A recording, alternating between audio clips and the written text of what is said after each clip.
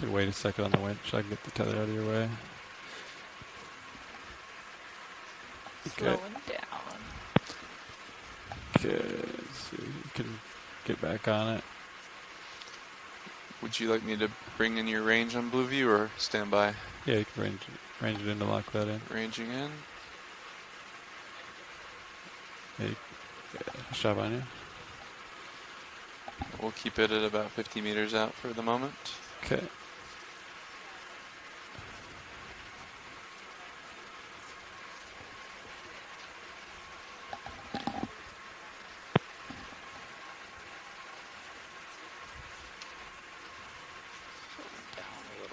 Yeah, wait. Hold on, let me get ahead of you. Stand by.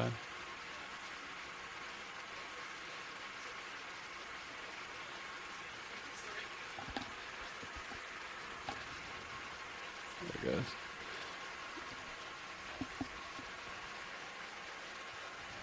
It's like I'm starting to get visual there. Yeah.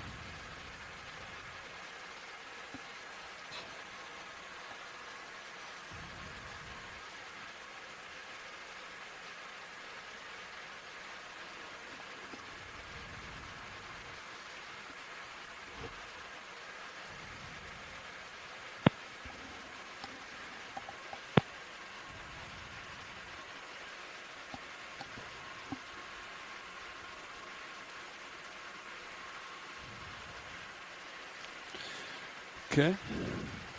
I'm on the bottom here. I'm going to dial my Z-Bus. And we have bottom in sight. So we're just going to let the ROV pilots get settled in to make sure everything is functioning properly before we go ahead and get started with our dive. Local Thank high, you. it looks like here. Yeah, there's kind of like a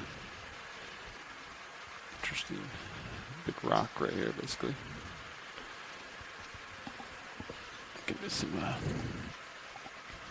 exploring here.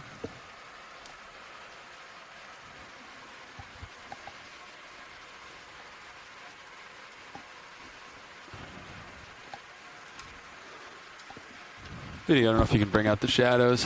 Just gonna do some exploring of the geology in the area for safety. Copy that.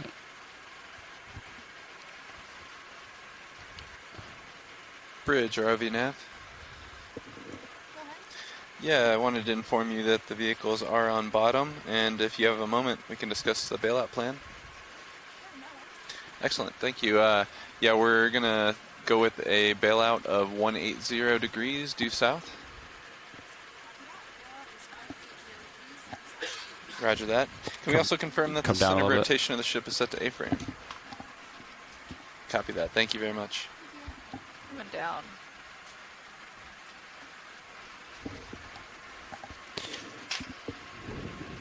Get me at like, 15 or 14 out there, something like that.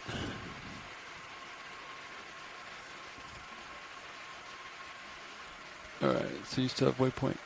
So you said it was like a 3.8 or something. Where's the bearing? 6.8. 6.8.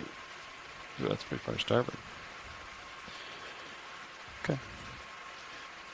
Let me select that waypoint for you again. Sorry. Oh, yeah. That's plenty on you. Or 5.8. Plenty. Come on, yeah, I can stay there.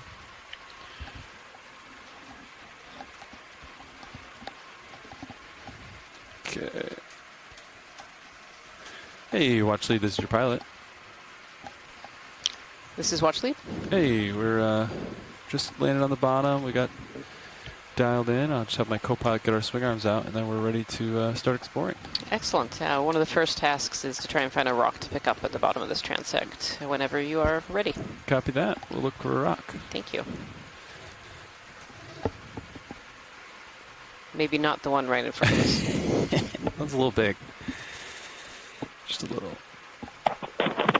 I mean, if they want to try it with this one. Of course.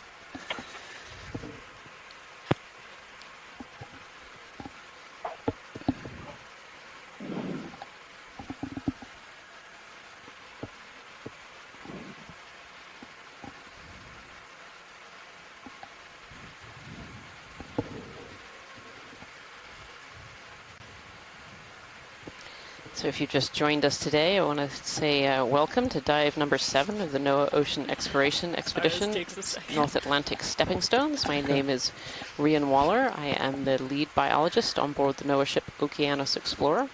On behalf of myself and my co-lead, Jason Chater on shore, all the scientists on shore and everybody here on the ship, I'd like to say welcome. We are diving today on the Corner Rise 1 seamount. This is actually an unnamed little seamount in between Castle Rock, where we dove yesterday, and actual Corner Rise seamount, which is just south of us. Sure. And we're starting our dive today at about 2,584 meters, and we've landed in this rocky plateau.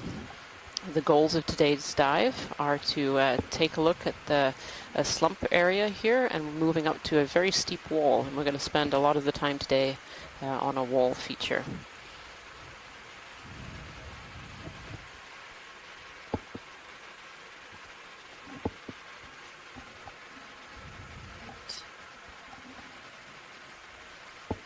I think it would start the first move at 45. Good morning, everyone. Just to get This going. is Jason Chater coming to you from Maine, Let me know when you on guys the are east set up coast for of the that. U.S.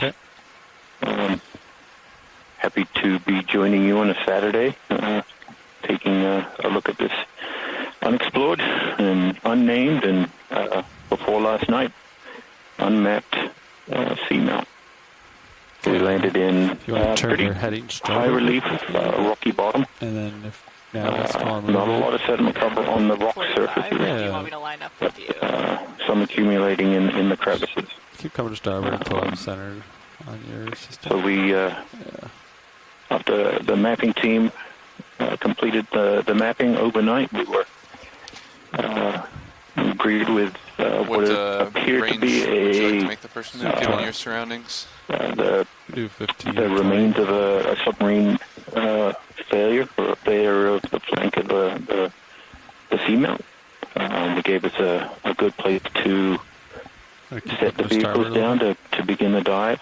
We have a very steep wall up ahead, so we expect to see quite a bit of spectacular geology and biology.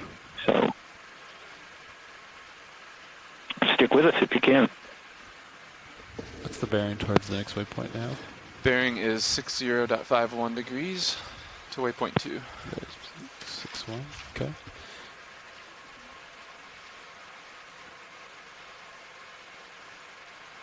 So that would be kind of cutting the slope a little bit here. Turn to the starboard.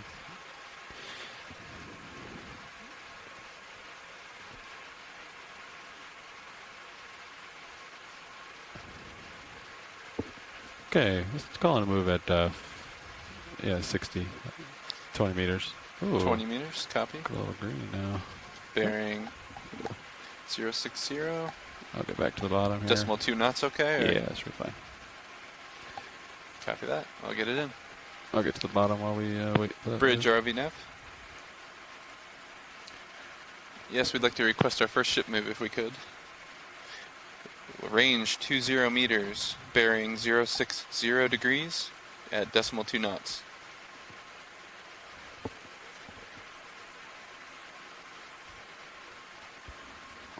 Good copy. Coming down, co-pilot. Yeah. We did a lot of focus video, or is it just me? Is it my monitor?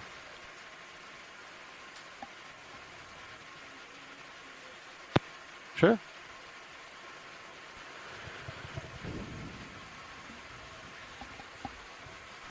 Adjusting your blue view ranging here. Let me know if that works for you. Yeah, looks good. Thanks, video.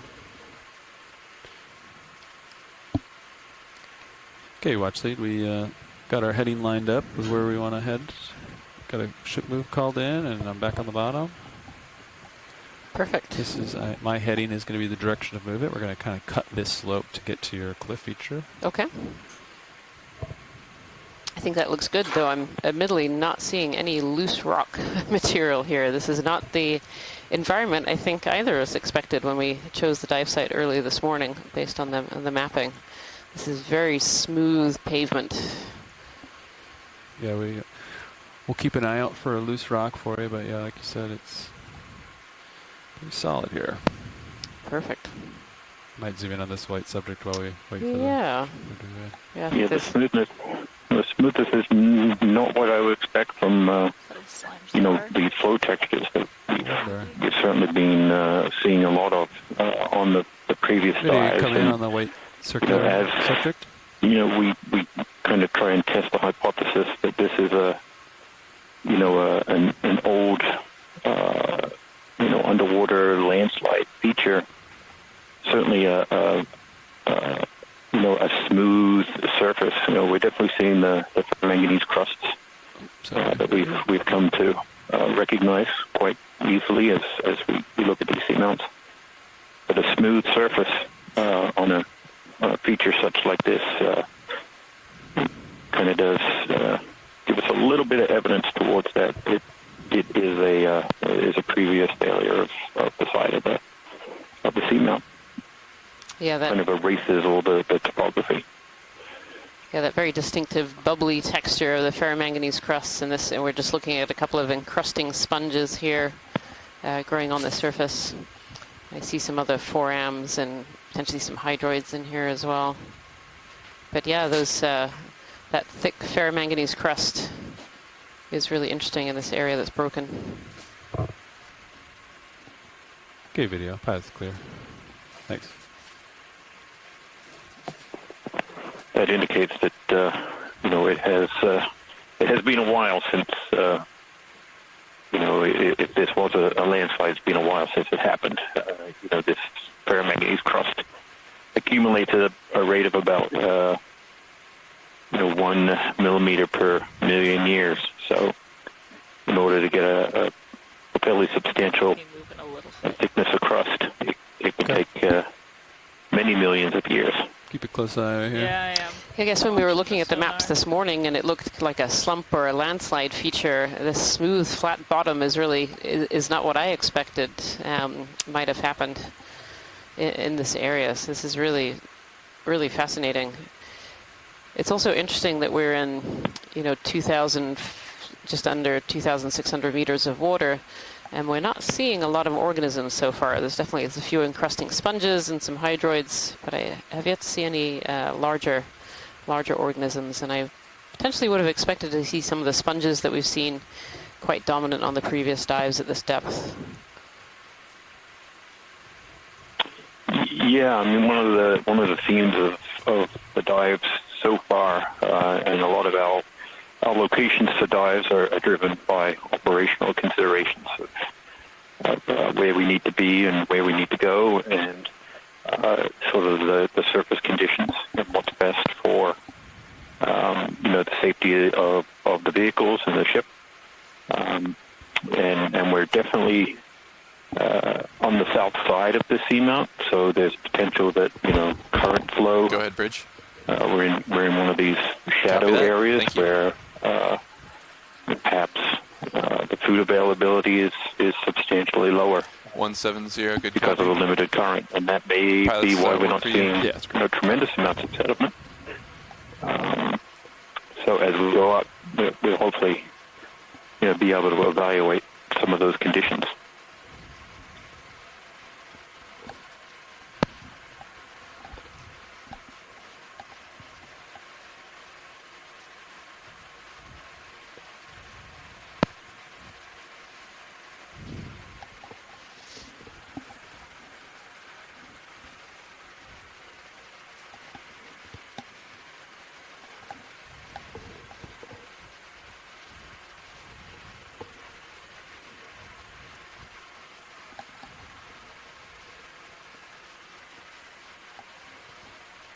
Don't have a lot of tether left, still waiting for Sirius to swing here. Might zoom in on this small white subject while I wait here. That ship move is complete, but you'll have another few minutes great, of settling here. Okay. Yes, another sponge sitting on this this edge, this face.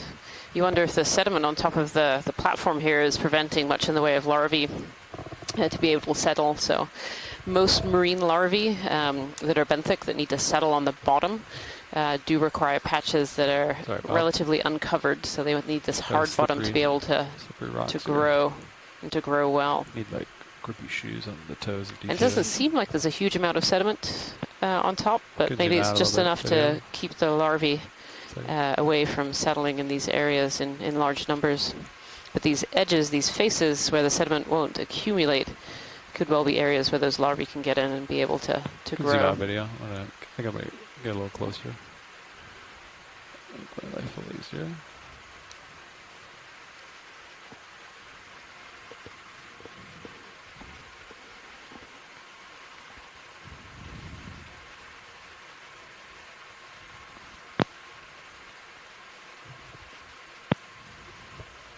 Okay, you can come in.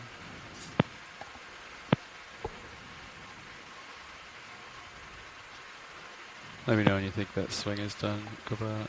Yeah, I'm keeping an eye on it. Okay. Definitely still moving a little bit. Okay. Could take more zoom if you got it. Video. Oh, there's a little.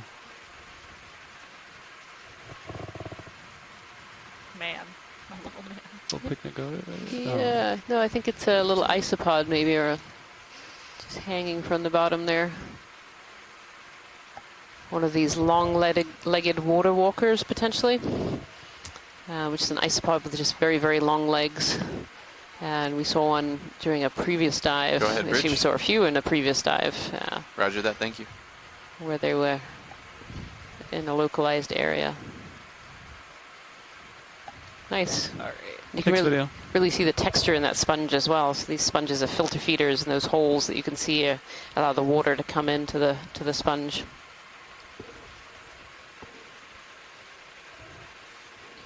Got a little bit more tether, so I can keep hopping here.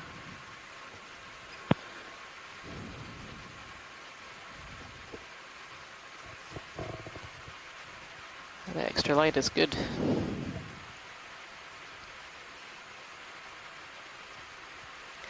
The rocks here seem a very different texture to really what we've seen before too. Probably get another move in. Copy that. You want to do the same distance? Same Yeah, one of the things bearing? we're looking for is there is evidence from previous observations of Bridge the RV seamounts in the New England seamount chain and from the corner rise that some of these request another shipment, please? seamounts have Range a 20 carbonate meters, or 20 limestone type bearing 60 cap degrees, to them, that's 60 degrees where, at decimal 2 knots. following the eruption of these areas. They were perhaps somewhere close to the sea surface and may have been able to accumulate significant amounts of reef-type material. And, over time they subside, the crust cools, Go ahead. the seamount cools, and they fall below, below sea level. I believe the southern on this seamount's around Sounds good. 2,000 meters. So, and while it's hard with these ferromanganese crusts to identify the rocks, just because the crust is so pervasive, they cover every exposed hard surface. Yeah, just in this little pond here is good. We Come in, video partial. we try to look for the textures that can point us towards, confirming or hypotheses like that, or coming up with new ones. So the sediment looks pretty similar to the ones that we've seen on the previous dives. Lots of these pteropod shells, this planktonic sea butterfly, that when it dies, its shell comes down to the sea floor and can often accumulate in areas that are a little swept. Oh, there's a little anemone on the rock there too. Lots of different shell types seem to have accumulated in here. Yeah, so yesterday we collected a little bit of sediment from Castle Rock Seamount and under the microscope. You look and it is mainly made up of the shells of dead marine organisms. So it's quite amazing just how these accumulate in relatively thick amounts. Yeah, and we have this We little call this a biogenic sediment. biogenic sediment. Yep. Yeah, and there's a little sea anemone You can see its tentacles sticking out from the rock there. It must be really tiny. It's just in between those little bubbles of the ferromanganite crust there. Thank you so much, pilot. Yeah. Okay, pilot's clear. Let's see what else we see here. Next video.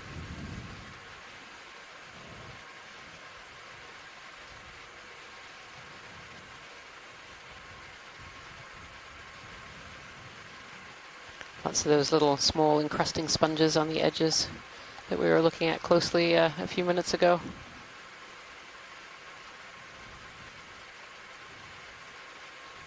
Taking off.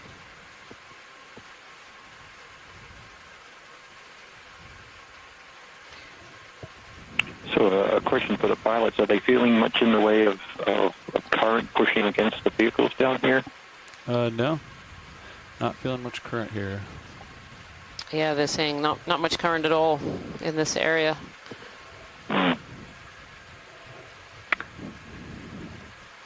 So if there isn't much food being swept into the area, it's kind of hard to find a place to live. But Yeah. will support extensive colonization. Yeah, absolutely. It is. It's very stark. It's quite a stark contrast to even some of the areas that we saw at the similar depth. We're not seeing a lot of life here. The sediment covering over could prevent larvae coming in, but also that lack of current could prevent larvae ever getting here in the first place too, and larvae being able to travel. Zoom in on this dead possible sponge. Or Yeah, something. this looks like a dead sponge here. It's the first one I've seen. It looks the bottom looks very cobbly, like cobbles. Yeah, dead sponge, and it looks like actually that might be a chitin over to the right-hand side of it.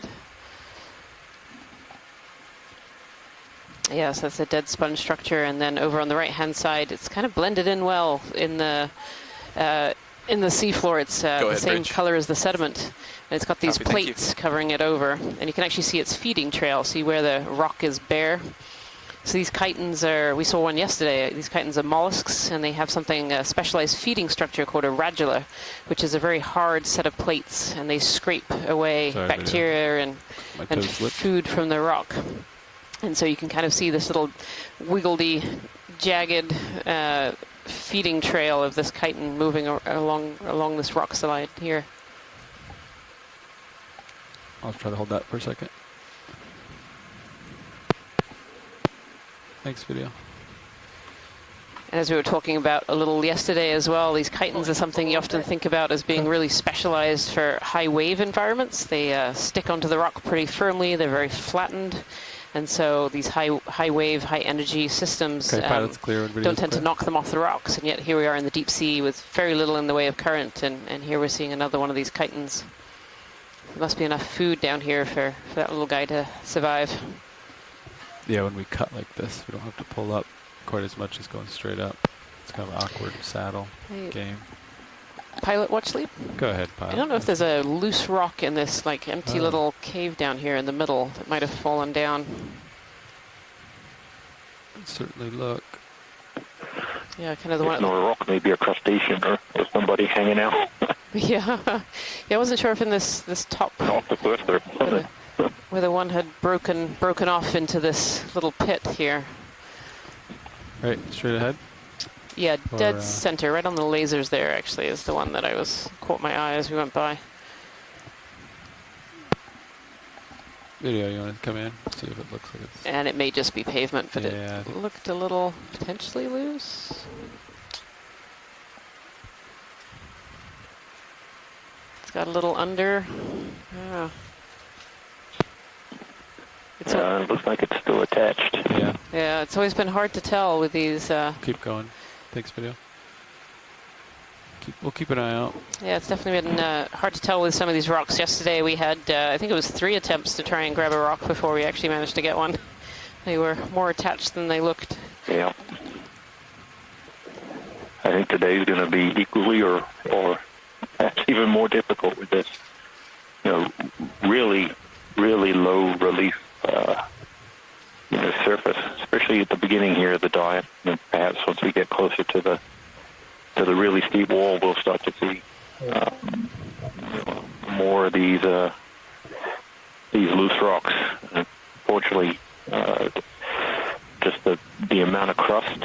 And although come around this corner, maybe we'll see something. Nice accumulation of this pteropod-dominated sediment. This sort of break in the slope has allowed the sediment to accumulate relatively thickly, at least in terms of what we've been seeing so far.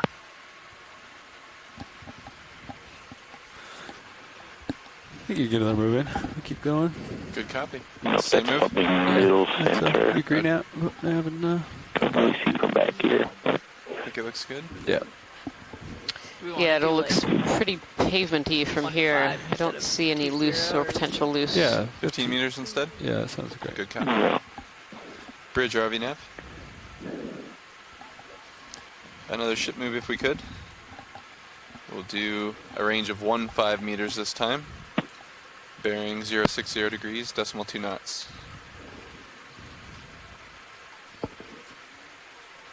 So we really are, really seeing a range of Thank you. different bottom morphologies from all of these dives. Certainly can't say it's just the same thing every day. Today is this very smooth pavement surface in what we think might be a landslide scar here on top of the seamount. In previous dives we've seen, really complicated lava flow morphologies, and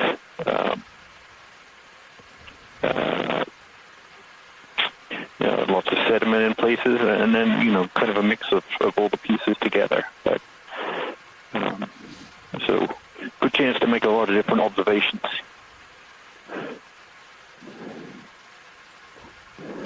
It definitely is interesting how this is very different, and in fact each of our dives really has been different in its own way. The different morphology and different types of organisms, maybe different diversity of organisms that we've seen. So each of these dives has been really quite exceptional and interesting in its own way. shifting my heading to Yeah. get you more into it. You could leave your heading there. That's fine. They would call it at 60, is that correct? Yes. 060, yeah. Yeah. We'll keep your heading there for now, and I can explore for you It's there. that swimming in the water column, kind of on the bottom, very white. Yeah, you can snap white subject. Right. Yeah, a little mysid. Yeah, swimming away.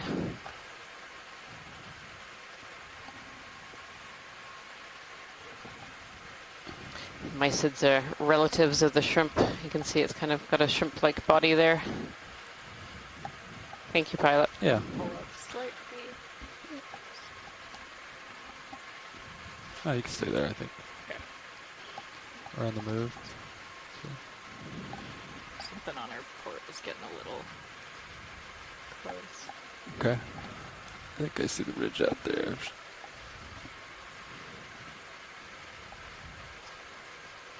You got me at 52.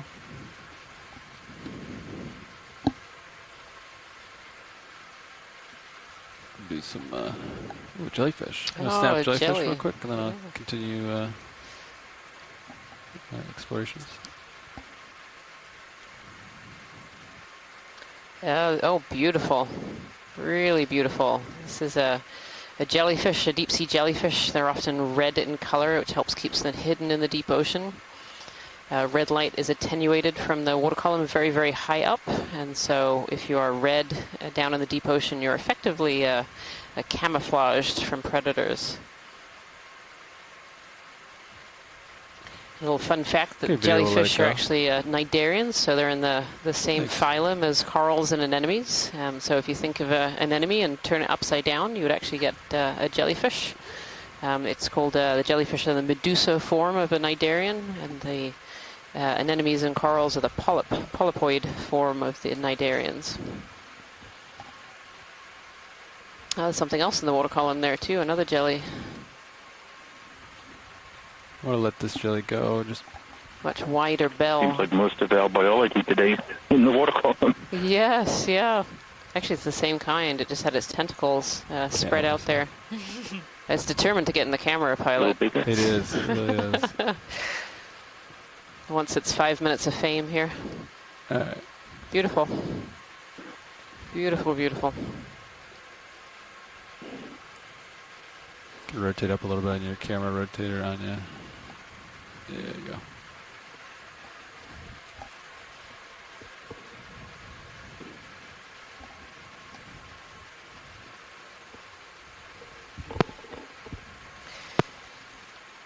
So for safe operation of the ROV today, we landed in a flat area, what we thought was going to be a flat area, and creeping up towards a very steep wall. A big objective of the dive today is to explore a wall, very steep face, at least 60 to 61 degrees is what our mapping team Bridge. overnight had discovered. Thank you. It's likely to be a little bit steeper than that when we come up across it, and so to safely operate the ROV, we kind of creep up on these steep features very, very slowly and carefully, Right, get just that 15 making sure in. that we're being safe the whole Yeah. dive. You agreed, co-pilot? Yeah. Copy that. Bridge, I ROV have now. to say, in this flatter area that we chose to drop into, I didn't expect it to Yeah, be we'd like to quite put in so another ship move, please. pavement-like, and Range 15 meters, bearing 060 no, degrees. so and decimal far, 2 no knots. large sponges, no large corals like we've seen at this depth. Admittedly sparse at this depth, but I feel like we Good should copy, have thank you. seen something like that on one of the other dives. We would have by now. But this is a good area to pick up a rock. I think I see some potentially loose ones on the right-hand quadrant of the screen.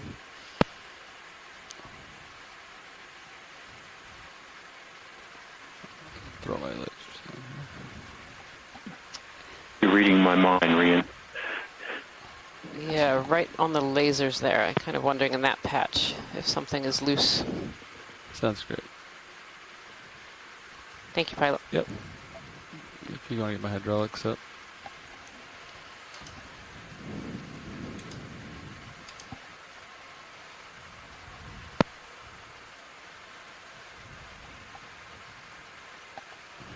Keep an eye on things now for me. Yep, got an eye on it. So as the pilot's just set up here to try and attempt to collect a rock from the bottom of this dive, we're going to go a little quiet to give them some space to concentrate.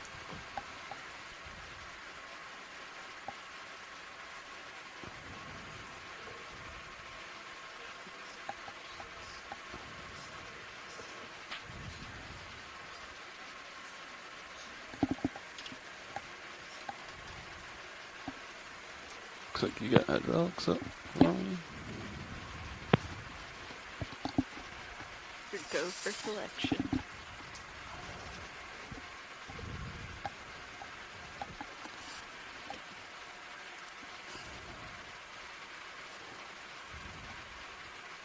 Do you want the mini Zeus up? Sure.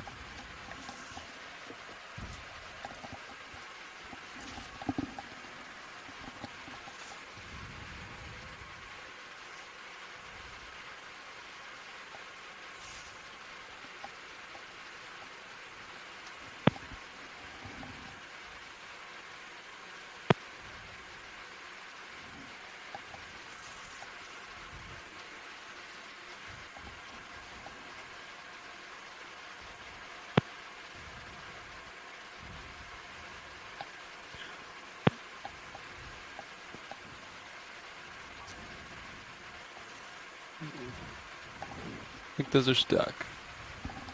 These rocks are firmer in here than we thought. I think they're part of the pavement. Yeah, I agree. I think these are all.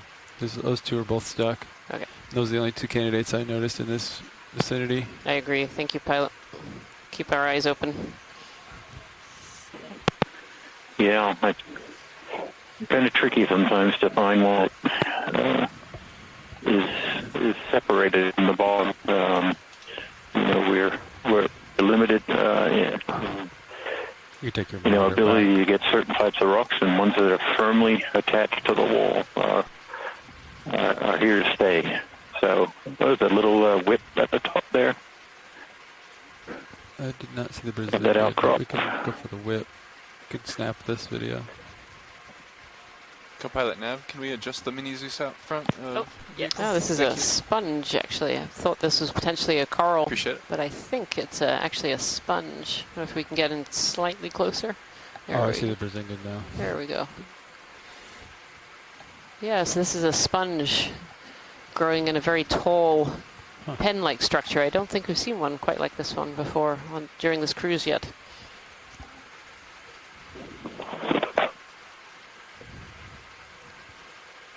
Thank you, pilot. Yeah. Okay, video. Pilot's clear. Could, go for the Brazingid real quick, and then we'll continue on our journey towards the steep future. There we are. Just like he's laying out in the sun, kind of. Just hanging out on the top of this rock, draped. This is a video. This is a Brazingid sea star.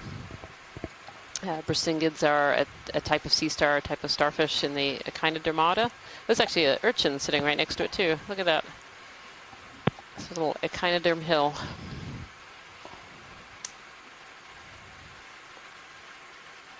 It looks like this Brazingid has recently Bridge. lost a few of its arms. Thank you very much. When predators attack and take some of the arms, they can actually regrow. So you can see it's got 3 little arms on its right-hand side that are much smaller than the rest and are busy regrowing after potentially a predator attack or some other accident that's happened to this particular Brazingid. There's a white urchin sitting next to it, an echinid. Okay, pilot's clear. I'm gonna keep moving. Roll. Keep calling you rolling, Bob. Sorry. Thank you, pilot. Yeah. Okay. See if we can acquire this feature. Hearing from Christopher Kelly on the scientific chat room here that the sponge was likely a demo sponge, likely of the genus Piloderma. And don't think So we've you're seen at one of those 70. yet. So that's a first for this expedition so far.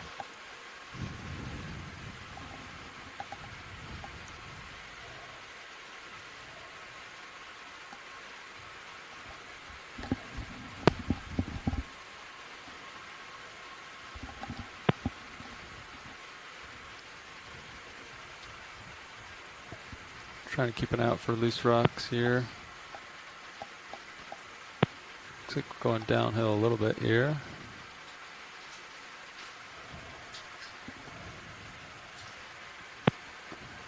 How far away are we still now? Okay. Between 60 to 80 meters before the slope on high pack. Okay. Probably get another 15 in. 15 work for both you pilots? Yep. Copy that, I'll put it in. Bridge RV nav. Another ship move, please. Same as last. 15 meters range. 060 bearing. 2 knots.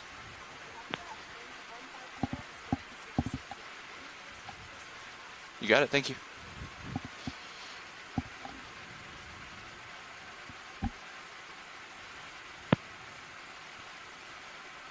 Trying to find you a rock. Watch lead.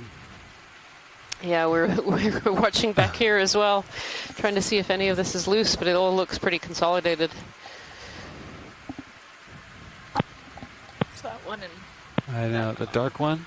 I think that's... No, it's up. Yeah, that could be. It certainly stands out a little bit versus the rest there. You can see sediment all around the one I'm looking at. okay. In the little out. Actually, in the top left-hand quadrant, there's like arts here as well. A little kind of embayment, and there's like a rock that's sitting right in the middle. I'll splash lasers on what I think you're talking about. Yeah. That one? Right? Right there. Okay. Yep. Seems to be potentially just sitting out there on its own.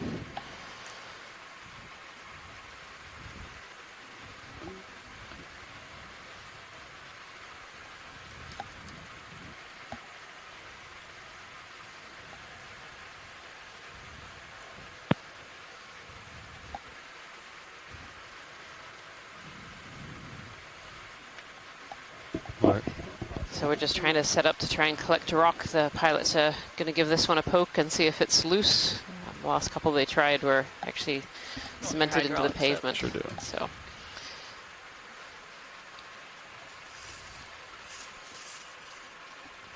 Sweet. And giving you monitor right.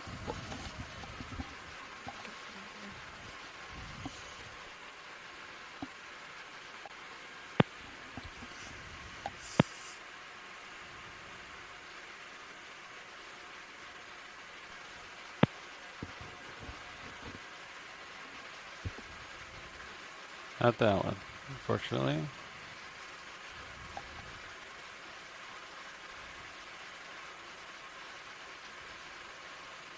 Nope. Both are stuck. The rocks, again, do not want to give up their secrets on this dive. Seamount 2, D20. Well, no. All right. Onward. We'll keep searching. Thank you, pilots. Right, disabling HPU. Taking back monitor right. Yeah, the kind of texture of Thank you for the adjusting blue view. seats will change a little bit. Where you started in this very smooth kind of paper, but now we've moved into more broken, slightly higher relief rock surfaces. So we're getting there. We'll find one of those rocks that are loose. He believes in us. Yep.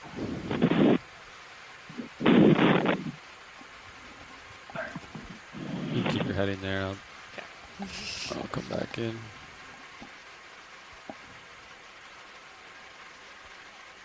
Just going downhill gets a little awkward dance for us, but So if you just joined us today, we're on dive number 7 of the NOAA Ocean Exploration Expedition, North ahead, Bridge. Atlantic Stepping Stones. We're Copy that, thank currently you. diving on the Corner Rise Seamount area in a place we've called Corner Rise 1.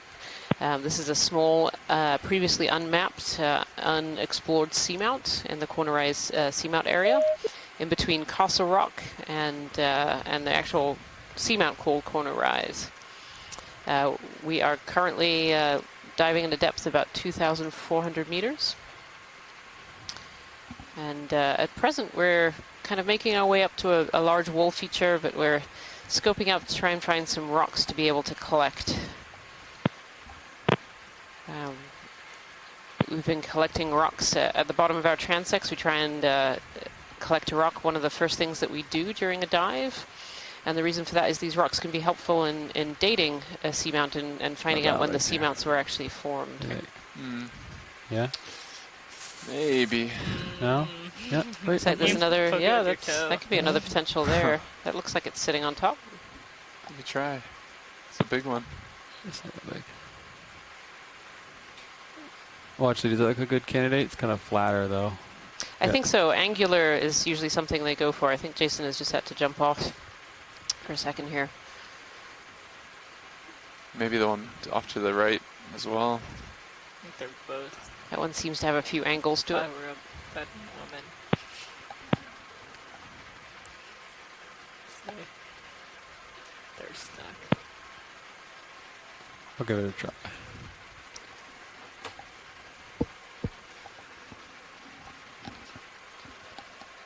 How's that ship move doing?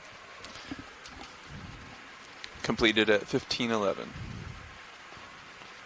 Sirius is probably moving for another 2 minutes. Okay. So you have hydraulics up? Hydraulics are up.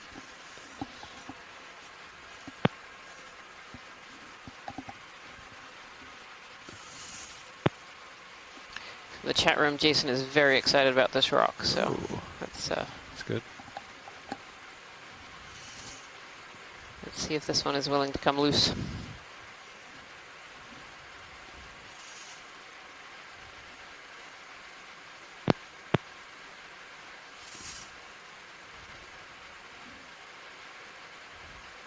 Oh, Oh, I stand there we corrected. go. We have a winner.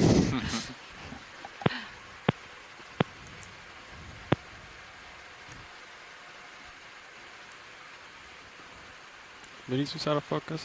Yeah.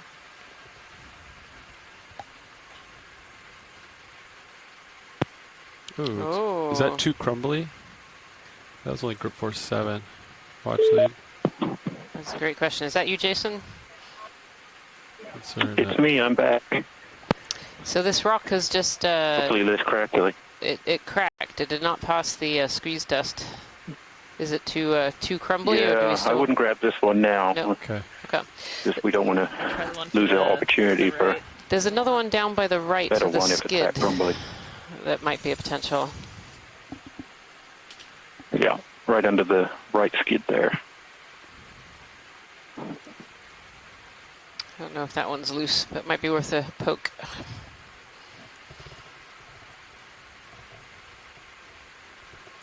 I need to reposition the vehicle. It's kind of below me. Stay by one. There's kind of an awkward rock in my way.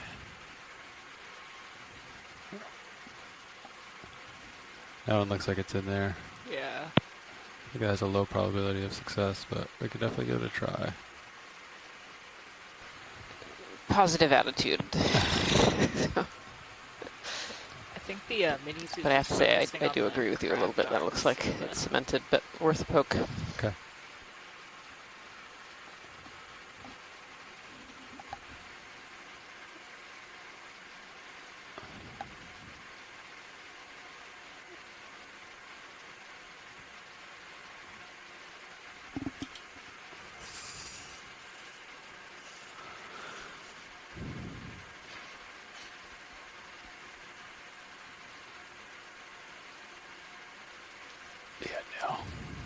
Sorry. Firmly in there. That's okay. Thank you for trying, pilot. We're trying though? Back here? Yeah, that looks pretty in there too. But Yeah.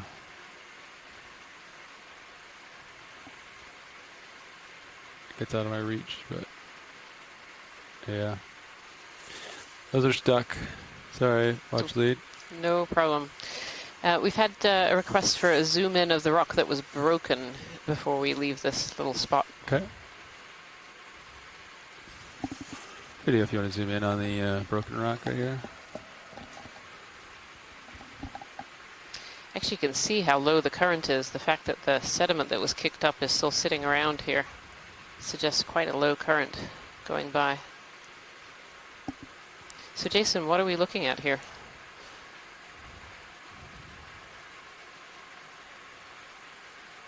Kind of whiter in color. If you're on, Jason, you are muted right now. I think we're looking at a carbonate. I'm almost tempted to say, can we collect it? But I don't want the pilots to be mad at me. No, we can certainly... You know, it's chalky from the look of it. It may be a carbonate.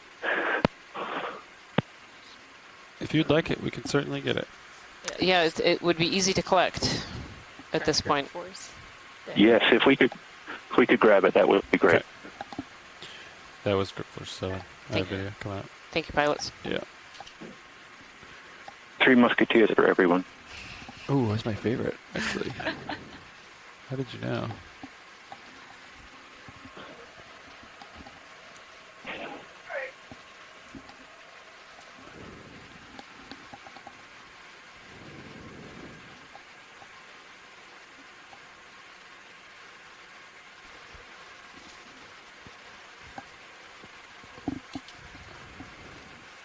You got hydraulics up still, I assume?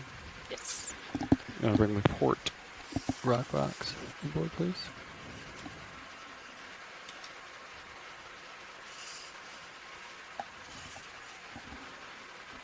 Port rock box. Yeah, just wing inboard, and then we'll get it open. And There you go. thanks, Bob.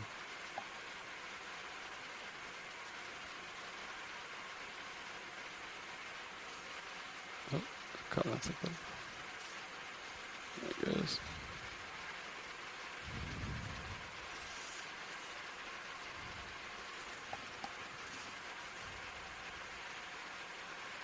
I'm going to reduce my grip force so I don't crush it. Striker force 5. 7 broke off the smaller piece, but if I get a more straight on grip, it might not break.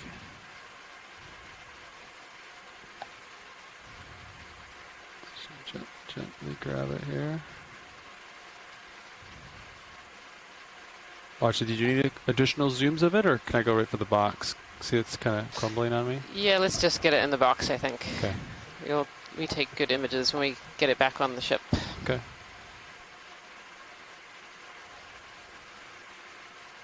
Yeah, we got some good zooms, so I think it's okay.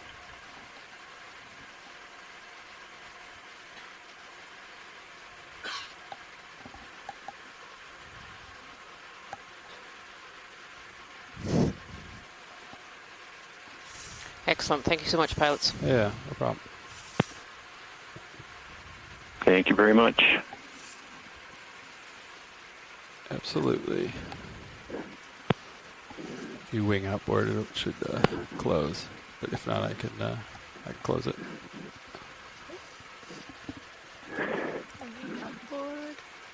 Yeah. So for the folks who are wondering what happened there and why we went, Just keep it there, please. why we went back to this rock after we initially decided not to pick it up.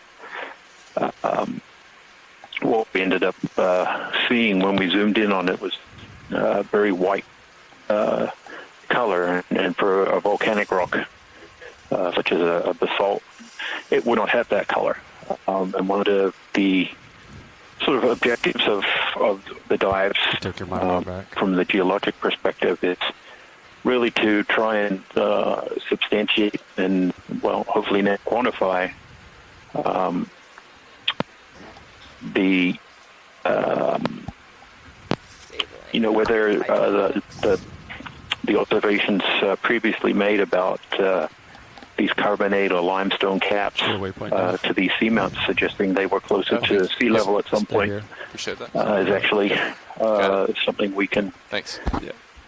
investigate further. So finding one of those type of rocks in the white color indicates, Crushing it. at least visually, it's hard to always classify it from just seeing it, but that the material is chalky or so almost like chalk that you would find on a blackboard, which has in the past been made out of calcium carbonate, and that's going to be a really valuable sample for looking at that, and probably the first sample during these dives and any on the corner ice to actually collect a carbonate or limestone sample. So exciting. A very big boulder feature, looking like it's coming up here.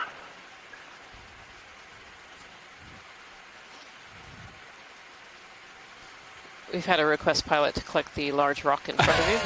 I was waiting for it. Unfortunately, we do not have a shrink ray. It's not one of the tools. That is a serious rock.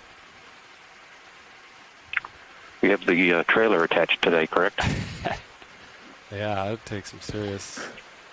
Jason, why is this unusually large boulder-sized rock in the middle of what looks like a sheeted lava flow? View and look ahead. Then we can do another 15. Always hard to tell. It does seem kind of out of place to the lower relief surface around. There's a couple of options. Oh, okay.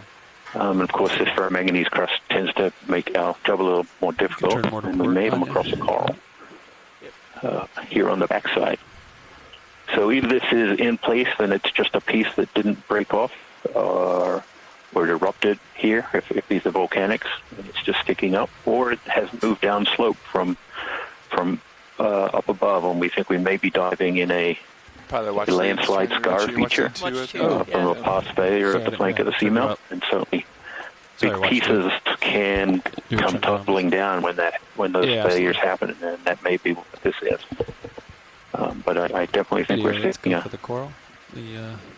some sort of coral here. Maybe a black coral. Do a floating shot here. I haven't seen this one yet. Yeah, it's actually the first coral of this current dive today. and it looks to be a Bathypathes.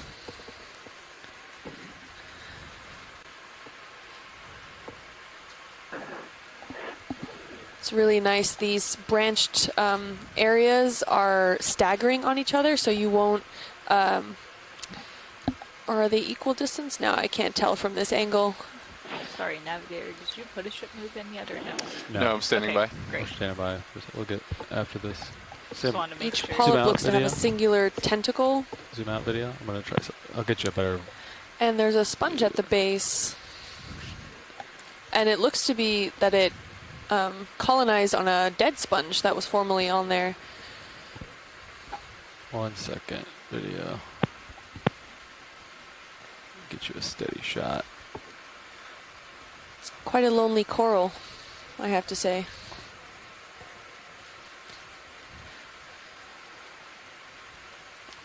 That's a big We one. call it a black coral. I see Obviously something isn't else further down that side. black. The polyps and tissue You can come in on the coral. are not black. They're kind of orange in color here, but the skeleton underneath is actually black, and we may see that as we zoom in. Oh, and it looks like there's a little intruder on one of the branches there. Christopher Kelly said that the branching is opposite, so it does look to be a Bathypathes. We have quite a few what look like worms on there, but I'm not entirely sure. That kind of whitish area on one of those branches, and then also the purple-white that's on that main stalk there. You ready for? Yeah, I'm wondering live noises? if that's some type of I guess so. animal or damage to the What tissue. else did you see on you? A biological or? Kim and I are it's in clearly the not shadows. deep Look sea down biologists, a little further. and we have a chat room of scientists from around the world who can chime in and make us sound more intelligent on biology. Yeah, so Dougal Lindsay said it's possibly a gammarid amphipod. Unless that was the critter that was floating in front of the camera before.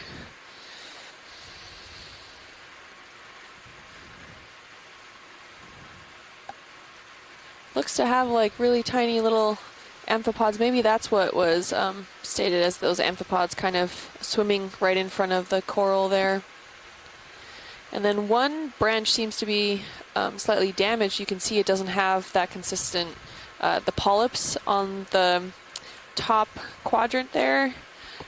Some of those tentacles seem to be missing. So maybe something at some point had a snack on this coral. Ah, yes, the amphipods were the small little shrimp-looking bugs that were swimming in front of the coral. Thank you, Dougal. Okay, pilot's clear. I think we're a good pilot. We can move on. Thank you. Keep going. I guess that lower right, you can see where it kind of, I don't know what it is. Oh, let it go. We'll keep moving towards the main feature. Yeah, it's So, what direction do you want to go now? And what So as direction? Kim I'll said, leave that up yes, to you. We're still the first bearing 060 to the first coral waypoint we've actually 2. seen so Okay. far in this dive, and I wonder if being on the Does it sound good to you? backside Another 15 meters? Yeah. yeah. of this rock as we approached it, which is kind Bridge of RV nav. the backside being Like to do kind of another the ship move, please? northeast side. We'll do a range of 15 meters. Has something to do with the bearing current flow. 060 degrees at decimal 2 knots. But the overall Thanks very benthic much. fauna so far has been very sparse. There might be a coral skeleton there just off to the left, suggesting that other corals were here. Might be another skeleton and an urchin. That little white disc on top. Yeah, pilot, can we get a snap zoom on that white disc that's near the top of that boulder Yep. to see if it's an urchin? Yeah, you can snap urchin bomb. And then it looks like there was a sponge at the base of the boulder after. Okay. Ooh, it is an urchin. It's quite a spiny one. Definitely different than what we saw on the previous dives.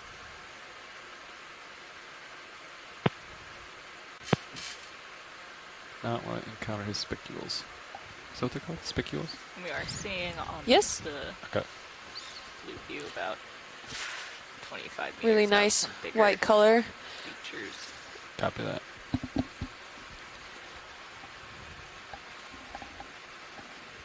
Okay, pilot's clear. Really nice. Great, thank I you. think there was a sponge I wanted to see down here. Interesting. There's not much sediment here on top of this rock, so Want to snap it video? you know what the. Hold Oh, that. yep, there's the Okay. almost a vase sponge, perhaps. Just gotta drift it down. Yeah, so these sponges are filter feeders, which is probably why you see all of that surrounding material around it. In the current systems, detrital material flows through and they filter it out, and that does come with some sediments and, for a better lack of term, schmutz in the water column. So that can also get trapped and around the sponge as well.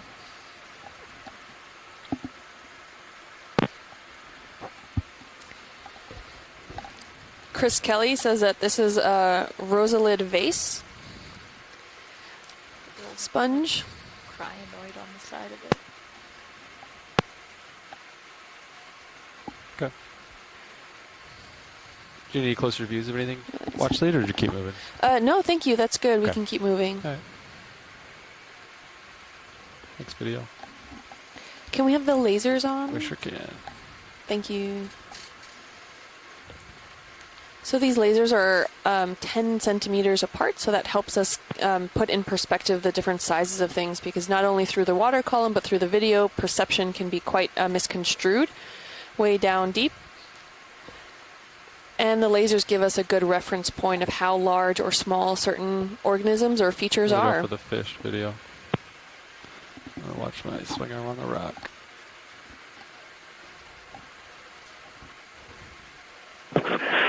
And now we moved into from a almost complete rock pavement to sediment. We actually see behind this boulder it appears to be some current scour. So at least there's a fish.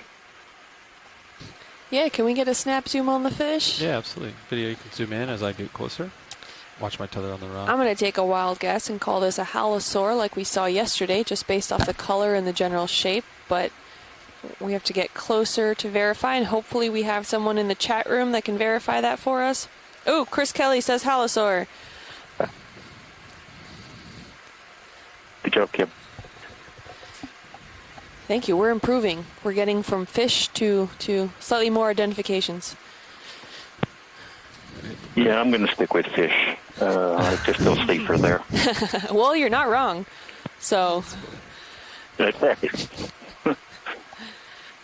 is it me, or is that a dorsal fin on top, or is it missing a fin on the other side, on the side that we're closest to currently? I don't see a secondary fin if it's meant to have one.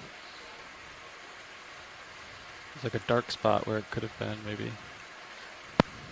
Take more zoom if you got it. Yeah, it does not look like it's complete. Yeah, there's a little stub there, I think. Oh. But clearly, as I limit myself to fish in my identifications, I'm not an expert. So Thank you, Bridge. Chris Kelly is saying it looks like it got a bit munched, so maybe it was a targeted prey by something that it just barely got away. Some battle scars. Yeah, exactly, pilot. Battle scars. things can be tough down here in the deep sea. Go ahead, Bridge. Absolutely. Life is Copy, not thanks for that. easy. Zoom in on the Okay, video. those rocks. Actually, That's look like clear. there's some coral twigs, ferromanganese coated coral twigs in there. So perhaps as we go up slope, we're gonna see some more coral. I wonder Absolutely. if we could zoom in on that kind of rocky mass. Yeah, to the left there. that looked quite interesting. That kind of, it almost looks like a table. Yeah, that is. Frame it up. That's making me think that we're seeing carbonates here. You can zoom in, frame it up video. Definitely This, looks So like far, it's it. been unusual to actually see a hard surface without a ferromanganese crust on it. So well done, yeah. anytime we see it, it's unusual. Okay. I need to keep going video. I gotta Yeah, I'm check out this feature. We'd hard like to be a closer 100%. zoom, actually, if that's okay. Yeah, we can snap it real quick and then I'll keep going. Thank you. Identifying rocks in the deep sea is extremely challenging. It's extremely challenging on land sometimes too. But yeah, I think this is a carbonate, kind of like a limestone.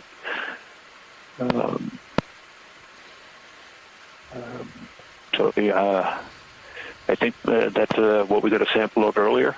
Was this type of rock, and Okay, thanks video. Come out. the near complete absence of ferromanganese crust Alright, come on. is indicative of Let's this see what we got being, here. recently either emplaced here or everything around it eroded. It's hard to tell now that we're in more of a sediment, but that's a really good observation. Thanks for the zoom.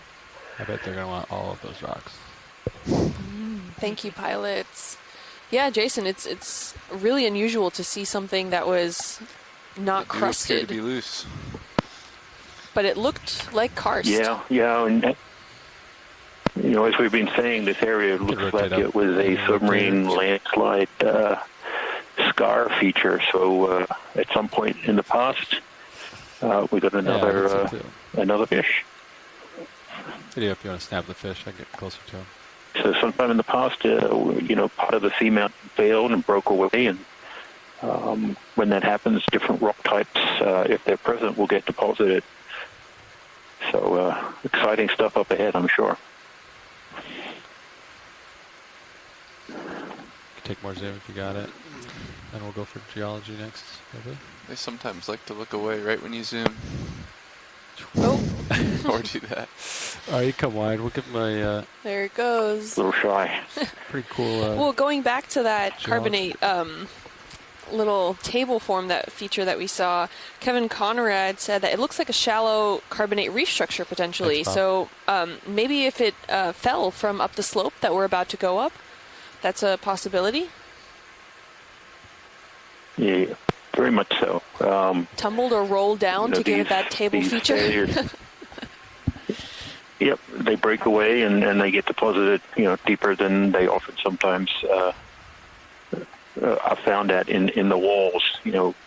Really trying to get a sense of I'll the explore to our port side. the here. morphology of the rock surfaces. And you can see here all these rocks are coated with that ferromanganese crust. Increase your blue view range here. Just So a to see tad. one without it is really, that may be the first one we've seen the whole expedition. So, Okay, Copy. thanks, Bob. a very interesting dive from the geology already. Yeah, it makes us curious about what's on top. Well, I'm less I'm less unsure about it now. That's for sure. Oh, yeah. A rock of that size. It's So it that looks fish to me again. like that's like a I think it's the same one. Strike it better, too. I think so. You can rotate up a little bit if you want to. Keep an eye above me. Yeah. So it's definitely the wall. You guys agree? Yeah. And,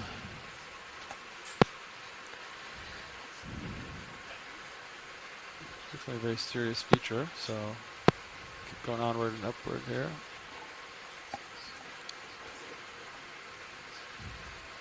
They can go straight up it.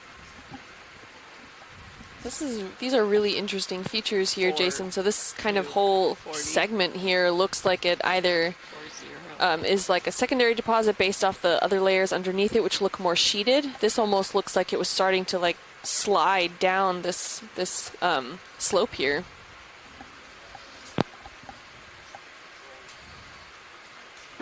Yeah, it's certainly something line up with the wall. we're going to be now looking at, and I don't know if we're seeing here or some of those Are we thinking of changing desmophyllum cup direction of corals ascent? underneath this kind of Also overhang could here. just be Wonder the if we can get curvature of a the wall. zoom. Oh Yeah. yeah, pilot can On off those to kind the of dangly bits. left-hand side. Those white 3 dots. Can we first look at that, and then we'll look at the more branchy one. Sounds good. Ooh, watch your starboard swing arms. The I'll upper. keep an eye on them. Okay. Definitely a lot of changes in the geology, which lowers up. often When you occurs come when in you're on in these a, three a circles. submarine landslide environment. Things get jumbled up. I'll get you closer. So we're probably still seeing a mix of volcanics and Move your these carbonates. wingsuits for now. Hold Just that get a video. good eye. And it looks like a lot of these fossilized corals here also. So, is that a sponge? Desmophyllum cup corals. Right. I think it does seem to be a sponge. So Rian did her PhD work on this type of coral, and unfortunately she's at lunch. So I'm sure she'll be back soon, and we'll have something to show her. But there was a lot of them here. So at one time, there were certainly, the conditions were conducive for their growth and success. And then something changed. Thanks. I'm not seeing any live ones. Yeah, I would have to agree with you. I don't see anything live. But also those small, like, tubular They're extensively structures. coated.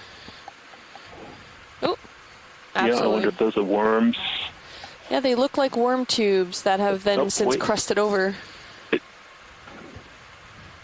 Is there a live one just to the top right? The two. Oh yeah, those little antenna. I'll snap it, Roland. I'm floating, so I'll do my best. Right, yeah. It's a pretty small feature. Or are those sponges that are... Oh, what is that? Is that a polychaete? It's a polychaete worm. Trying. These cup corals are really covered over with this ferromanganese crust. And its growth rate or precipitation rate is about 1 millimeter per Sorry, Roland. million years. So even if this is just a small fraction of a millimeter, it's still a particularly long time that these corals have been dead.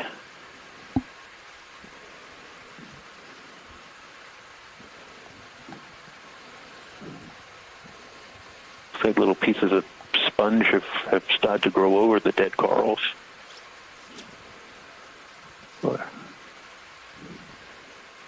Yeah, what's interesting is that some of the interior structures of these corals that we just saw that came out of frame are slightly brownish, which means that they haven't had that encrusting the same as the outer sections of it. So like that interior septa looks still in that rusty color, Yeah. so it looks like it's only just starting to That's be encrusted, whereas other ones are completely thanks, black. video. I think I'm going to keep going up this rock. Full wide. Right. I don't know if those are pseudomorphs, like the sponges have kind of taken the shape of the corals. I don't know. I'm not a coral expert or a sponge expert, so We're going to keep going up. it's hard to tell.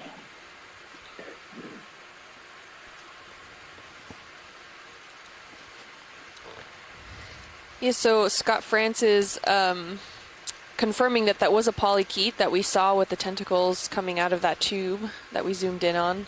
Thanks, pilot. Yep. So based off just what we zoomed in on, the texture that's on these rocks seems like this was a pretty substantial reef of some desmophyllum.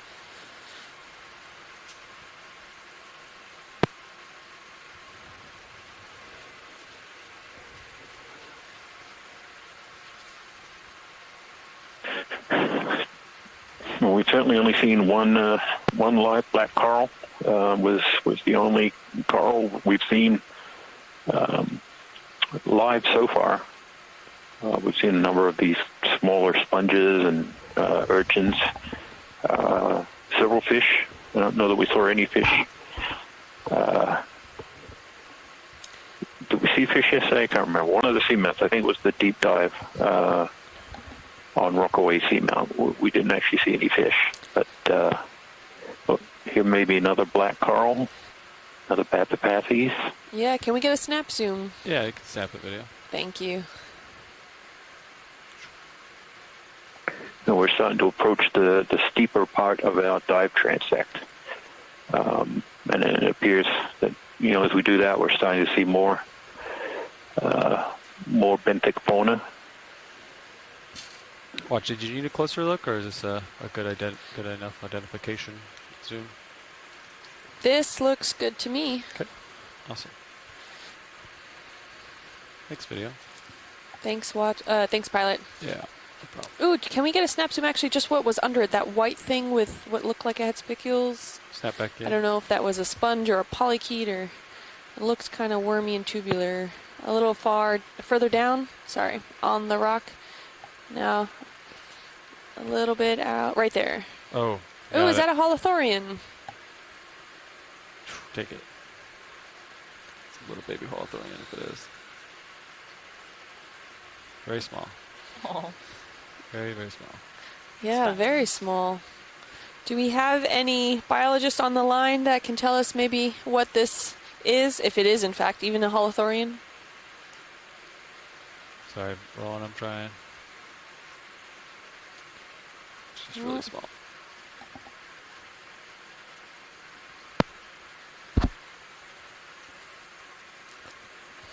Any guesses, Jason?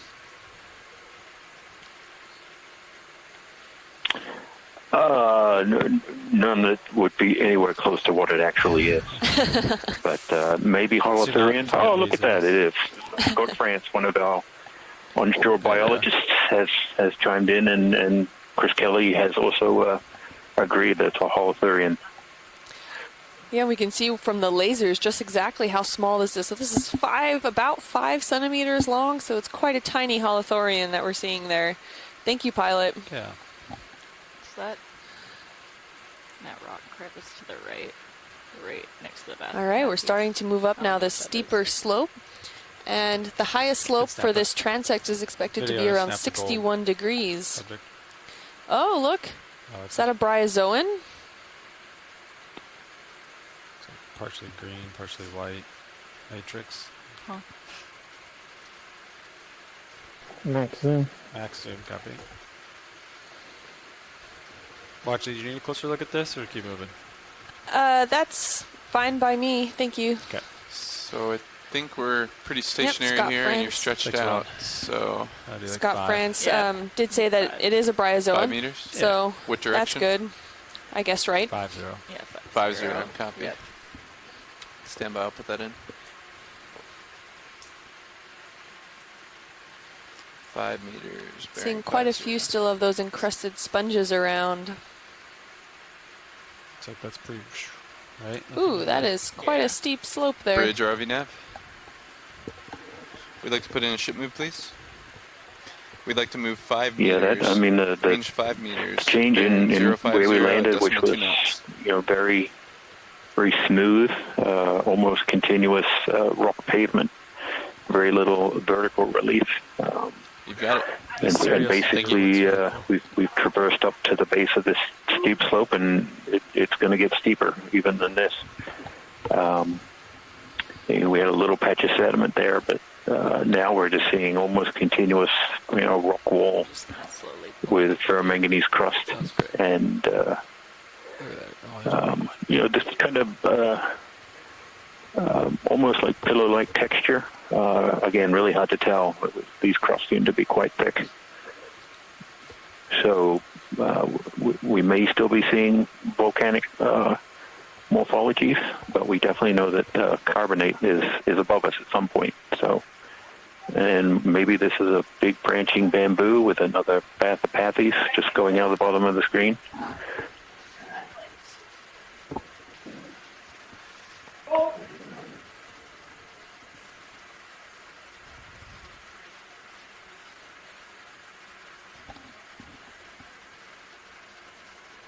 I'll set you up, Roland. We can get closer on this black coral in just a second. We're waiting for some more tether, so. Gonna come in video, partial. Looks like another one of the black corals that we've been seeing. We just minutes ago were saying we haven't seen anything Sorry, Roland. from these benthic fauna, and then all of a sudden. Try to hold that.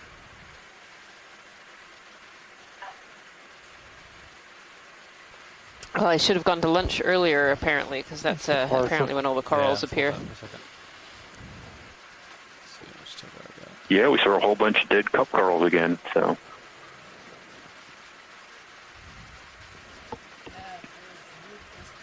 Copy. Thanks, Bridge. Thanks, video. We'll keep going. See what else we find. Ship move complete.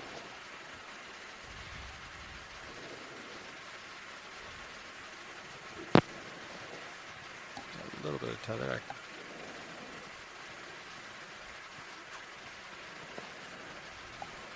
See, we've definitely moved out of the pavement type area into these almost like blocky steps.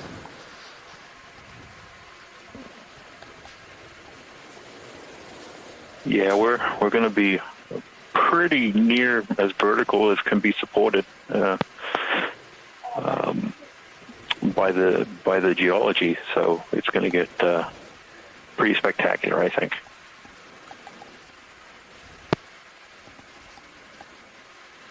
Video, if you want to bring up the large colony. I'll slowly approach. Have a look at this bamboo coral here. I can Yeah, see that it's a yeah. bamboo. I think I can see some nodes. Desmophyllum at the phylum, desmo something at the bottom. Yeah, it's right underneath, yeah. Yeah, here's some barnacles living on the skeleton, this coral here.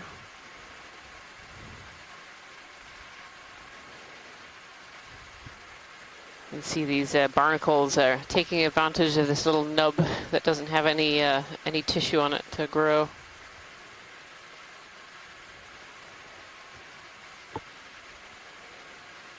Partial. Yeah, just hold that. There.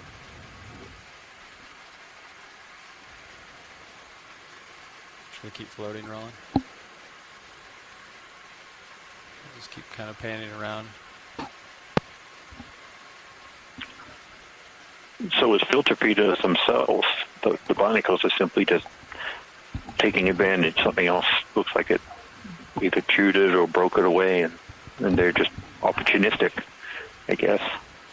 Yeah, absolutely. You know, the larvae, they have a swimming larvae, and so the larvae are in the water column, drifting with the current and swimming, and then whenever they come across a substrate that's suitable for them to settle on, that they can settle and grow. And so these particular larvae of these barnacles have settled on this empty piece of skeleton.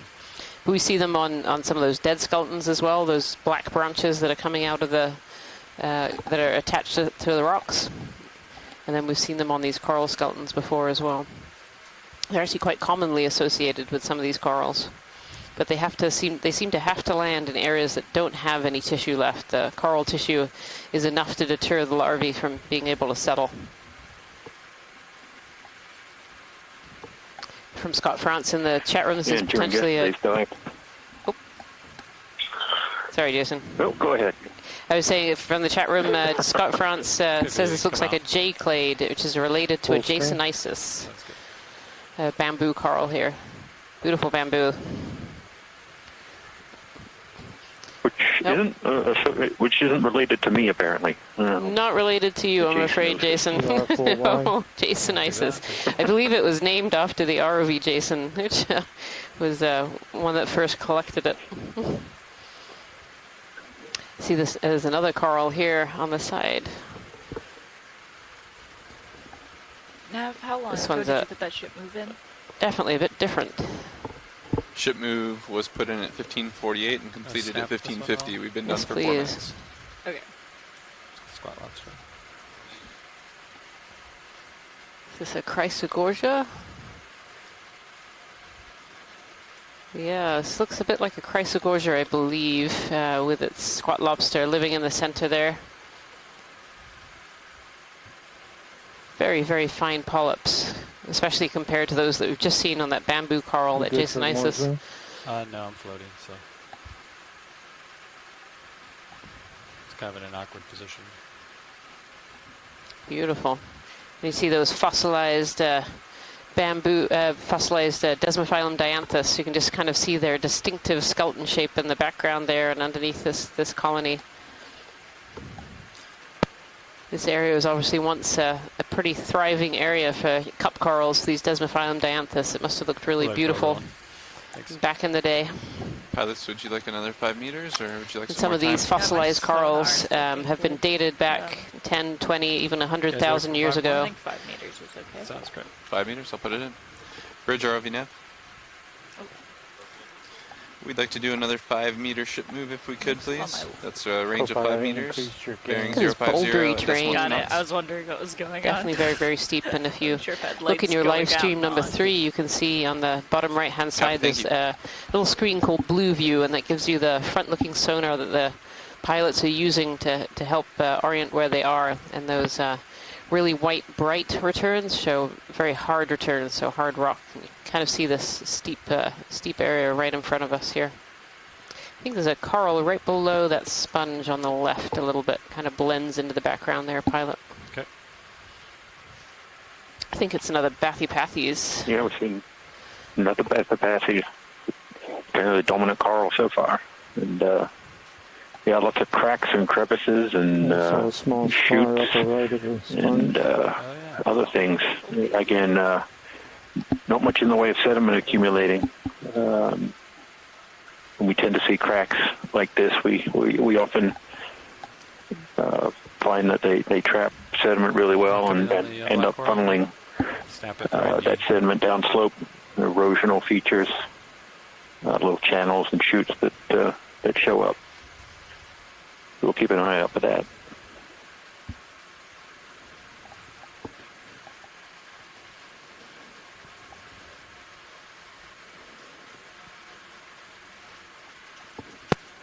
Thanks, Ron. Thank you, pilot. Yeah, it looks like a big kind of shark tooth rock right here. Kind of a local high.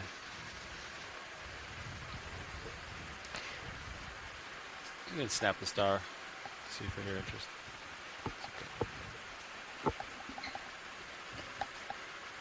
Looks a little like the Goniaster that Chris Marr was mentioning yesterday. Yeah, it does. Little tiny guy. Right at the end of the dive, yeah. Yep. Copy, thanks, Bridge. Move complete, pilots. Copy, thank you, Nav. Watch, did you need a closer look at the star? No, I think that's fine. Okay. No, we're good where we are. Don't move. I think we're going to do a pilot change up here, and then we'll be back with you. Perfect. Thank you. Yeah.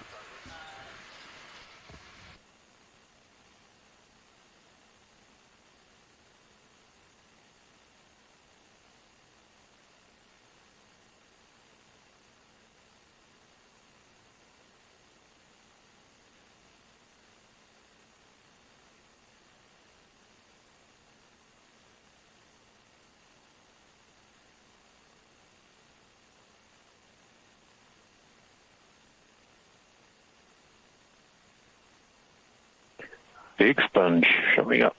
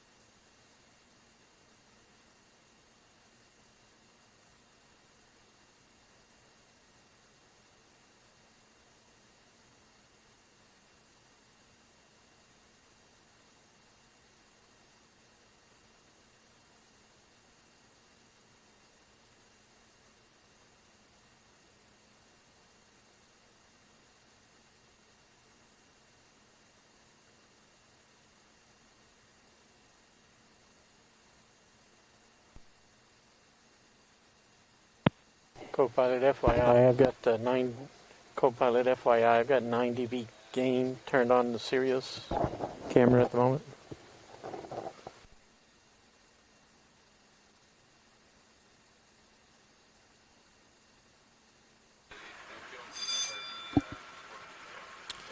Hey, Watchlead. This is Pilot. We just had a quick pilot change. Is there anything specific in this area you want looks at, or should we keep maneuvering upslope? I think we're good to keep maneuvering upslope. That would be great. Copy that. Thank you.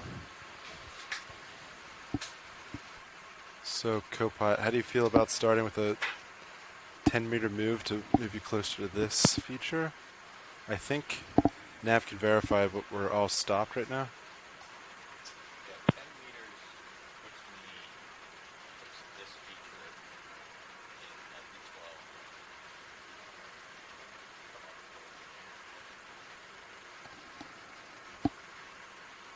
Yeah, we are all stopped. They've been doing 5s for the last couple at 050. Copy that. So I think they're creeping on it pretty slow. No surprises. Yeah, I'd feel comfortable with 10, but that's up to my Copilot. Copy. If he feels good, we can do that, or we could just do another 5. I mean, I'm seeing behind it, right? Almost looks like a... Yeah. Sirius, you got good lights. You can see everything. For those of you who are just joining us, we are Copy. on Dive 7 of the NOAA Ocean What was the Exploration last Expedition, instruction? North 050. Atlantic Stepping Stones. We are currently You happy diving with on that? the Corner Do we do Rise Seamount area. 4-0? It's kind of We're actually on a serious looking now. small, Yep. Maybe 4-5. unnamed and previously unvisited, unexplored seamount. It's kind of Co-pilot? in between Castle Rock, where we were 4-5. diving yesterday, and the main Corner Rise seamount. We started this dive at 2,595 meters. We are currently at 2,562 meters, and we're slowly Bridge, making are our we way now? to a wall feature, which is the main feature of this Hey, dive. Bridge, is we'd to like to go up a request a wall ship and move, please. examine fauna Range and the 10 geology meters, of bearing that wall feature in this 045 area. degrees, speed 0.2 So far, knots. this dive, it's been a relatively flat plateau of pavement, and we've come across Good this copy. Thank you, larger Bridge. boulder area. In terms of the biology, there hasn't actually been very much at all. It's been very swept, very low current. There don't seem to be a lot of organisms living in this area as yet. But we did just come across an area with an awful lot of fossilized coral areas. So fossilized coral, fossilized cup corals. So this area in the past was certainly a good area for these corals to live. But we're not seeing much in the way of larger biota at this time. A large bamboo coral and a few smaller of the Bathypathes black corals. You can actually see on this rock in front of us, on the bottom edge of the rock, you can see the face of the rock is covered in these cup corals, these fossilized cup corals. And these cup corals are really interesting because they actually may have lived 10, 20, even hundreds of thousands of years ago. And because their skeletons remain, they actually allow paleoclimate scientists to examine how All right, the pilots, we do composition have of a water little bit of masses back debrief in here, time. So we've got And so the some important archives bailout options of if we what do the ocean lose looked the like going stern backwards through time. thruster today. So on bottom, we'll be on bottom This for is our a whole beautiful shift. view looking up here. Looks like it's being requested if we are on bottom and we lose And the there's one of stern. those little sediment chutes I talked We about. would like to ascend and work The configuration sediment is swiftly and safely there to at least doesn't appear 100 to meters be in too much altitude. accumulation here.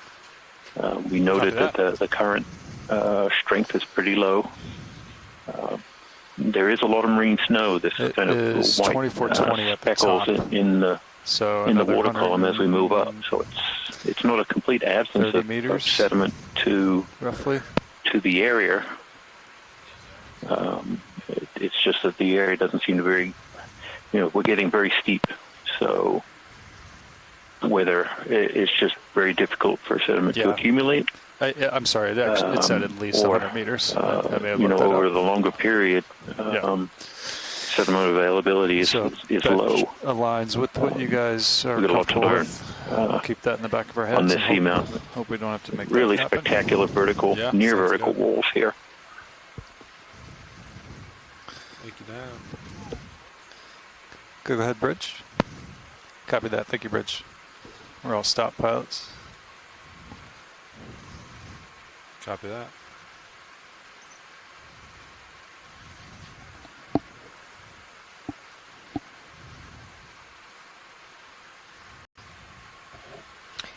essentially this side of this feature very much looks like what we first landed in, this kind of pavement type surface, just at a very, I'm sorry, very it's steep not slope. if we lose the stern thrust, it's if we lose the starboard screw. It's a little Yeah, hard we to read Lars's you know, handwriting here. the mapping was completed by the mapping team overnight. It really did show that this area was a failure scar, an area where part of the seamount has broken away and left behind essentially a hole with an open southern side where the material used to be,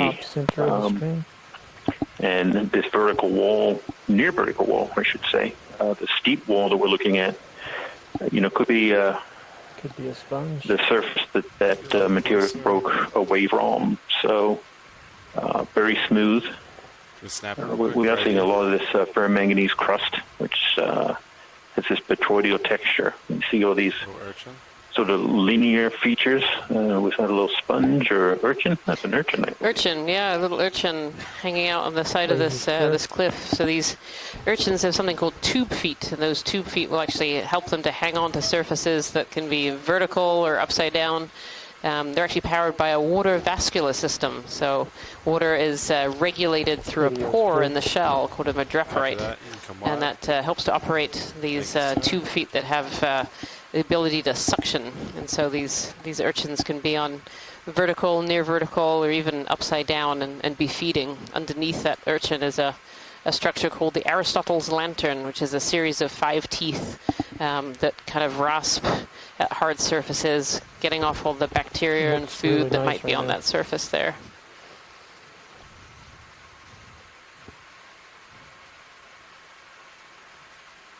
It's interesting, this ferromanganese crust has this petroidal grape-like texture, and it appears to have some sort of orientation to it, almost like it's forming these linear lines of the grapes, we'll call them. So We do see that the sediment has eroded little channels into the surface. So, as we kind of crest this top, we see this. I don't think we've seen this coral before. No, I don't think so. I think this is a new coral. Yeah. Do you want to snap on this? That would be a snap, please, would be great. Thank you. Copy that video. Go ahead and snap. Syncing for it. Very spaced out polyps on this this particular coral.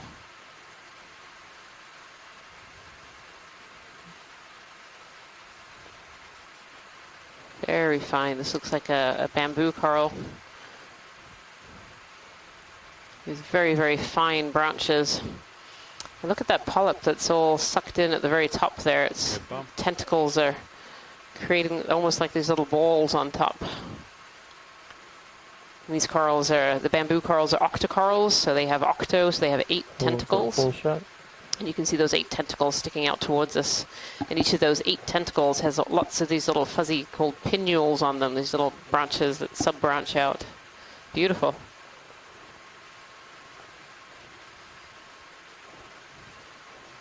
A crinoid there sitting in the middle.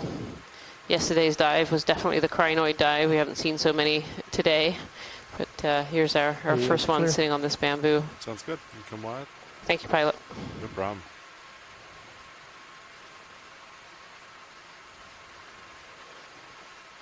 Excellent view of this feature from the Sirius camera.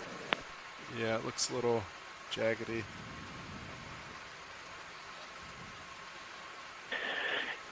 Yeah, I'm wondering the fact that we went up a little slope and then it forms this crevice behind it, whether what we're seeing there is a big blocky piece of the seamount that broke away and really didn't move very far down slope. Look at sonar, but I can tilt down while I look at and sonar. and we start to see this smaller rubble being dammed behind it. So hard to see some of these features from the bathymetry data, but it sure looks like one of these big displaced blocks of the underlying rock just fallen down and tipped over a little bit. Yeah.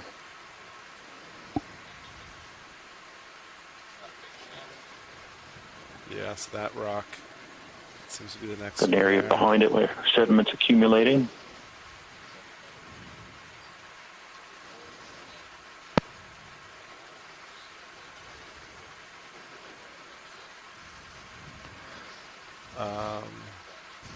Yeah, do you want to aim for this?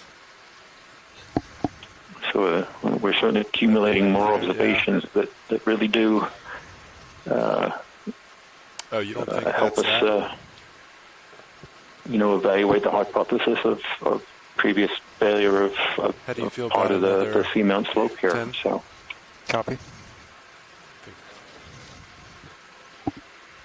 Sounds Nothing good. overhanging. this block actually may be acting like a dam, Copy.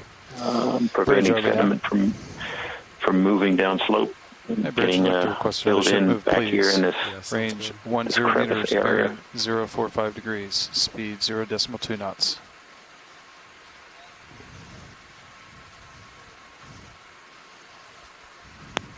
Good copy. Thank you, As Bridge. Jason pointed out earlier, there just seems to be a lot of particles in the water, this marine snow. And this marine snow often accumulates on these seamounts areas. They can, it forms a very vital Yes. food source to animals that live in the deep Taking my ocean. time.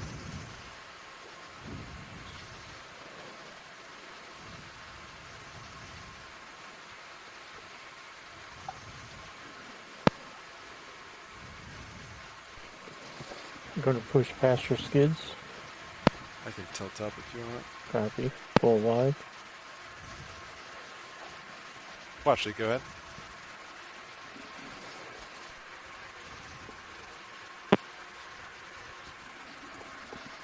Loose rock, understood. Let me look down and let me see what we have. Kind of in an awkward spot right now, I think you could, but if we see something just ahead, that might be a good area. if you saw something in there,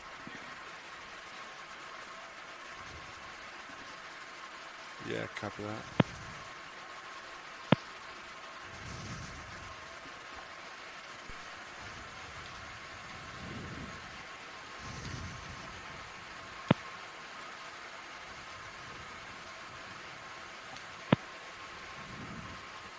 I'll keep an eye on the Taylor here. Yeah, copy that. I'll give you a partial zoom if that'll help. You can just hold that for now. Another little Bathypathes coral in the corner here. They certainly seem to be one of the dominant corals in the area. They're definitely still a some up pretty there. low density. It's very, very spaced out. Yeah, we're going that way. Yeah. It looks like there's also fossil coral deposits on this rock face that we're facing here as well.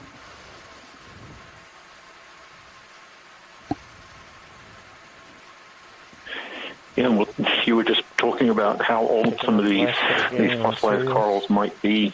Certainly if they're in the tens to hundreds of thousands of years, and if this big rock feature is a remnant of the seamount that kind of just fell down and didn't go very far.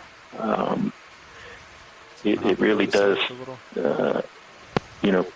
point to the age of the failure, still being quite old. Yeah. I have a little more fish though. It's cool to see One of the those things we sides. spend a lot of time trying to figure out with submarine landslides is how old they are, how frequent they occur, for a number of different hazard assessment purposes, and we've been certainly trying to use the rates and densities and distributions of different sessile fauna to help us get a sense of those age ranges, especially in an area like this where there isn't too much sediment that we can use to look at sediment accumulation after the failure. We have to look for other things, and those corals, are hard to see again from just looking at the video, but sort of suggests a significantly old age for this failure. Copy. Thank you, Bridge. Ships all stop pilots. Copy that.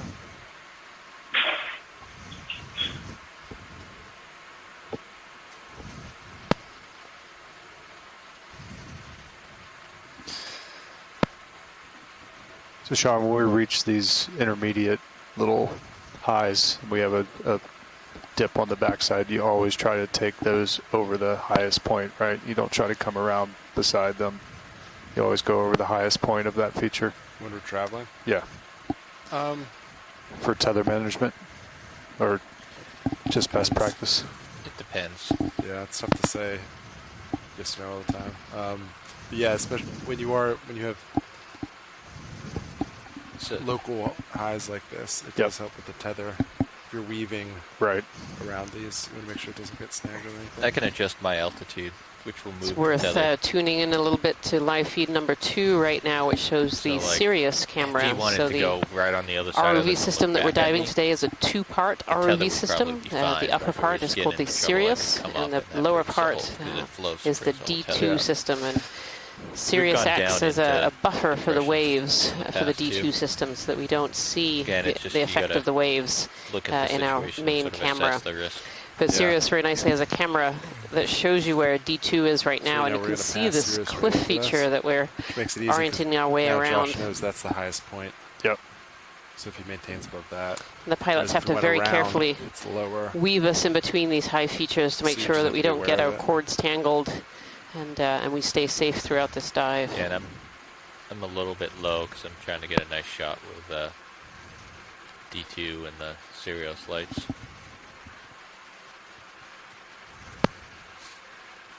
Would you like to go for a partial zoom with those 2 peaks, co-pilot? Sure.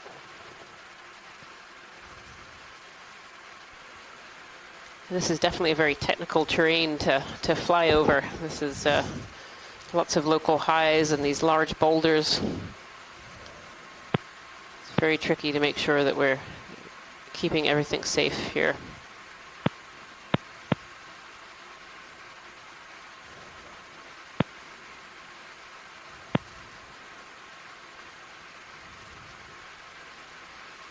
Can you turn my app? Actually, I can do it. You want it on? Yeah, let's come on out, Rowan. Yeah, it just helps as I go down. See my shadow a little better.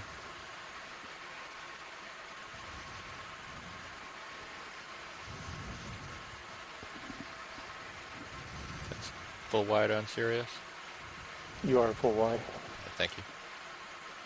Alright, so this is this. That's what we were seeing before. You can see an over it like that, so it looks good. Yeah, it's just slope ahead of it.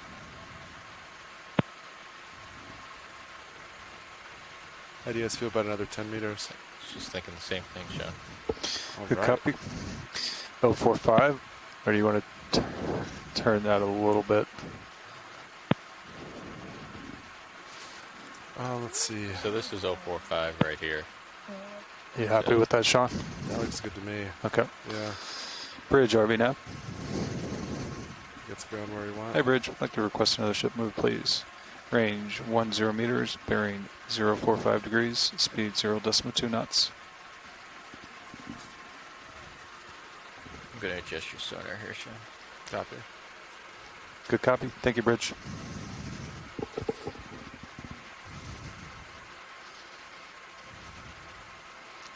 Like, that's a little unnerving. Yeah, so you can see. It's got to work with the two views. Yeah. It's right there. That looks like, right? Right. You're on it. Yeah, the wide angle is very Misleading. deceptive. Yeah. It's a great operational camera. It can It's also like, be- especially without having anything, like you got a little bit of frame in there, but you don't have any other reference. It's like, I mean, the angle on that is like, This looks like potentially either a hydroid or a sponge on 150 top of this rock, degrees, yeah. just Yeah. perched right in the middle. If we can snap zoom on that pilot, if that's yeah, safe. absolutely. All right, video. You want to snap zoom this? Copy. I think it's where the nice position. Like If a you dandy get Yeah, liner. this is a hydroid. Copy. I'm approaching it. Beautiful. So most of the hydroids that we see in the deep ocean are actually colonal, so have multiple polyps, but this is just a single hydroid living on this stalk. They pushing look almost more. alien-like.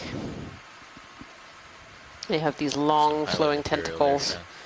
and usually some shorter little tentacles in the middle, which I think we can just about see. And the pink area in the middle there is actually a gonad, so that's where the eggs and the sperm are produced to create the larvae that will allow these hydroids to be able to travel and colonize new areas. There we are. Beautiful.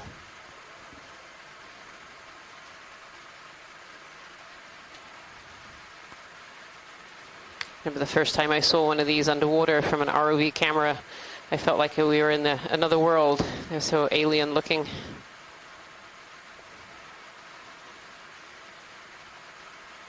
They have a hydrostatic skeleton, so they don't actually have any hard parts, these ones. They're all filled with water.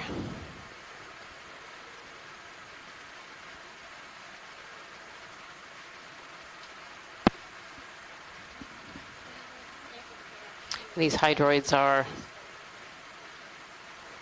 in the phyllonite area, so they're related to corals and anemones that we see so often in the deep ocean. Excellent.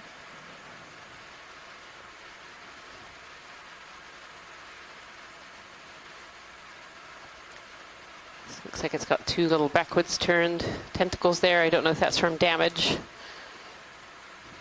or potentially from feeding or something coming along and knocking into it.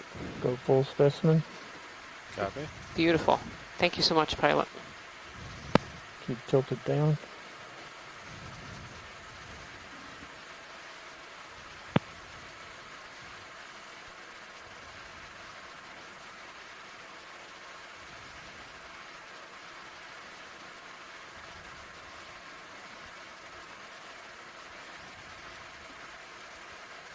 Hold that shot. Currents say otherwise, huh? That's not really, can't blame that on current. Copy that. Thank you, Bridge. Ship cell stop, pilots. Copy.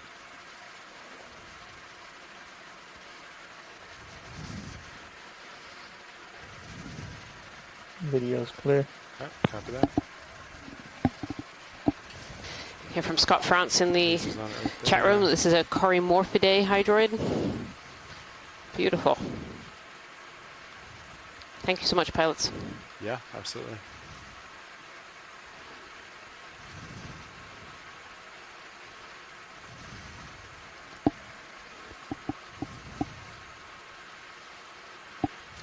And of course, we're still on the hunt for that loose rock. We're okay with the I sonar. would have thought it'd be hard to find rocks in the deep ocean, but apparently. apparently it is. Hard to So find we're gonna ones be at least that are moving that willing to around a lot. come back up to the surface with us. Just so we can scan. But when I'm not scanning, I'll bring it down for you. So Yes, we certainly have an little feature abundance out of there rocks.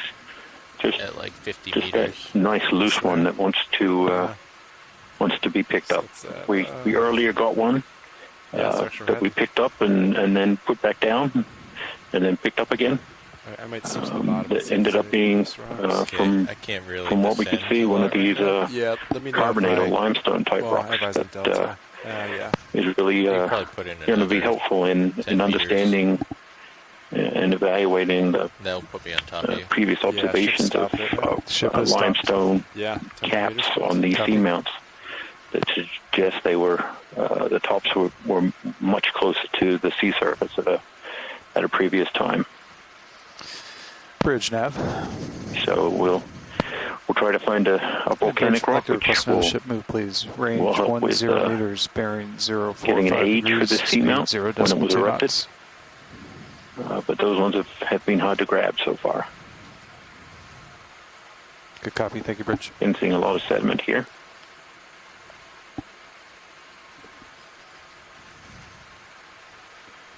It's like a chute funneling the sediment downslope behind this really big rock outcrop, which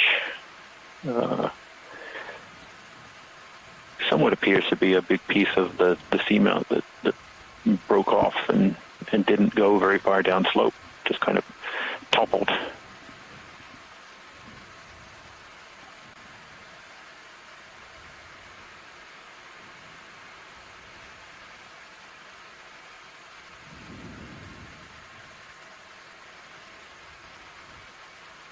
Set another bathypathes on this rock here on the left. Certainly seen a few of them so far this dive. That's been really great.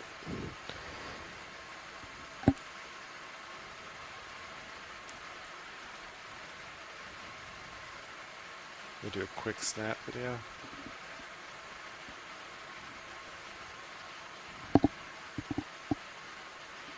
There we are.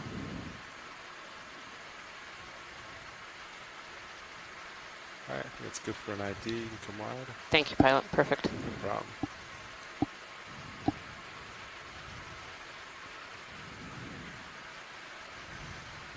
So I'm just going to be tilting to check the tether Yeah, here and copy there, that. Sean. But let me know if you need me on you. Yeah, copy.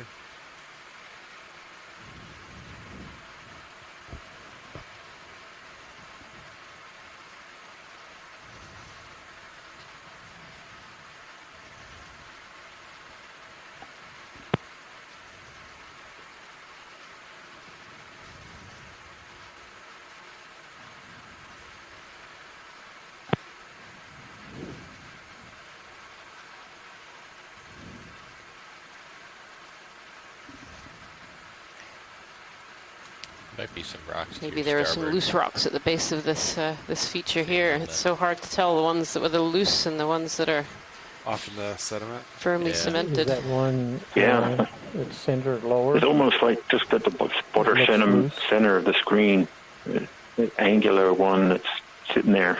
Yeah, I see that I one want to too. believe that it's loose, but Yeah, the lasers are right on it now, pilot. Copy that. Video, you want to do a Yeah. quick snap?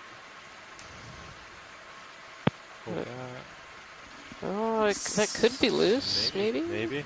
Give it a Oh, poke. it's so hard to tell. Yeah, watch it. Do you want us to give it a poke? That would be great. Thank you very much. Alright, video. You're in a good spot. Or Sirius is in a good spot. Okay, let me know if I tug on you. Yeah, go for it. Copy bridge. Ships all stop, pilots. Copy. I can come down a little bit. I think we're pretty much over that peak. Okay, copy that. Give you a couple meters. You're going to lose the Sirius view. I'm going to keep an eye on the seafloor. Understood. Science, this is video. Should you guys need or want the ROV CTD periodically, if you let me know, I can punch that up either full screen on stream 3 or add it momentarily to the quad split, as you guys wish. awesome. Thank you.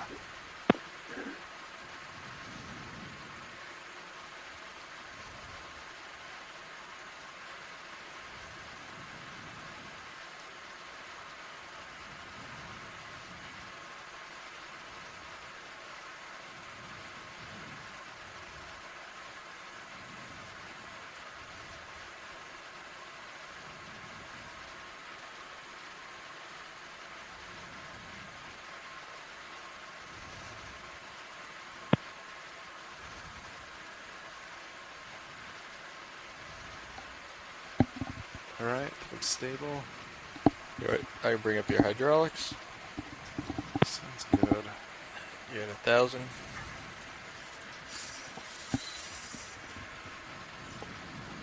Right. Got your mini Zeus?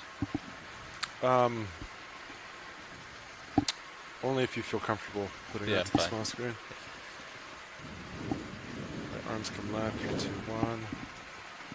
Arm is live.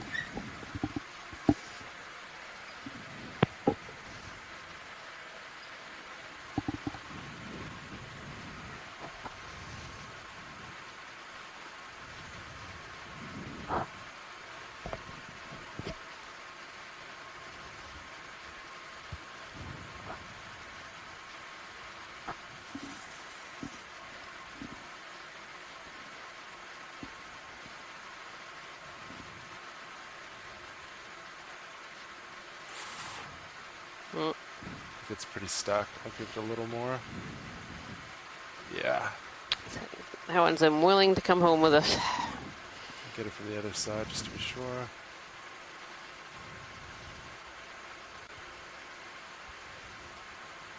Yep.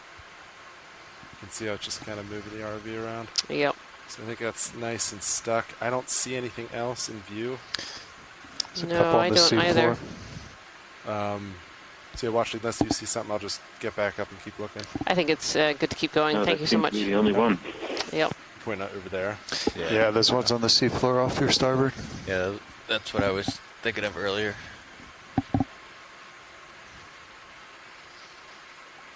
Gonna swap camera back unless you want it. No, sounds good. Thank you, pilots. Yep, of course. Yeah, I think We'll get right that rock. to your starboard. I think that's where we'll get lucky. Right, arm is off. I'm gonna leave your hydraulics up. Yeah, sounds good. Thank you.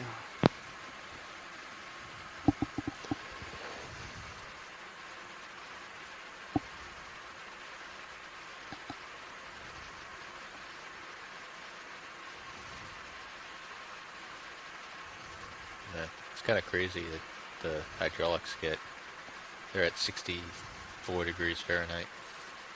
Yeah, it's a lot of pressure.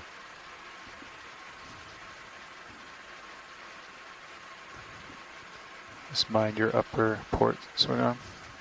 Copy that. Thank you, man. I can stow for you if you want. I think it's you're a- clear. Oh, Shift what a about little bit. what about that one there? Actually, yeah, right at the bottom of the screen. Yeah, let me. I think there's a few options down here, Watchley. That looks loose to me. It does. Question, is that one too big? No, I think This has to go in the. Let's go to starboard. Has to go into starboard, yes. I think that's fine. Yeah. I can't see how deep it is. The one on the left, I think, is good. Yeah, watch it. But I think they're probably going to want the one on the right. Yeah, the one we're on right now. Mm-hmm. Is that what you want me to try to? That would be a really good one if we can get it. Yeah, copy that. I think that looks pretty loose. Looks very angular. I think it's within our size limit. Yep. I have our confirmation from our chat room that bigger is better. So, course. of course. Yeah, it doesn't look too bad for the mini. Yeah, I mean, it's 20 centimeters across, maybe 25. It's long.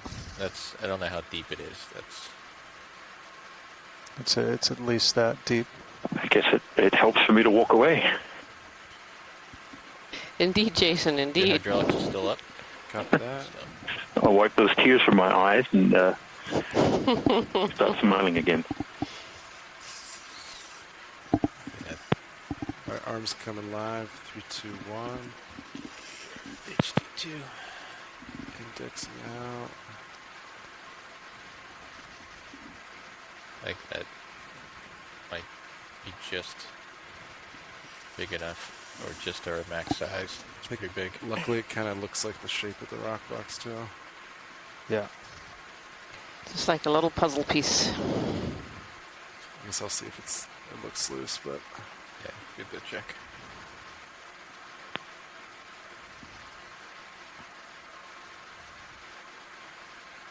yep, Oh yeah. it's loose.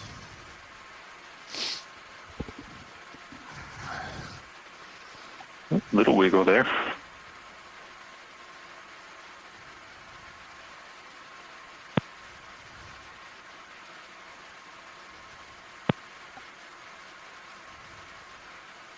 It's definitely on the larger side.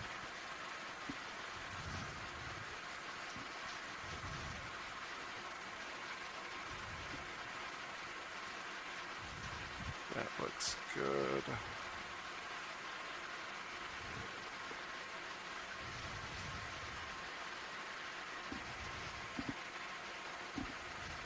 Alright, video, let's do a quick view of this. It's pretty big, so I don't want to spend too much time on it. You can do a quick snap soon. Seemed to Yes, have lost a quick my snap is great. zoomability. And then That's all right. a quick snap is just perfect. You don't need much.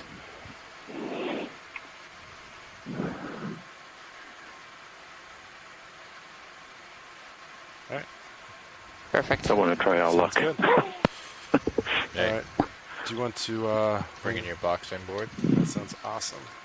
Yeah, that's a good one.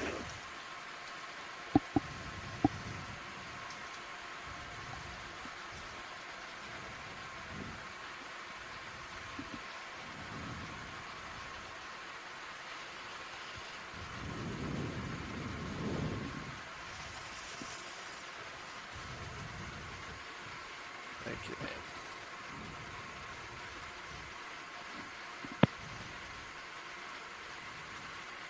It's pretty big. Can you tilt down a hair more on the mini Zeus, please? Yeah. Can you actually inboard my... There you go. That looks way better. That's great. Thanks, video.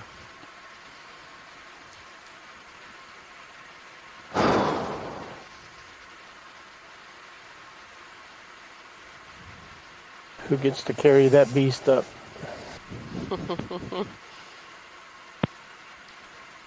We'll leave that one for Casey to get out.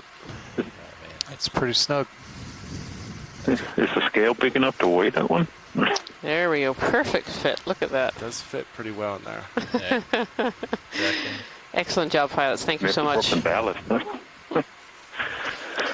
I don't think Nothing you else could've is got fitting much in that bigger. box, that's No, for sure. That's about That's max size. max size. Definitely gonna have to adjust your C bias, Sean. Yeah, it might be a little heavy after that one. I'm pretty happy with the ones we've got. So. Wonderful. All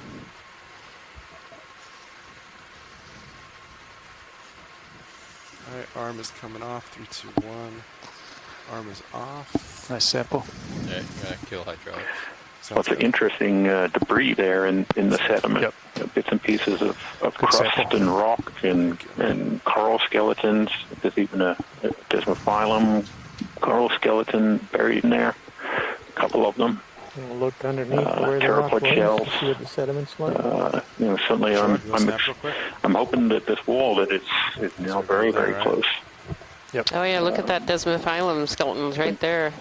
There's 2 of A them. little more tilt down. These what we're calling Desmophyllum skeletons. They're skeletons of cup corals that lived probably a very long time ago. You can see they're all covered over in ferromanganese crust. You see all those pteropod shells that Jason was just mentioning. Even a little ice pod walking over the surface. Yeah, lots of different shaped shells in there, triangles and tubes, Before we curls move again, and whirls. I'm gonna have you pop up and we'll do a quick scan. Yeah, sounds good. Thank you so much, pilot. Yeah, of course.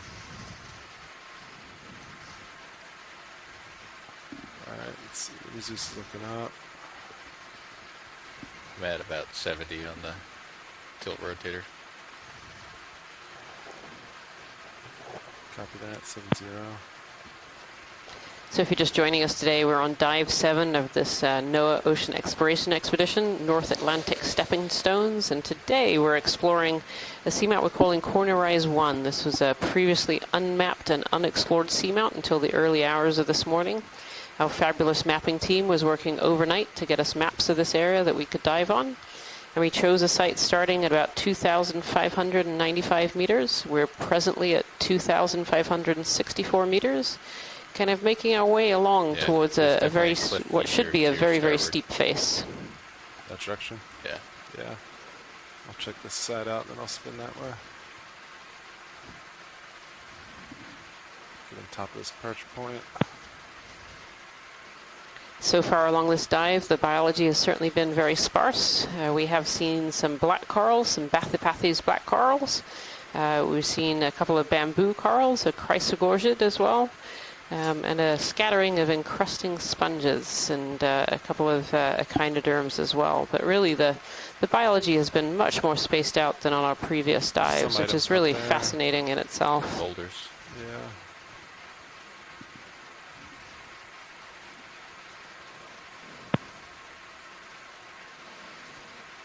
The geology of the site, too, appears to be pretty different. We landed on quite a pavement of rock, very, very smooth, with very little loose on it at all, and some sediment cover, and just some kind of pillows that had broken in.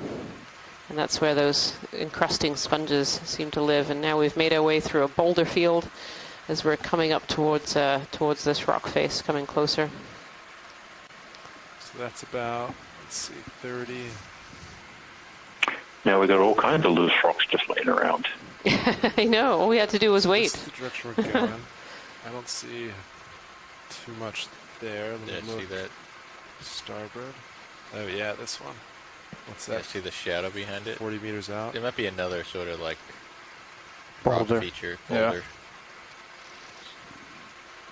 So It's interesting. This that's actually looks 40 a little meters bit out, more so what we I could do expected like us to land in. a More of kind of 15 a and flatter area with sediment ponds and see sediment what cover. we find. Yeah, that sounds good to me. I think same direction Yeah. is pretty good. Copy. Bridge, RV now. I'm looking this way. I don't see. Hi, Bridge. Like to cross the ship move, please. Some items Range far out, 15 but- meters. Bearing 045 degrees. Speed Yeah, decimal I 2 don't see knots. any big shadows. Yeah. Good copy. Thank you, Bridge.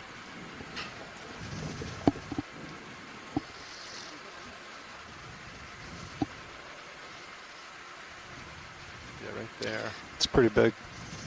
Yeah. That shadow's deep.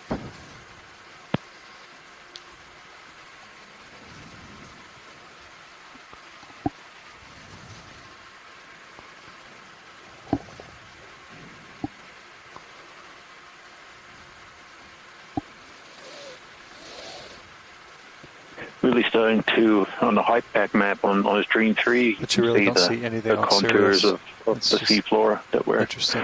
currently on. It's in the Sirius is top too low, I right-hand think. corner. Yeah. It's what we call the height pack map. Thanks for the zoom. Awesome. You can see there that the contours are very close together. So we're approaching, we're at about 2,540 meters.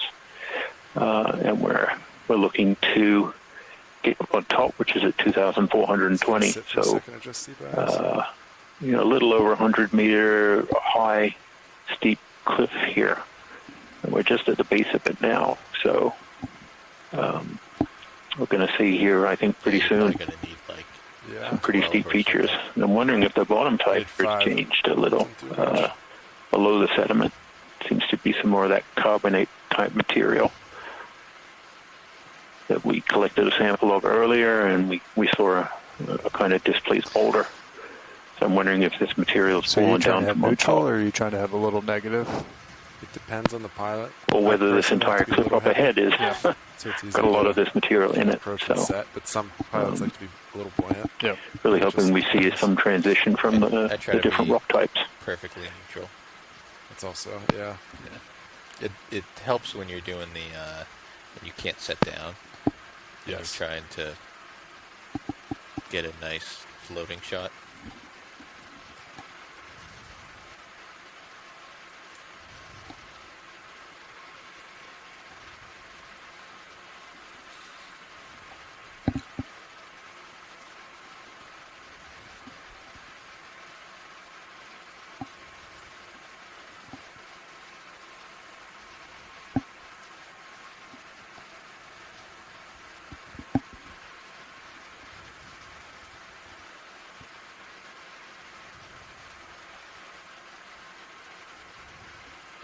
Looks like we might have a fish ahead. Yeah, way out there. Do Yeah. It's a floater. you want to snap it from here and I'll keep approaching video?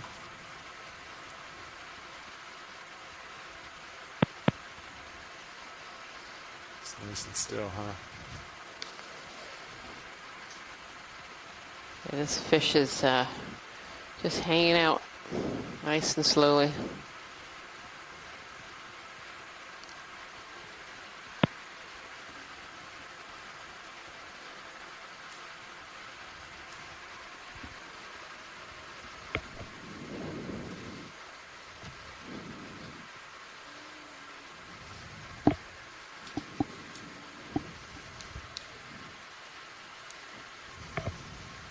Run the lasers across it once. Yeah. That's a really great shot of this fish. See the front end and the eyes there. I'm gonna have to rotate up. I think it's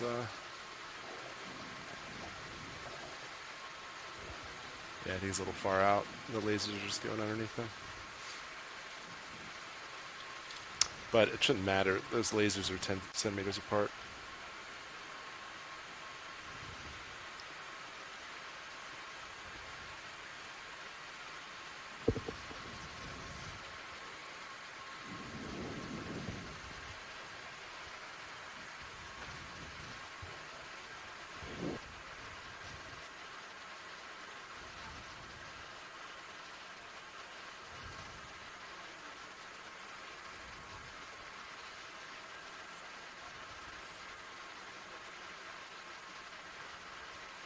Alright, video.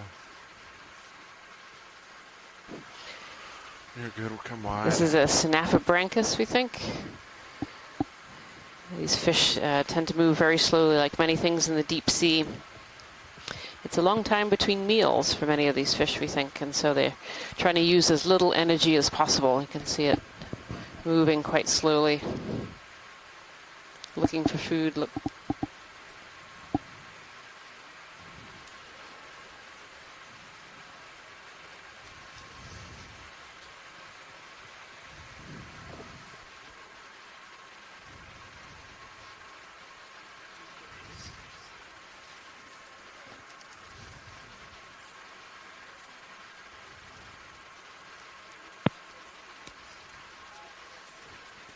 Copy. Thank you, Bridge. Ships all stop pilots. Copy that. Thanks, Nav. It's another There's fish video. another fish on the bottom there. This one kind of hanging out on the bottom. Let me center it, then give me a quick snap. It's a little far out, but When you're ready. Oh, this one's swimming away. yeah, video quick snap. Just get an ID on him. This looks more like a cusk eel again.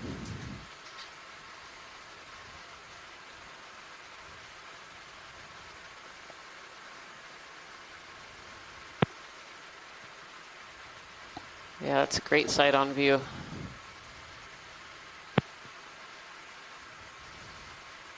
Perfect. Thank you so much, pilot. Copy that.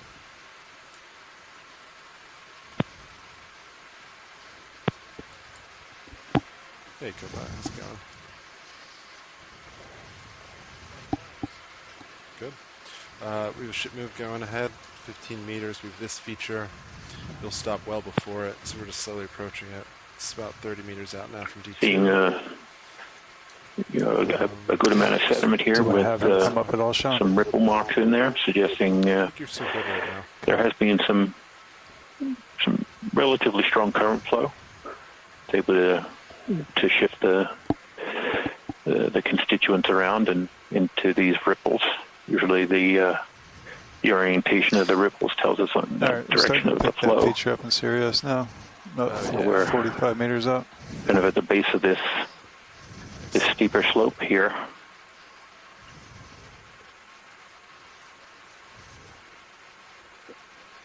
Though it doesn't seem to be as steep as we're expecting at this point. No, this is very sedimented compared to our expectation at this point in the dive. It's very different. That just goes to show why it's good to have cameras coming down to the bottom of the ocean. We make these maps and think we have a good idea of what we'll see, but we don't really know until we get down here and actually explore it. You may be approaching that wall coming up. Yeah, right there. It's, Yeah. I think that's going to be out. nice Certainly and a lot tall. of Yeah. coral skeleton debris, little pieces of rock, a lot of pteropod shells. Yeah, 45. That's where we're heading. Mostly a biogenic sediment, so made up of the shells or tests of planktonic, pelagic fauna that fall into the bottom after they die. Their shells get preserved. Here in the sediment, Creeping we're up on it. You want me above to bring this down a little bit. the carbonate saturation horizon, so there's really good preservation of these shells. Tilt your camera about The 45 degrees. seawater here is saturated walk through that. in calcium carbonate, so we don't see them being dissolved. On our dive at Rockaway Seamount, where we're So just the opposite actually way, quite you deep, got it. around 4,200 meters, we didn't see the large pteropod shells that we're seeing here. So interesting contrast between the two seamounts that are not too far apart, but the different depth horizons. We see different things on the seafloor.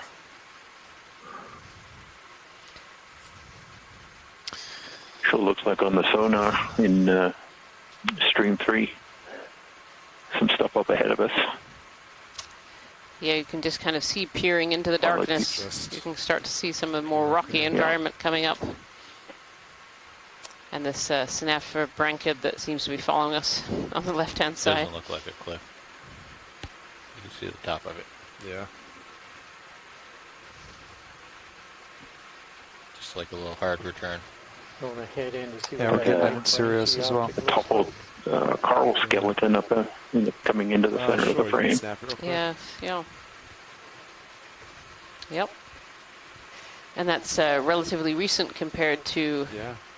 the other coral skeletons that we're seeing that are covered over in that ferromanganese crust. Do you guys want to do another 10 meters? This coral is still Sure. quite bright white, which suggests Okay, that good it fell much more Great. recently from up above. See some boulders there in amongst the sediment. Bridge, You are we definitely now? get the feeling that we're coming up to something very steep. Hey, Bridge, I'd like to request another That, ship move, that rap's please. gonna be too Range big. 10 meters, bearing 045 degrees, speed 0.2 knots. Dang it.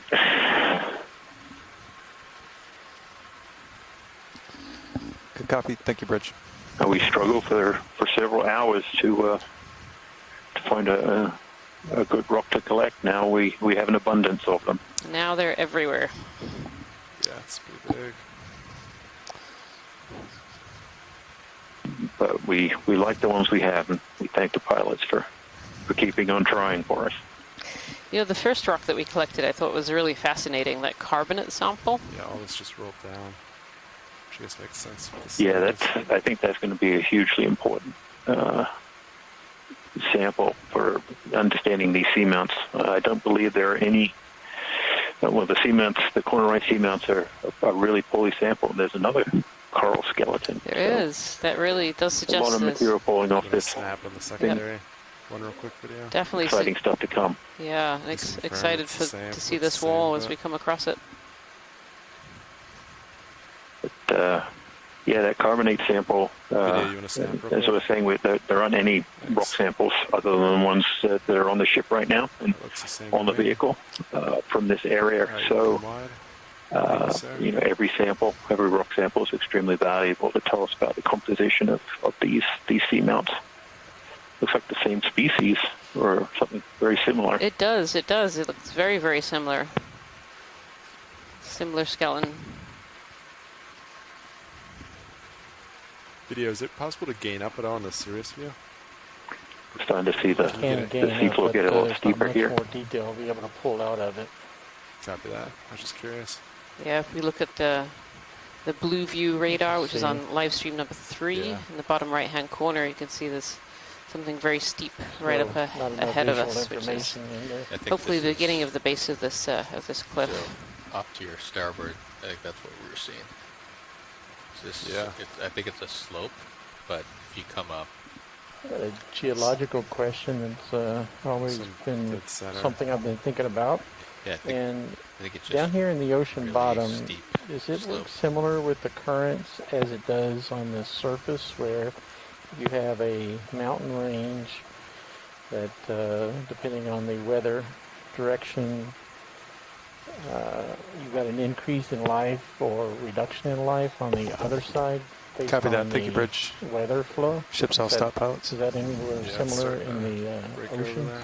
Copy that. Thanks, now. It's actually extremely similar. Where you on land where we see these rain shadows and Yeah. other Yeah, you can push out atmospheric against each other. effects where the mountain ranges actually cause those weather patterns to change as they cross over. Areas like seamounts here really do shape how the currents move around. They're impediments to current flow, but then they also cause vortices and other It's hard to turn changes to the current flow, which do really affect how materials get moved around the seamount. So you can get shadows, but you can also get areas of enhanced flow that may otherwise seem like they'd be a shadow, just because these vortices come off. So it is very similar in that respect. Thanks, that's real cool.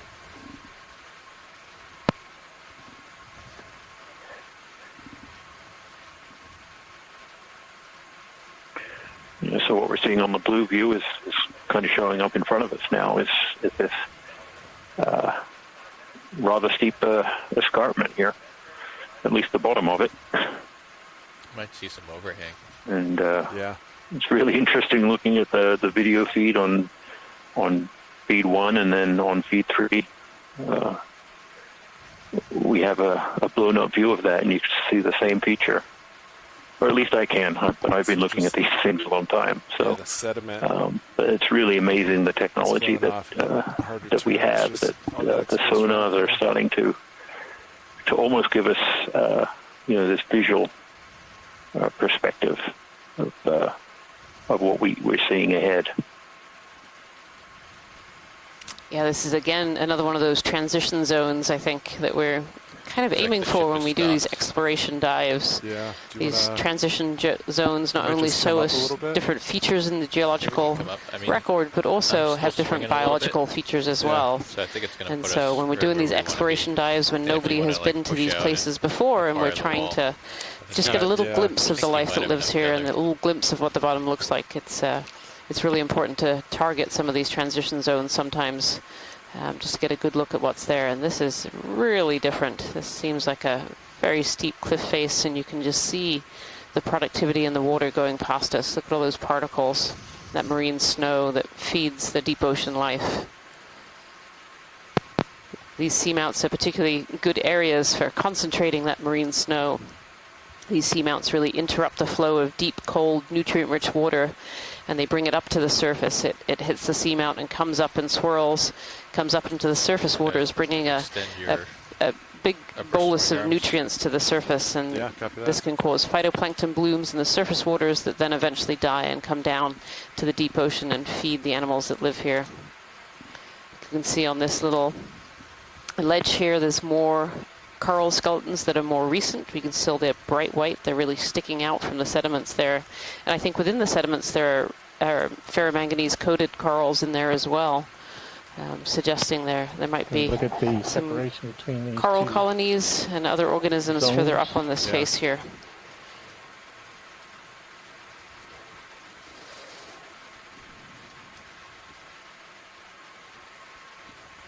You can really see a nice separation between these two sections. Yeah, with the sediment. Yeah, we're seeing some Exposed to the maybe some underlying rock. changes in the flow pattern if these are continue to be volcanic rocks, where we're seeing some differences in flow texture, and then the really sharp contrast between that sediment and the rock face.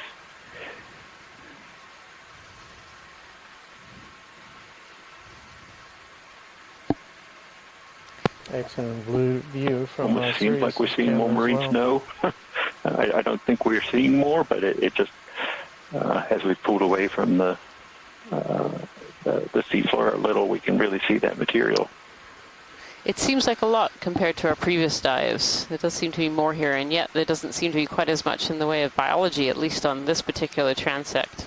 All right, Nav, when did that last move end? And one of the really important things I think we have 5 to minutes remember ago. when we do these Drop it exploration down. You want dives another is we're really 5? exploring just a very small Thinking piece of the about it. puzzle that Go is for it. the seamount. think, We're getting that very another first 5 might look help at what you. lives at the seafloor. Are you happy where you are? 1 second, let me just take a look at it. Yep. Just deploying your lowers. Oh, yeah. Go for it. Not sure why they were not deployed.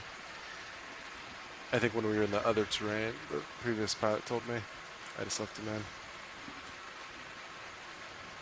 So do you want to come up and look a little bit, and then we can maybe put in 5 meters? Sure. I'm about at the tip of the spear here. Start rising a little bit if you want to follow.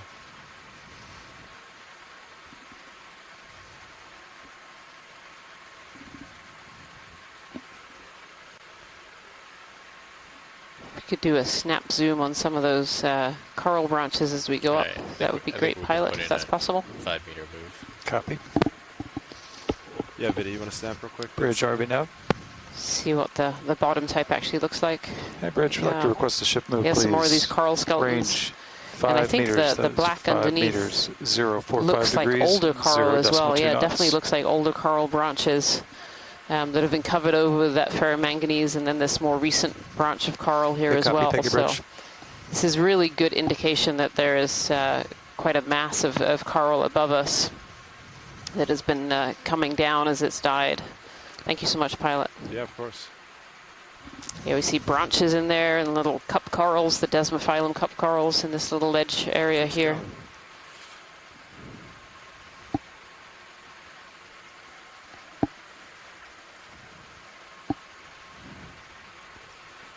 So it certainly seems like we're creeping up on an area that could have quite a few filter feeders Like utilizing these ledges.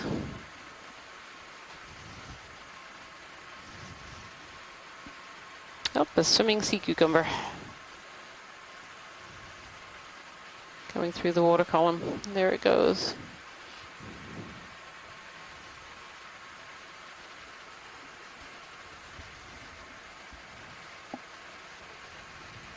Want to give us Yeah, a I view think you're directly sitting below like- you, pilot? So nice. Sorry, video, say again. Just wonder if you could give us a view directly below you, Yeah, I can tilt down. Let me. just momentarily. I think it'll be a pretty nice shot. Yeah, so I'm about actually at 18 meters up from the floor right now, and the feature's still going high, pretty high. So it's a pretty big feature on right now. Really nice view of the steepness of what we've just been kind of creeping up. Sirius, for reference, has an altitude of 30. Near And, vertical sonar does not see walls on top there. of it. So it's at least. It's really interesting. It looks like the 30%. sediment is thicker than it probably is. It's just the really stark changes in small, variations in the slope. We get Copy, thank you, Bridge. a dusting Ship's all stopped, of pilots. sediment Copy that. Thank you. on these slightly lower gradients, and we're sort of capturing some of those coral skeletons that are falling off the wall from somewhere. We haven't found where that is yet. Yeah. As we move up, They're up there we'll somewhere. hopefully see it Yeah. somewhere. But we do know when we see stuff on the seafloor like this that are, sessile or benthic organisms, that they fell from above somewhere. I'm just looking at Just this. where that somewhere is. Yeah, I'm looking at this coral rubble. Really, almost salivating at what could be above. We're going to do a pan across the rubble and a partial zoom. You can see them on the wall sure, there. at the I think it's a transitions. bunch of old Desmophyllum Yeah. Go ahead for partial zoom. skeletons. Yep. Yeah, Desmophyllum and old There's a tilt down. pieces of octocorals we can see in there. Yeah, all of this black rubble, I believe, is older corals that have fallen down, and then there are some white branches in there suggesting newer fall as well. Just pan across. If we can it. scan up to the up and right a little bit, pilot, I think there were some sponges living on this wall. Yeah, up and right. Pulling out. Oh, it's actually a sea star and urchin. There we go. Okay, you want to go for Sea Star real quick?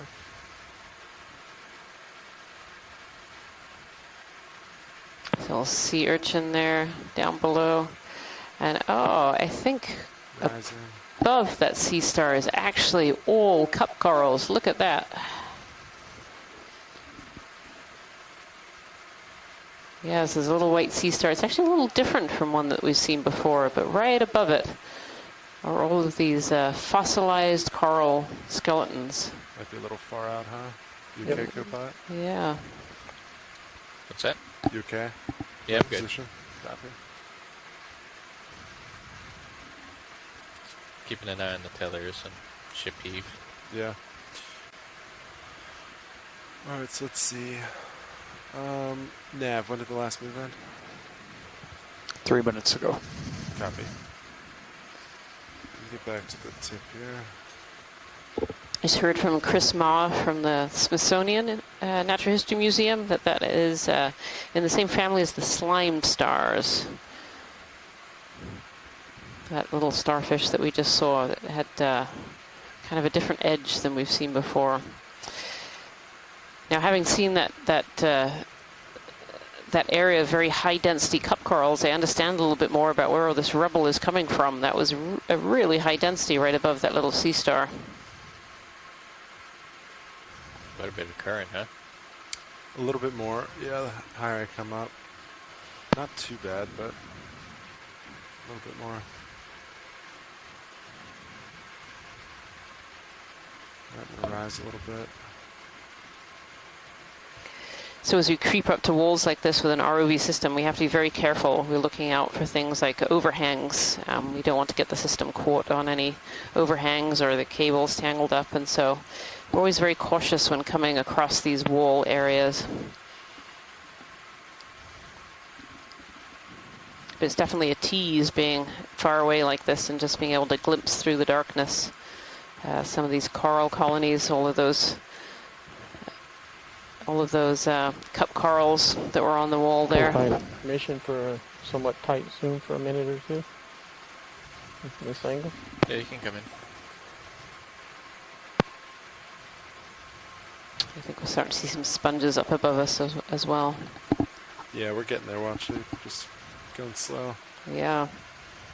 Slow and carefully.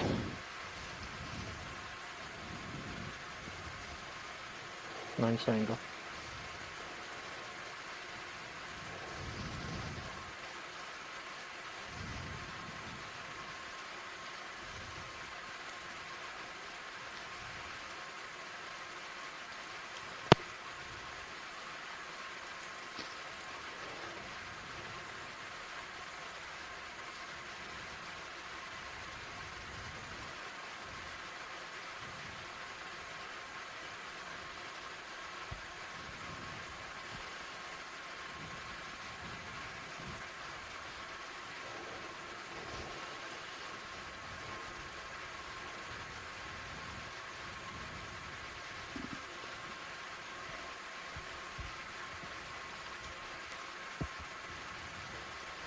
For those of you just joining us today, we're on Dive 7 of the NOAA Ocean Exploration Expedition, North Atlantic Stepping Stones. Today our stepping stone is an area we're calling Corner Rise 1. This is a little seamount in between Castle Rock and Corner Rise on the Corner Rise Seamount platform. This is about... And we're currently exploring a very steep wall feature sitting at 2,532 meters depth. Copy. You happy with 045?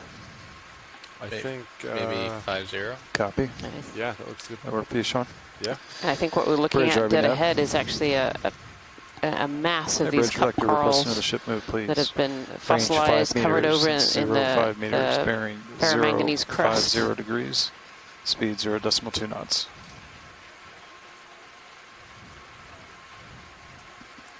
Good copy. Thank you, Bridge.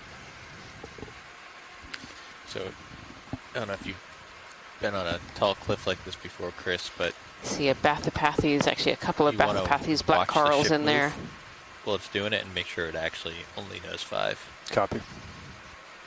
Because if it starts overshooting that, we need to react pretty quick. Yep. That's a good point. Thanks, Josh. Yeah.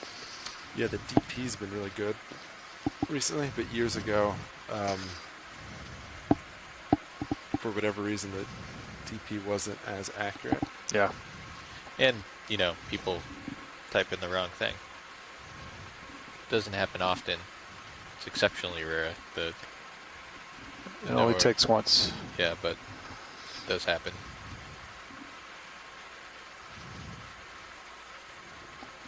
But they're very good about it. Yeah, that being said, everyone on the bridge is excellent.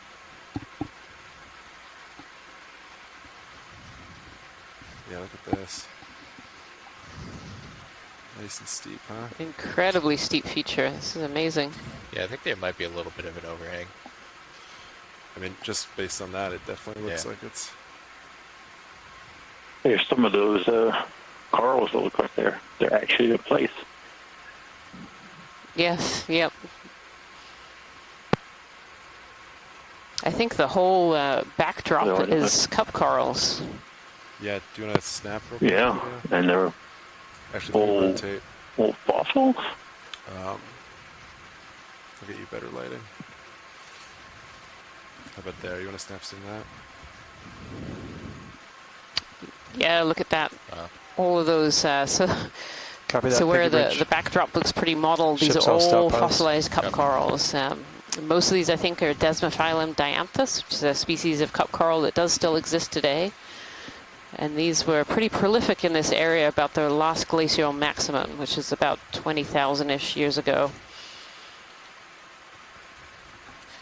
Does that mean they It really were makes you want to shallower? go back in time 20,000 years and see what this looked like. It must have been an absolutely beautiful wall of coral. Look at how dense they are, all growing in amongst one another. Science, do we know what the average lifespan of these cup corals are in general? Yeah, so these particular cup corals grow pretty slowly. Kind of an average size one might be about 2 inches or so long, and that would be about 100 years of growth. Wow. So,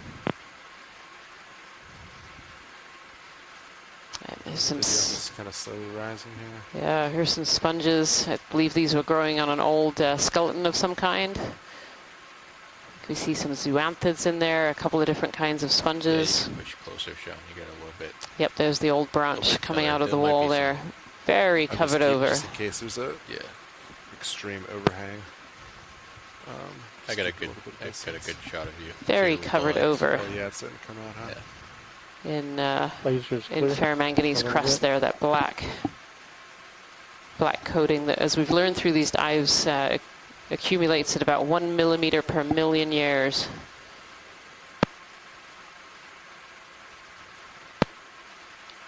Brittle star A little wrapped its brittle star arms. hanging on. Yeah, wrapped their arms around the end there. Real tight. Yep, along with these zoanthids. And Christopher Kelly here is saying that there's some demosponges and some hexactinellid sponges here. So those are hexactinellids, the ones that we see pretty frequently. They're made out of silica.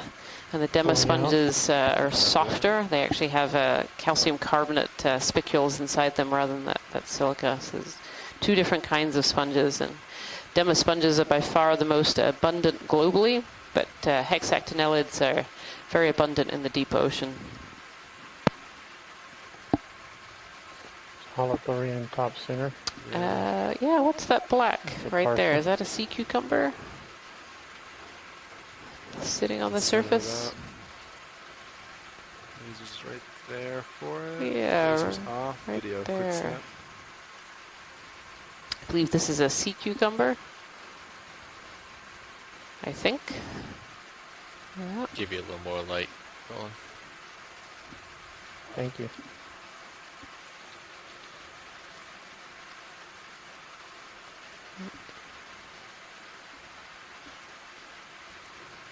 Yeah, this certainly looks potentially like a type of sea cucumber, not one that I recognize. Yep, Christopher Kelly confirms this is a sea cucumber. See it moving along the rock face there. Thank you so much, pilot. Yeah, of course. Lasers back on. There's some conversation in the chat room about how all of these cup corals died off. You know, we're seeing these massive walls of cup corals that are no longer alive and lived much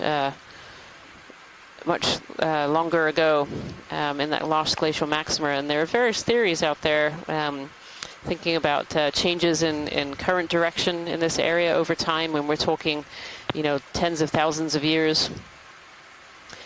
Might have made this area uninhabitable for these particular cup corals. Every organism needs a certain kind of environment to be able to live and to thrive. And if that environment changes over time, as it does through tens of thousands of years in history, suddenly these water masses can not provide the things that these corals need to survive: the nutrients, the food, the temperatures, the salinity. All these things would have changed.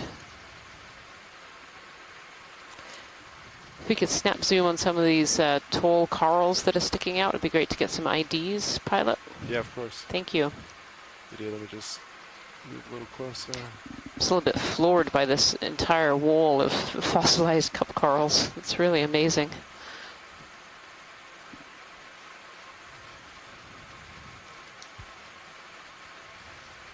Alright, Vidya, you want to snap here? Lasers real quick. Rising. This looks like a bamboo coral here, Lasers off. growing out from an older base. Looks like it's settled on an old coral base there. See some nodes in the skeleton.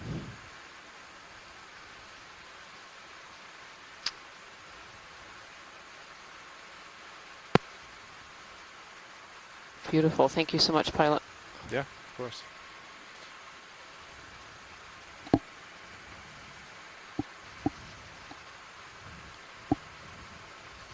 See some more bamboo corals there, and that Bathypathes black coral. Scott France confirms that that's a J-clade, the Jasonisis that we had seen earlier. I'm going to snap right there, Vidya.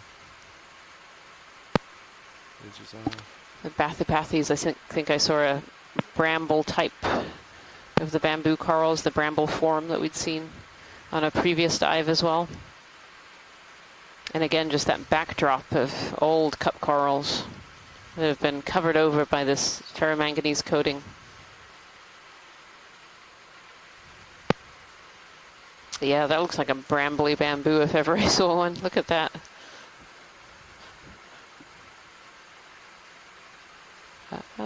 Potentially another Chrysogorgia there too. I don't know if we can get any closer on the zoom in that top left-hand corner. Top left, copy that. You can just see it through the darkness. It's like that little fuzzy. Yeah, video snap. Yeah, right there. We don't have great lights for these distances. Yeah, it's far away. Yeah, this looks like a Chrysogorgia, and we can see the little squat lobster in there. Thank you so much, pilot. That's helpful. Got that? Right, you come wide, Vidya.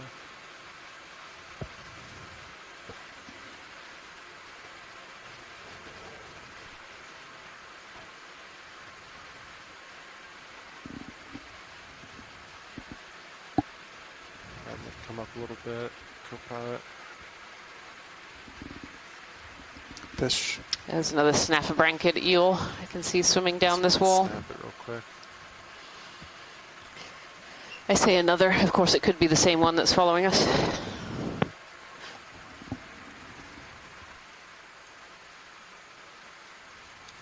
Very square nose on that particular one. Whoop. And it goes behind the corals. Copy. Come wide, Vidya. Thank you, pilot. It looks like he's got to back out. He got himself stuck. Oh, Yeah, you can almost not even tell where the rock starts and the coral begins. It's or amazing. the rock stops and the coral begins, vice versa. It is absolutely amazing. I don't think I've seen many places that have coral densities like this. It's really phenomenal.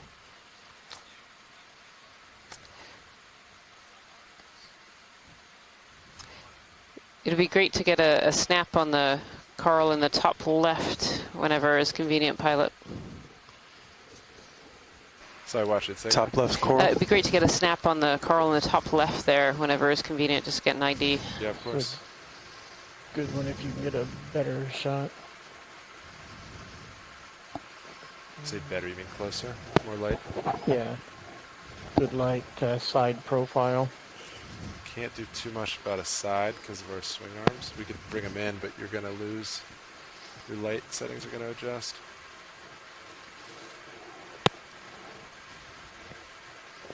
I could inch in like this.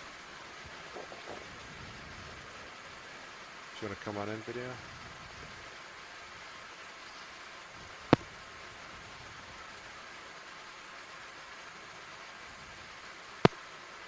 There's another bamboo coral. A little bit different, maybe.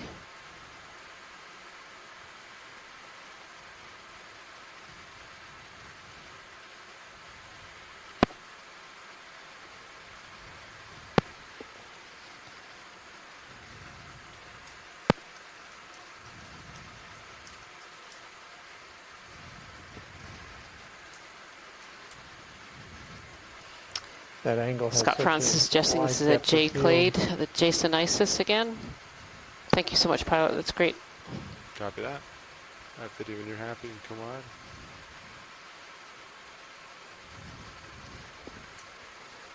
The red thing, just up to the right of that coral. You just take a look at that. Yeah, let me rise. Just right next to that coral. Do I come partial? The top edge of the screen. Copy that. As it centers up, feel free to zoom in. Can see among all of these fossilized cup corals, there's lots of organisms living in amongst them. You can see a little brittle star, its bright red arms sticking out here from underneath. Even when these corals die on these walls, they still provide habitat. We call a lot of these corals ecosystem engineers because they're actually creating habitat for other organisms to be able to live in. They create a habitat that sticks up and interrupts the water flow around them, creating good places to feed and to live. And that continues long past the time that the coral is actually gone. We see all kinds of organisms living amongst these fossil coral deposits. I can see some anemones and some brittle stars, some sponges. Yeah, it's a little gives bit lots of little habitat, lots of little holes for organisms to live and to thrive. I'm sure if we were able to actually look inside some of these corals too, we would find worms and smaller crustaceans living in amongst them. There have been some studies that actually suggested some of these fossil coral deposits and old dead coral skeletons can actually harbor more organisms than some of the live corals do. Starting to see it break off there. That's pretty cool. Yeah.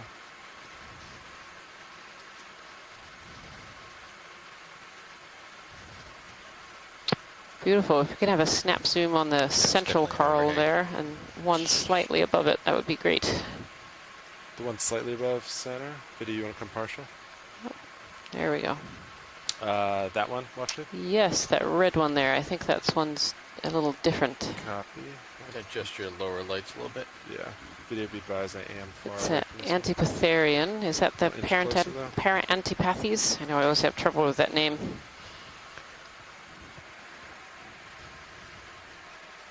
It certainly looks like that to me.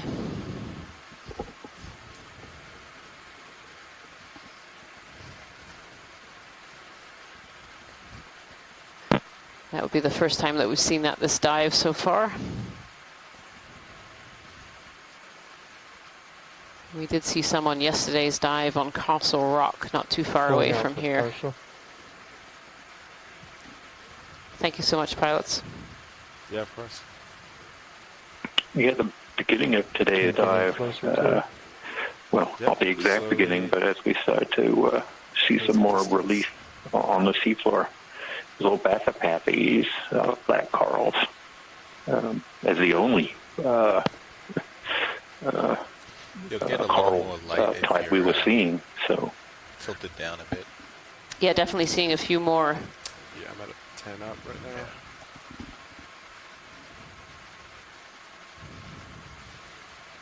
And then you got to get pretty close to the cliff.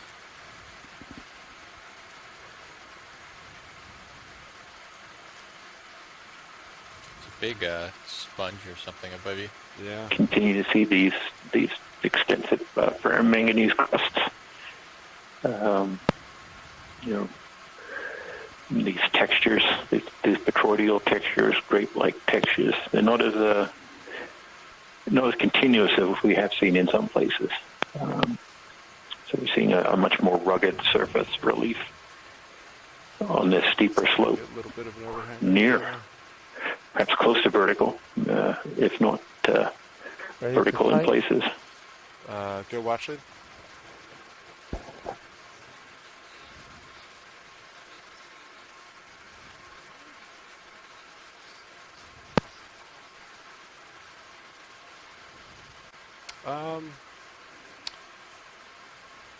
That is possible. So what we would have to do... You do have altitude lock. Yeah, we'd have to... Yeah, let me look around a little bit. There might be a spot that's a little more friendly for us. But yeah, that is possible for us. We can stow your swing arms and you can plant your brow. Well, we'd still have to come in XY to get the If you plant your brow, you can hold there, or you can do try auto XY. You do have bottom line. Yeah. I wonder if there's just a little spot I could put a toe out. I'm just gonna look around for a second. So the moment we're actually going to look around this area here to see if there's actually a good place to collect some of these fossil corals, because it would be very interesting to try and date some of these corals that are here. That would give us an idea of when these corals were thriving in this area. Yep, Scott France confirms that the black coral that we were just looking at is a Stauropathes. Which would be the first time that we've seen that in this dive so far.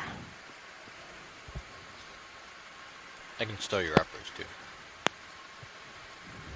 Yeah, just come up a hair. If we're near the top, well, yeah, let me just see what's up there real quick. These bamboo corals and sponges. Oh, Geodia sponges, these round kind of grapefruit-shaped sponges. Oh, and there's some corallium. So we're at 2,514 meters, and we're definitely starting to see a bit more diversity in the coral fauna and sponge fauna at this point in this wall. And the pilots right now are looking and scoping out this wall area to see if there's an area we might be able to collect some of these fossilized corals. A lot of items coming up. But wall environments can be quite tricky to be able to sample from. So.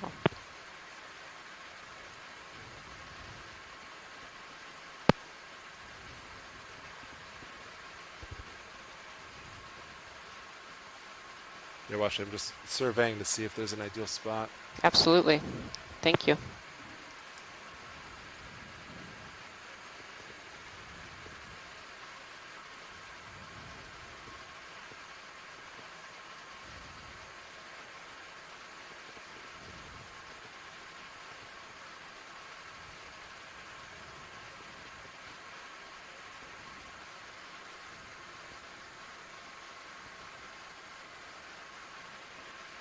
Yeah, I think if you get up on here, Definitely starting to see a few more sponges than we were seeing further down and on our initial landing. Get on the top of it. Including an enormous sponge. Look at this one. You want some looks on this while we pass it, Washington? Absolutely. Thank you. Video, let me center it up.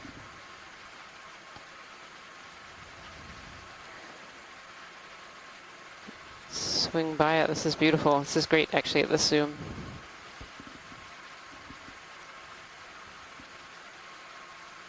Beautiful. Lasers on it real quick. Yeah, so those lasers are 10 centimeters apart. We use lasers to scale what we can see on the seafloor. So we can see that that sponge is probably close to 80 centimeters in diameter, maybe something like that. Yeah, Just sounds about right. beautiful structure there. All right, Video, you want to come on in real quick? And this is a hexactinellid sponge, most likely. They have silica spicules in it that kind of knit together and create all these little pockets and holes. Sponges are filter feeders, so they have specialized cells inside these pores. They're called choanocytes. They have little flagella that move water through, and as the water moves through, cells are pulling out all the nutrients and food that the sponge needs to be able to survive. Let's get a nice full screen of this. Copy that. Beautiful. Thank you so much, pilot. come up and see what this looks like. Yeah, because if they're at the top, then that's easy. And to see how much of an overhang there is. Yeah.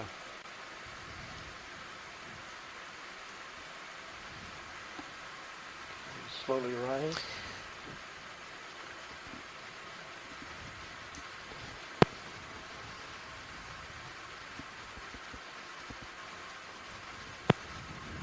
All right, Video, when you're happy, you come wide. Full wide. All right, watch it. So it's not impossible for us to sample on walls like this, but the easiest thing, I'd like to just come up some And assuming we don't lose what you're looking for, getting it near the top might be a little more convenient for us if that works. Absolutely. We can wait a little bit here as well and continue our survey up this wall and just sample as we get closer to the top, if that's best. Yeah, sounds great. Perfect. Thank you so much. Yep.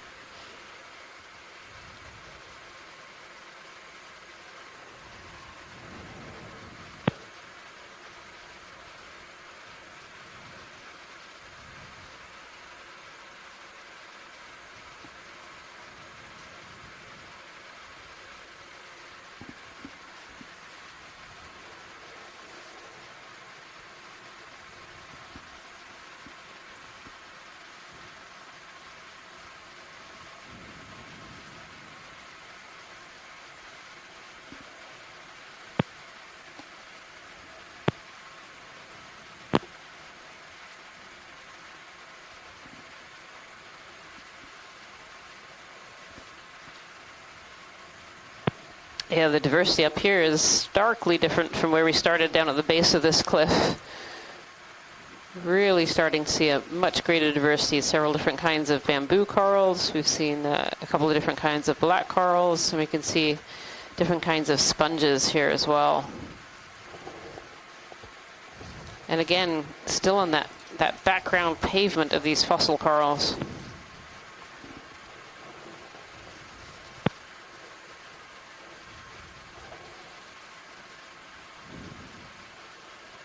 Seen a corallium too.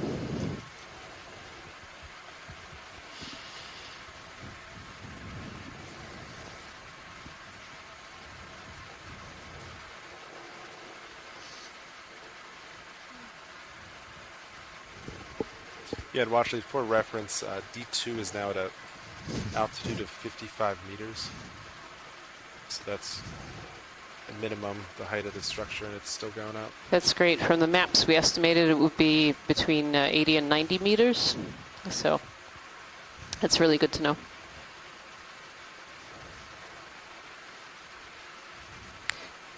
If we could take a little snap zoom on part of this wall, that would be great, just to have a closer look at what's there. Yeah, of course. The maps are also indicating these slopes would be around 56 or so degrees. Do you want to come on in? They tend to average that out a little bit. So we're certainly seeing these near vertical walls. We go up little steps. 5 meters. Yeah, I know.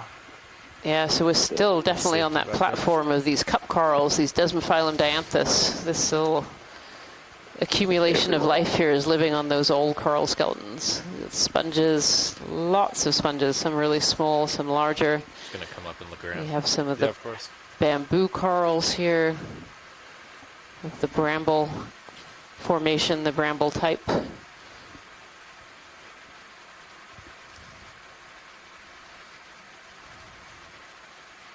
And just cup corals as far as the eye can see. they're absolutely everywhere in the background here.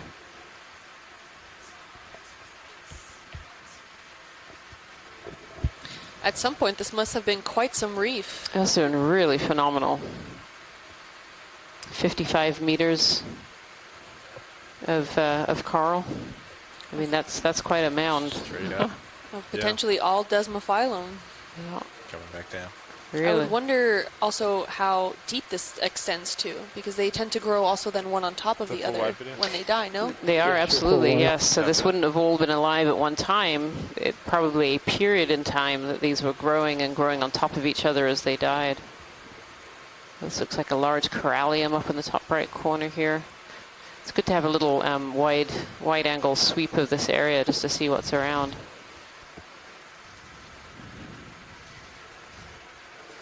Ever give us a side shot? Yeah. Just to show that we're on a steep wall.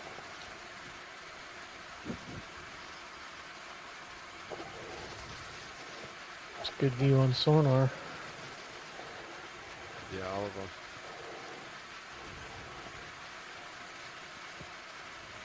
Scott Francis just made the observation in the chat room. And of course, this really supports the hypothesis and observations that the lower wall is really just not as an attractive a place for these corals to grow and to make a living, to be able to survive and thrive. And this upper part of this wall is just a better area. Maybe it's the current flow up at this area. Maybe depth plays a factor as well, and food input. Lots of different factors as to why a larvae is successful and able to grow. But one thing we've certainly seen in other areas is where we see areas of these fossilized corals, we do often see other organisms growing off them. They seem to provide a good habitat, lots of cracks and crevices for larvae to be able to survive.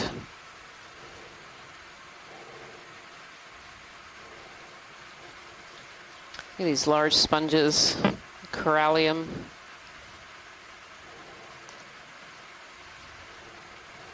Sponges as far as the eye can see. It's funny, we started this dive off as a really great geology dive. Quite a big coral out there in the distance. Not that I'm biased or anything, but you're not biased, Jason, for geology? Oh, right. No, I am. I'm totally biased. We weren't seeing much in the way of biology, so it looked like it was going to be a largely geology-dominated dive. But now we're seeing this amazing exposure of multiple generations. Very much, yeah. Coral and sponges. And the lasers on right now. And there's not a huge number of different species, but there are certainly quite a few colonies, particularly this bramble-type bamboo. I kind of see it covering the bottom in all different little patches.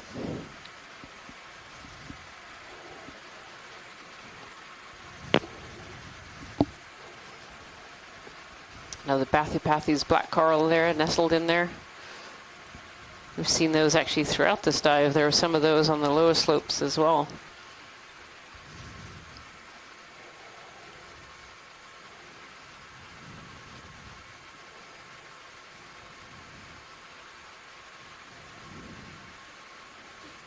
Starting to see a little more sediment accumulation as we've gone up here, hanging onto little cracks and crevices.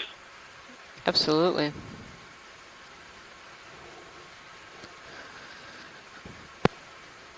No big contrast right there. Just go in and out of these desmophyllum areas. That area was almost absent, and then at the bottom of the screen. Get to this edge. You wonder why they didn't like that particular stripe going through the screen here. Was there? Why didn't they like that particular face compared to the ones that they're living on? Oh, the transition point? Very curious. So we see, it looks like some of the crust there is a little unstable and it's broken off. So maybe. Oh, look at the edge. They figured that out from the edge.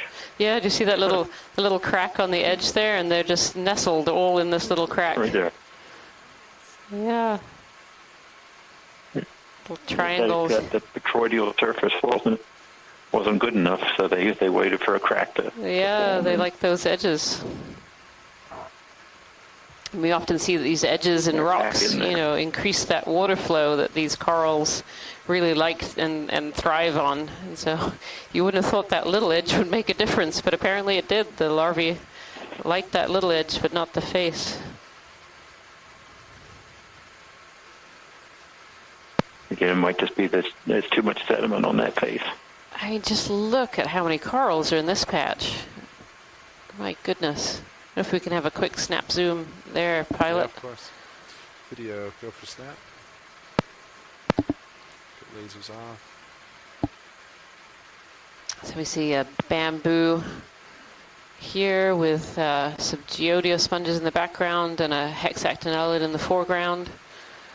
See some zoanthids there. And if we could just pull right ever so slightly, be able to see this overhang of these Desmophyllum dianthus fossilized corals. Looking inside the dead sponge there, we see some zoanthids. Keep panning right. Copy. Potentially a little brittle star leg in there.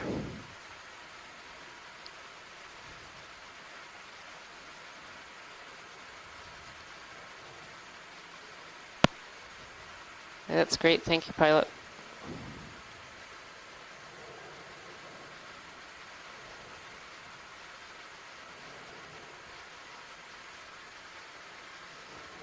And all of these fossil corals, one on top of another. Quite the mass here. You're full wide. Copy that.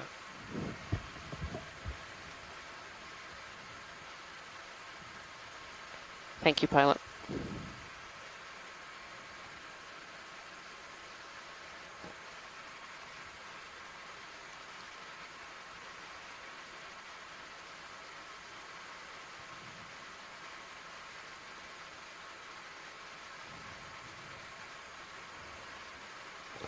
It's like an edge and almost a little cave underneath here.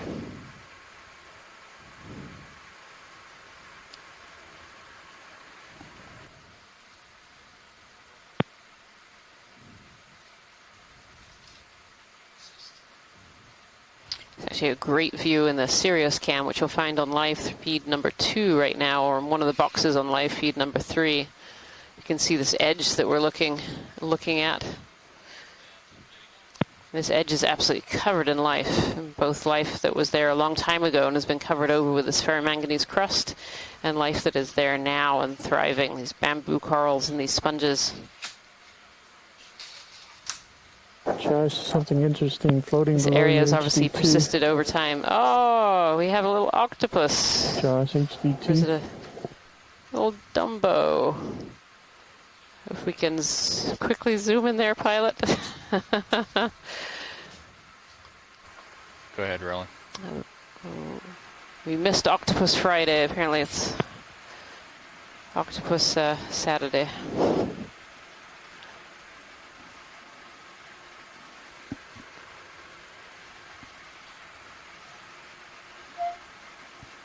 This is beautiful. This is where I wish Mike Vecchione was on the line. Unfortunately, it doesn't look like he's here with us today.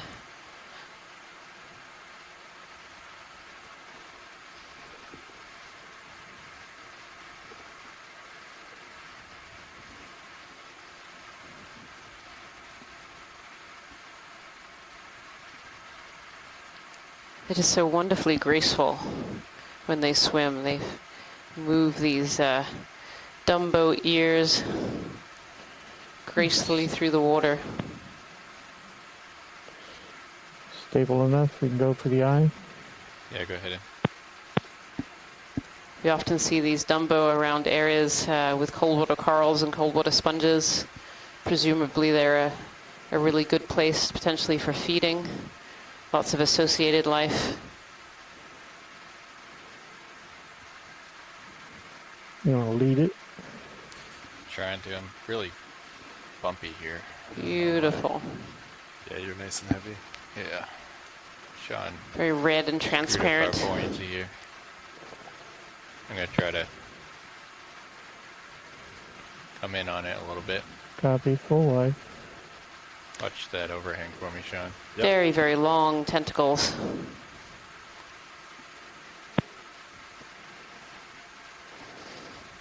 Very translucent. And a bright red color. A lot of organisms in the deep ocean are often red, particularly if you're a mobile fauna. Red is attenuated very high up in the water column, so as you go deeper and deeper, you no longer can see red colors. And so if you make yourself a red color, you're very often invisible in the deep ocean, and so invisible from predators. Going to partial It's as a you really go in. beautiful, ahead. beautiful Dumbo octopi. Nice going across the corals. You can see its eye very clearly staring out at us. Have we had lasers on it It yet? doesn't seem at all bothered by us. It's just very calmly swimming. Normally we've seen them where the tentacles kind of spread out and give that umbrella-like look, but this one seems quite content to just float on with the current. transparent head there. And transparency is also a really good strategy to live in the deep ocean. You're transparent, it's very hard for other organisms to see you. So this combination of a bit of transparency and a bit of red probably keeps this this octopi very hidden from predators. Wonderful. And very little is known about these Dumbo octopi. Nice frame, Josh. Very rarely brought up to the surface as specimens. They're very rarely observed underwater. We really know very, very little about these Dumbo octopi.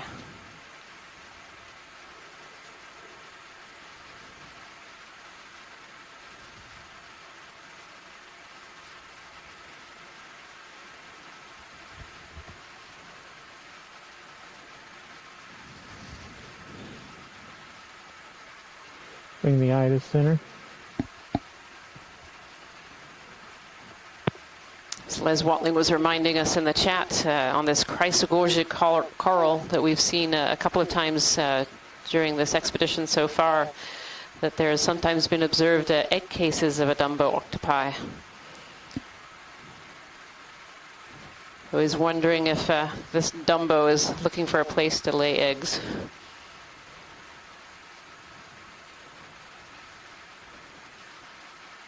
Oh, beautiful detail on its tentacles there.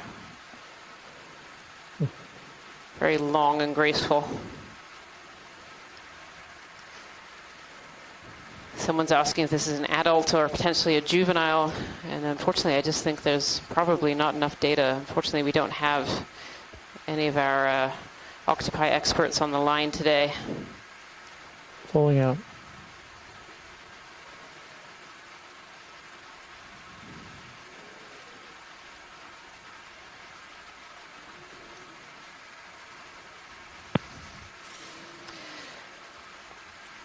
If it's possible to put the lasers on this guy just to get an idea of size. You're wide, full wide. And I'll get lasers. Clear video, full wide. So the lasers are harmless. This just gives us a laser scale underwater. The lasers are set 10 centimeters apart. It's very hard to...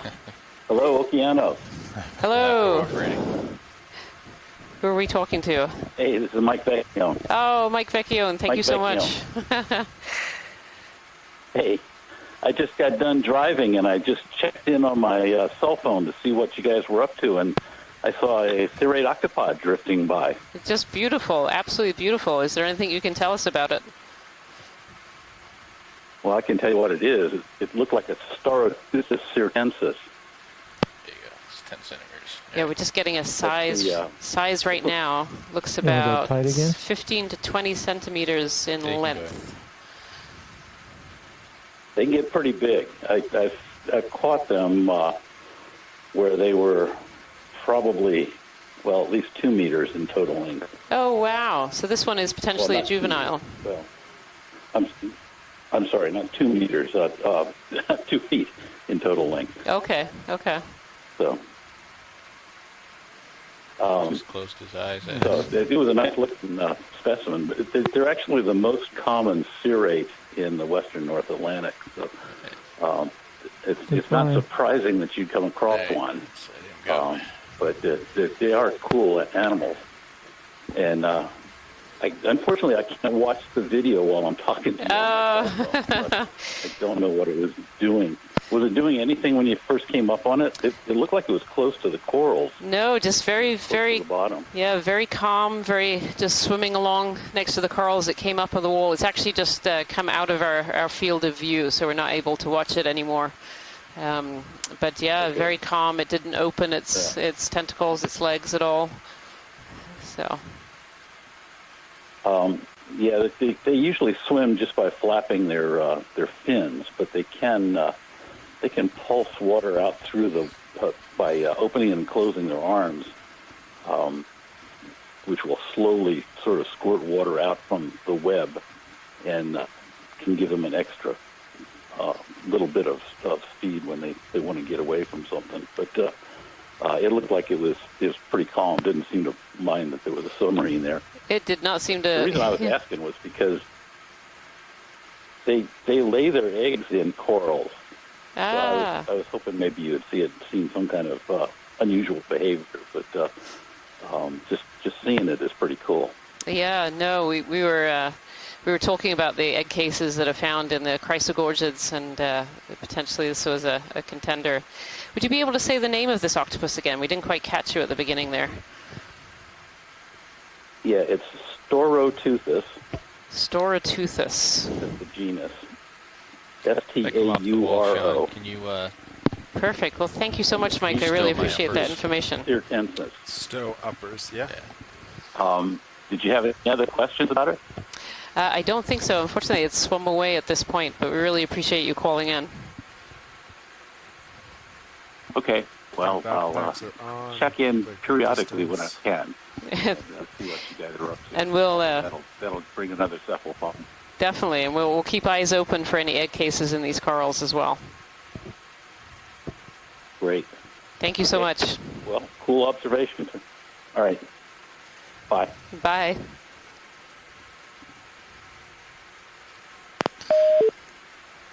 Sean, looks like you're just starting to see over the top of it. Yeah, it's slowly getting thicker.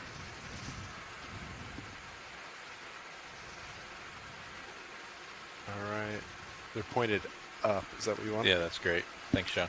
Well, that was a great little interlude on our climb up the wall here. See that beautiful octopus, the Stauroteuthis cirtensis. And Mike Vecchione just called in, who's an expert in octopi, and mentioned that this is actually one of the most common species of Dumbo octopi in this region. It's beautiful to see. There we go. A little sea star here. Oh, a little sea star on the wall. Just come on in on the sea star. I'm going to close in on it, Roland.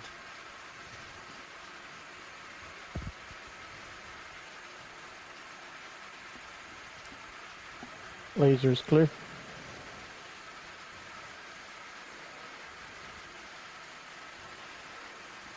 Oh, this looks, again, like one of those relatives of the slime stars that Chris Ma was mentioning earlier in the chat room.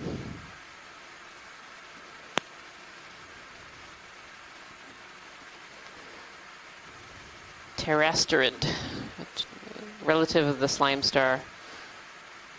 Thank you so much, pilot. Great, it's coming up.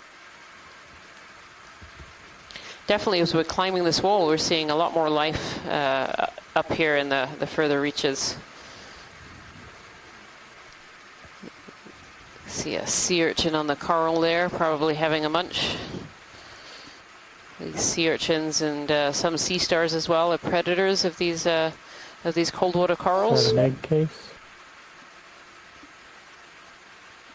Hey, Ryan. This is Chris Ma. Hi, Chris. How are you? Good. Quite a busy day today. Quick zoom. It is a busy day today. Yep. Yep. So, since you guys are focused on that sea urchin, I'll let you. I think that's Echinus. Okay. Yep. Yeah, it's coming up. And I think that's been one that you've seen before, and I think it's interesting to see it feeding on that bamboo coral. That sea star, which is the reason I called, is as you mentioned, it's a pterasterid. It might be pteraster itself, but there's a couple of genera that are difficult to determine from pictures. But those are weird because the bodies are actually covered by this secondary membrane.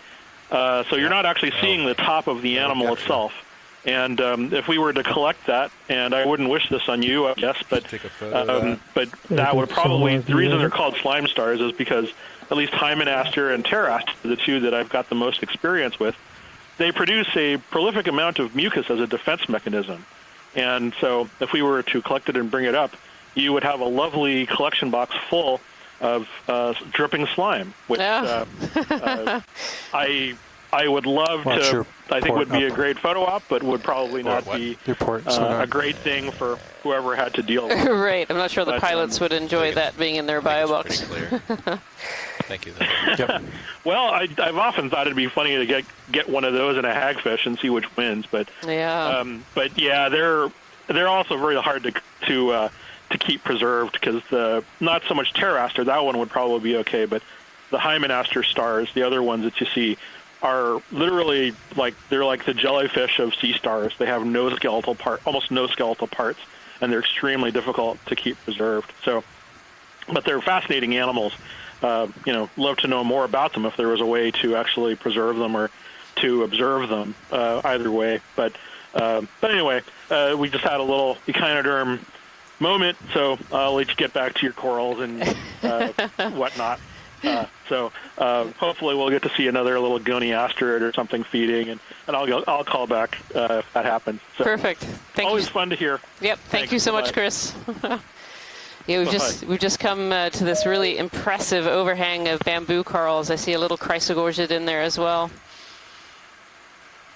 But look at this overhang; it's absolutely dripping with bamboo corals and sponges and old fossilized scleractinian cup corals.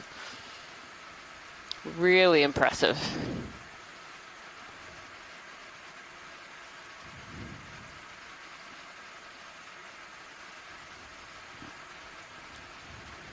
Actually, not sure what's holding it together. Whether it's all the fossilized coral or... It's so hard to know. Is it all coral platform that's built onto each other, or is there some underlying rock drip feature here? A little bit. It's really hard to tell. We're not seeing much rock. If it might just be this crust, and everything else is gone. Really, a multi-view shot, a multi-camera shot on stream 4. Yes, if you go on to live stream number 3, you'll be able to see there's what we call the quad view. And there's different views from different cameras all over D2. And you can just see how impressive this feature is. It's really beautiful. Yeah. Yep. Coming back. Now we're going to sweep back the other way, this overhang. Oh, could we zoom in on the, it looks like anemone? Got it down low. Yep, down low, bright red. Thank you. Just checking that is an anemone and not a live cup coral. I think it's an anemone.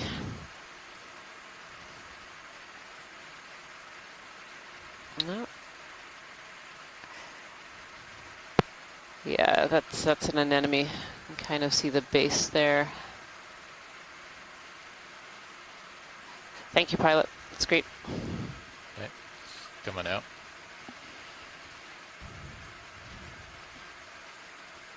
Continue our sweep along this impressive overhang here.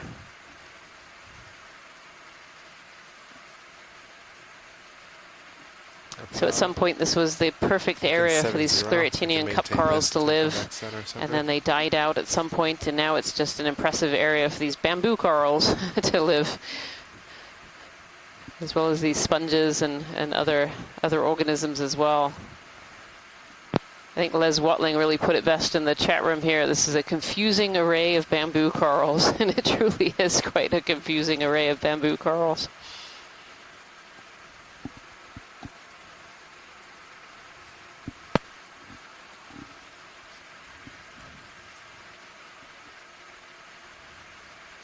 Yeah, I'd like to go into some depth on what the geology is, but I have no idea.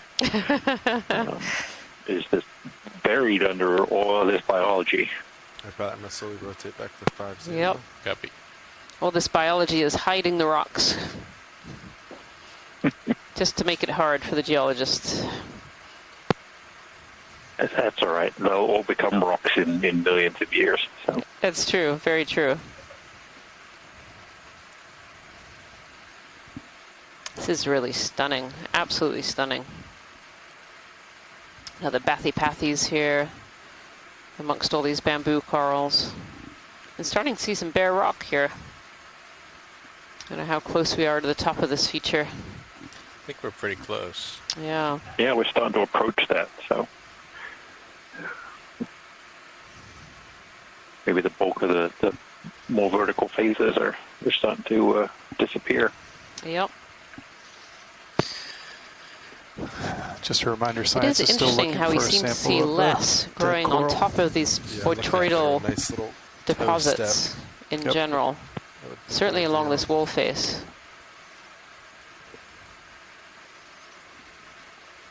Yeah, I'm wondering if it's kind of the riffle nature that they have. They trap more sediment than we see here. Some of the more smooth,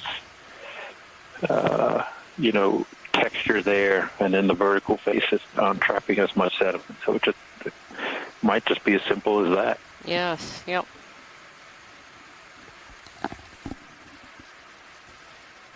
Go ahead. That's where, of the same mind, exactly what I was looking for. This might be an ideal spot up here. It's a little flat I can set up on and then reach out with the suction sampler. Excellent. Thanks so much, pilot. No problem.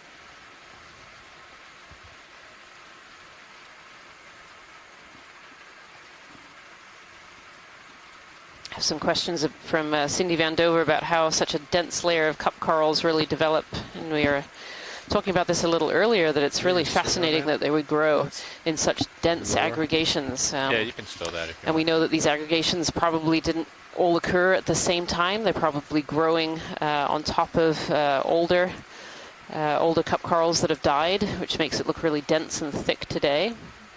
A lot of these coral platforms often develop from underlying dead coral structure that new recruits land on and then grow into new corals. These faces actually remind me a little bit of some coral walls that we see in Patagonia, Chile. In the fjords in Patagonia, we see areas of this particular cup coral, Desmophyllum dianthus, form very dense aggregations against walls, but in very small patches, nothing as large as what we've seen today. But they grow in these really dense formations, very, very close to one another. And they're growing again over time. So on the base you have ones that have died out and then newer recruits landing up on top. So it's really fascinating, a really interesting area. I think we're setting up here. What are you pointing at? To see whether we might be able to collect some of these fossil corals. These fossil corals will go with the rest of the samples from this research cruise to the Smithsonian and to OSU, so that researchers from around the globe will be able to work on the samples and potentially get some age dates of these corals that have been living here. It's okay. Okay.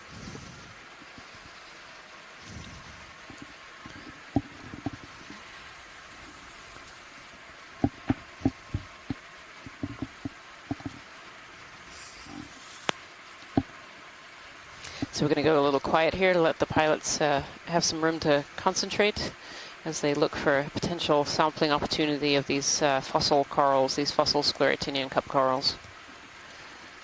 All right, Pat, so I need to extend the drawer. Yeah. Ready for that? Yep, go ahead. Hydraulics are up. Valve packs are on. Extending drawer.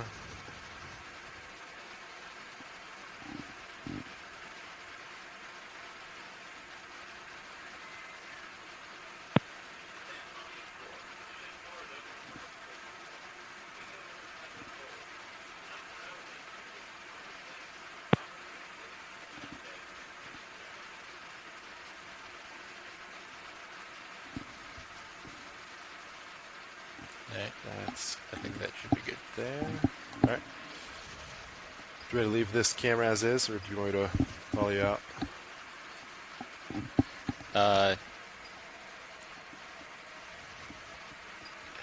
You can leave it there for right now. Copy that.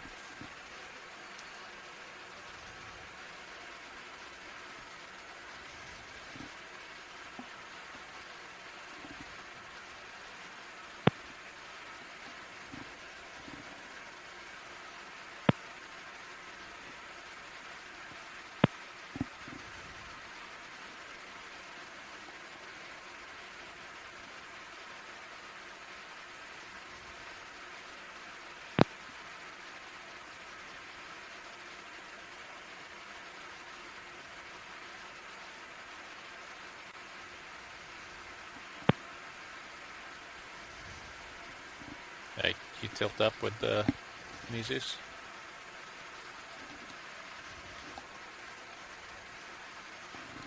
Yep. All right, I'm going to retract the drawer if you're ready. Yeah, go ahead. Retracting drawer. Sorry, dude.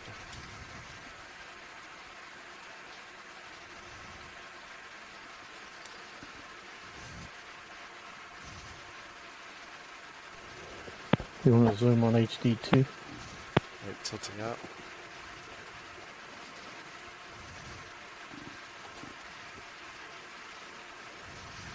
Holding that still.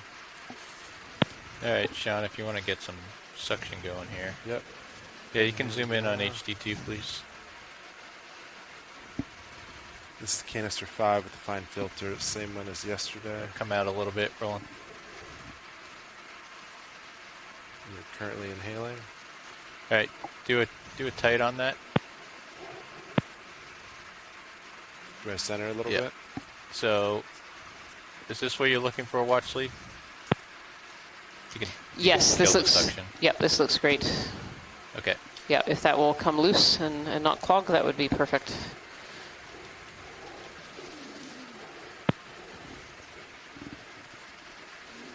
Alright, you can start the suction there. Alright, you're inhaling.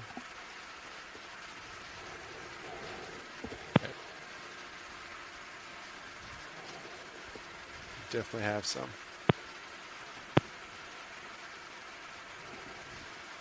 Alright, let's let that clear into the keep the suction going.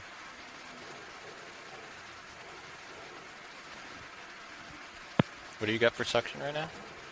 Just 1,000 RPM. Oh, that's way too fast, so I slow that down. Yeah. Back down. About 500. So maybe try to get some more. Come out a little bit on the mini Zeus.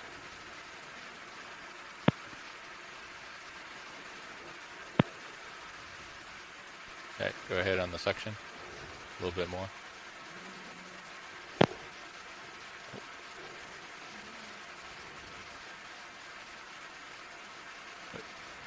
Oh. You might have a little bit of a clog there.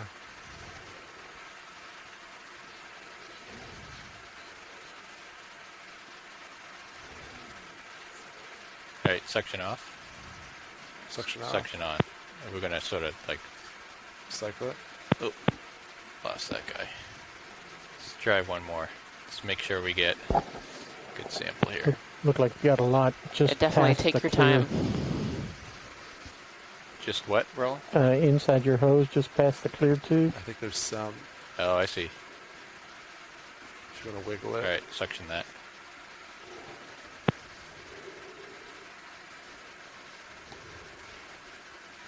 That make it all the way in? I do see a piece in the Hard bottom. to say. There's a lot in Yeah, there. But give it some more.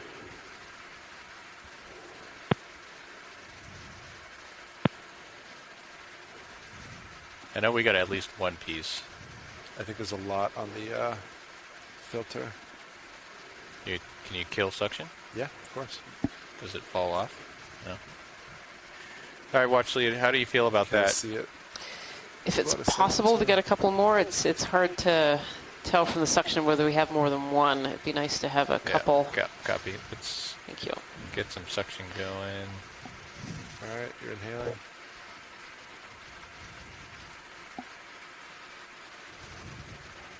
Do you want me to center mini Zeus?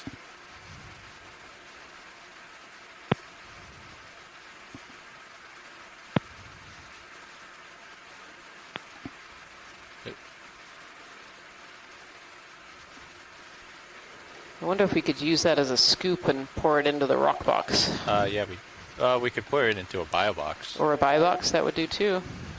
Do you want me to And that would maintain be this a suction? perfect Yeah, sample maintain right the there. suction. I'm gonna bring this back. We're full wide on the Zeus, correct? Correct. You are full wide on all cameras now. Okay. Alright.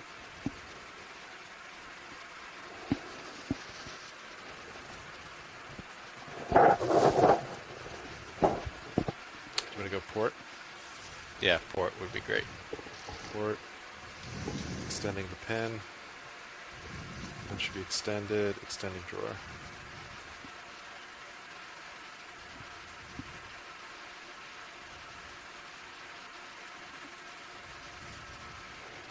Keep an eye on the angle of that hose. Come that a little more. Holding there. Alright. Alright. Maybe a little more. Alright. Hold Kill that. suction. Suction's nulled. If you want, I can go to canister 6 and provide a small exhale. Oh, it's in. Alright, I'll still the... Nope, Oh, yeah. don't retract yet. Copy that. Great job, pilots. Just so you're aware, I've had a request for collecting the sponge that's up ahead of us as well, so Understood. just before we put everything away.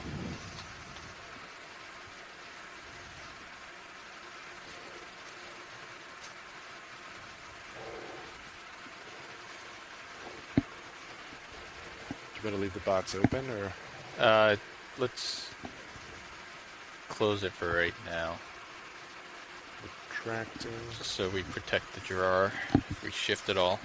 Copy that. Alright, watch lead. Can you direct me to the sponge? Yep, top right quadrant, see it's all spiky. Oh, wow, okay. So you're probably best like grabbing the substrate and the corals I expect will come off with it. And is this, do you think it's going to be spongy or pretty brittle? Do This you have one any is, sense? it shouldn't be brittle, I bet this one is spongy. Copy. Yeah.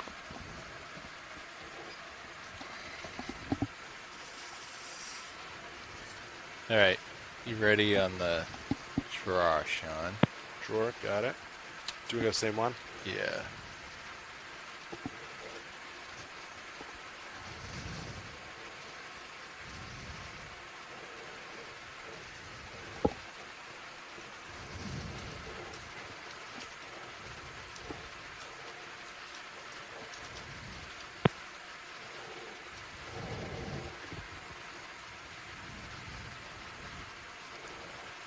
Alright, you can open the drawer and get it ready.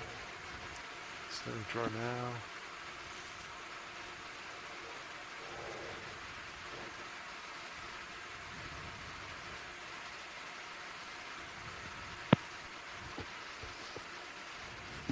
I can go a little more, but I'll wait in case I nudge you.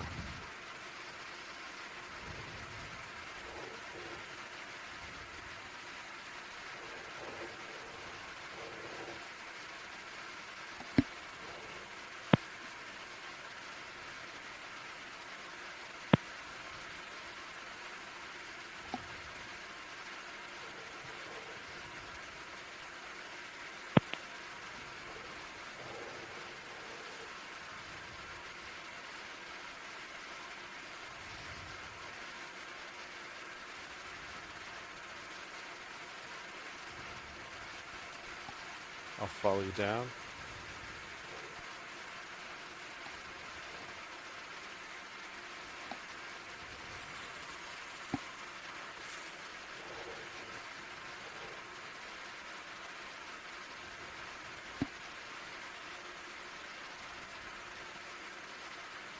Go. Oh.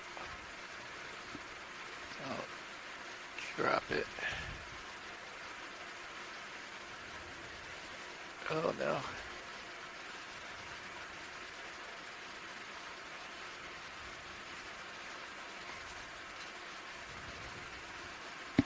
Good save, Josh. Not yet. Yeah, you got it. Alright, that's it. That's in the same box, so it's not intentional. That is A-okay. Okay. That was wonderful. Well done for getting that in there. Yep. Retracting drawer. Yeah, I think they're different enough that that's okay. I don't think I breathed that whole sample.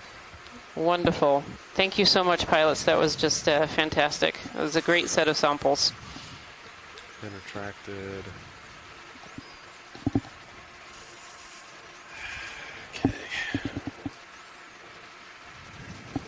Okay. All good? Alright. That was a good one. Appreciate that watch lead. That was a lot of fun. That was really well done. We're very impressed. Got a little bit of adrenaline on that one. Nice. Alright.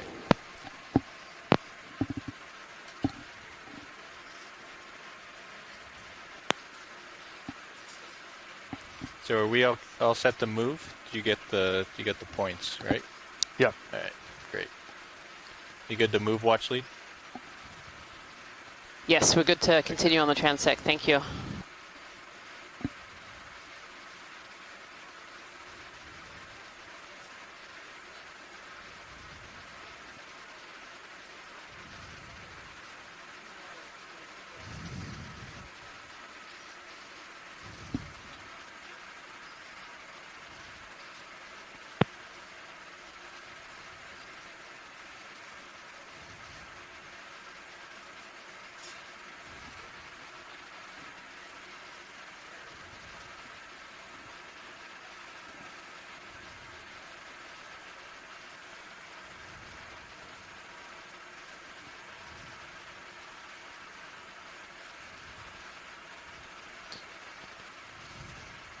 Nice work, Sean. Yeah, same to you.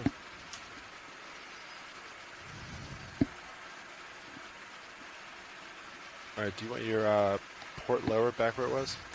Yeah, sure. Let's bring that out.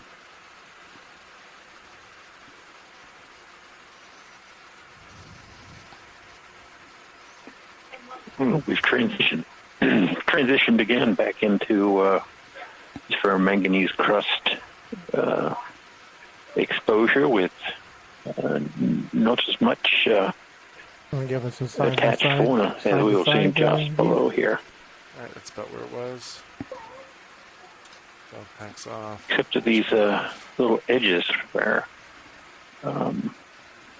relatively thin sheets of the crust have come off, but right along the edges, these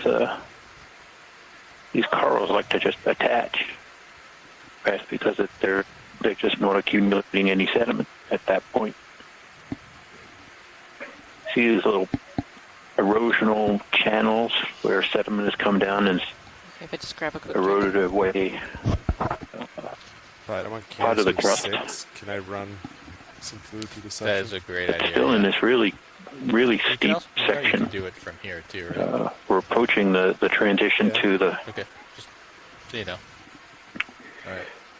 Finding a this transition to the Yeah, we'll somewhat run it. flatter top of the seamount. Yeah. So Yeah. good. Before the dive, we're wondering, how long we'd be spending up on top, Yep. and whether we should plan to either move along the wall or continue up onto the top slope. And we shouldn't have had to worry. We spent a lot of time looking at Looks nice and clear the now. really spectacular, Yeah, nice. Good job thinking about that. high Sean. I was high thinking slope, about that. almost vertical walls in this almost 100-meter section of Come up here. this dive, 100-meter vertical The section. strike of this more Let's to see, the this is Nav. east now. So we have about I'm looking at still 50. under an hour left of the dive. So we will probably make It it is to slowly getting the next slope thicker and transition. further. You Still could seeing do a lot another of 5 different meters. Yeah, I think coral we're gonna do species. that. You want to do, this is 5.5. Yeah, that sounds good. Yeah. 5 meters at 5.5. Yeah. All right, Nav, when you're ready. Copy that. Thank you, sir.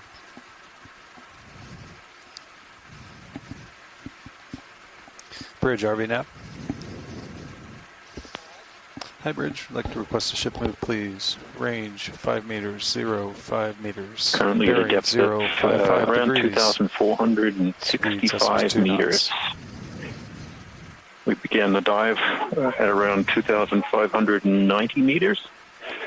So we've That's going to be actually range 5 meters at 055 degrees.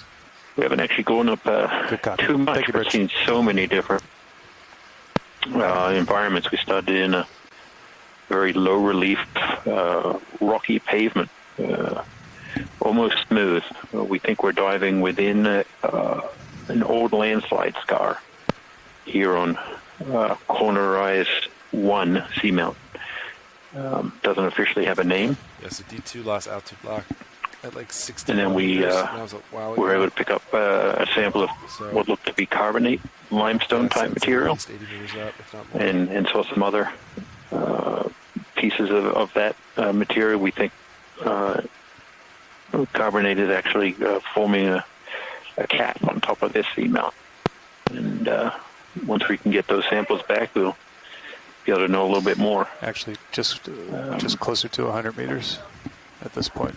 Yeah. You're at When you 2.6 say an old change. landslide in Traversing over geological at the base terms, of that. how long do you Wow. think that may have been? You caught me hedging Or 2.56, excuse me. the number. One of the really big difficulties we have, even on landslides that are in sediment areas closer to shore, they're very hard to determine the age.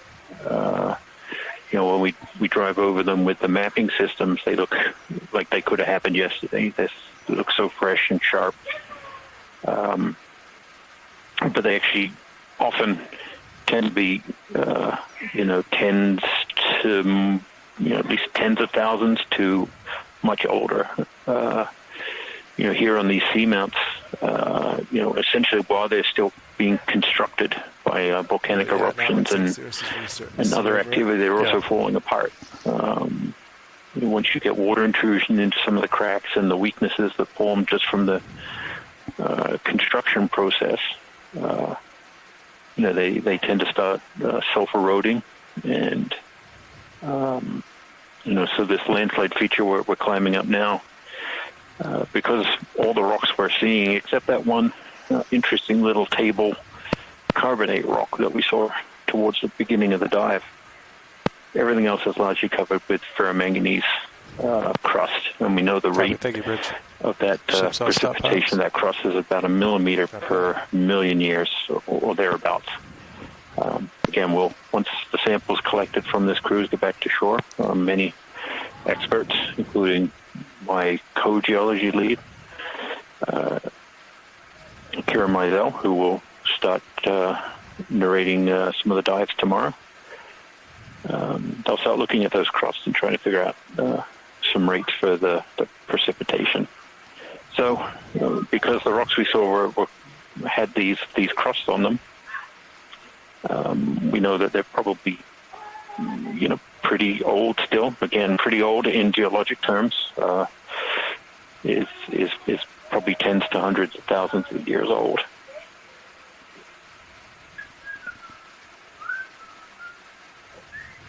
And often we just can't tell from visual observation.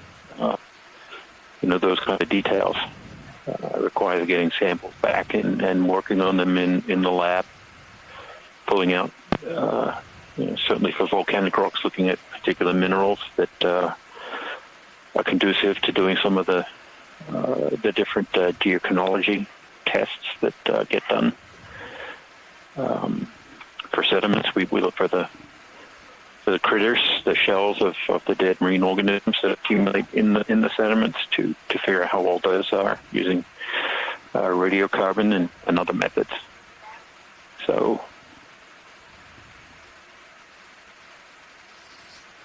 hopefully at some point we'll have more of an answer. Looks like the coral rubble is starting to fade away. Density of the benthos here has changed. We're not seeing as many of those desmophyllum cup coral skeletons as we were below, but they're still here. These might be bamboos or brambles.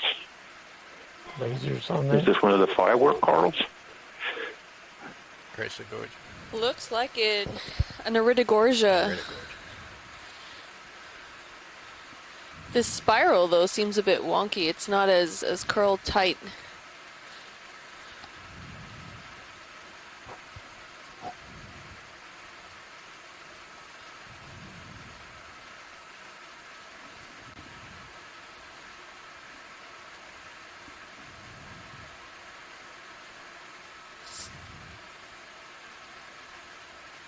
And you can see that at the base, it seems to have a portion of it has seemed to died, where you only have like exposed skeleton that's there. I'm not seeing tissue that goes all the way down to the base.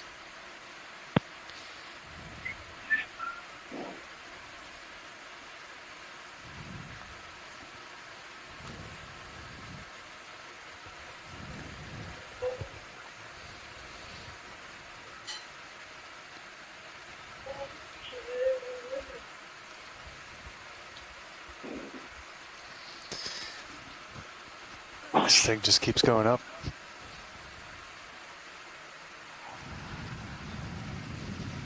It's been off for a while.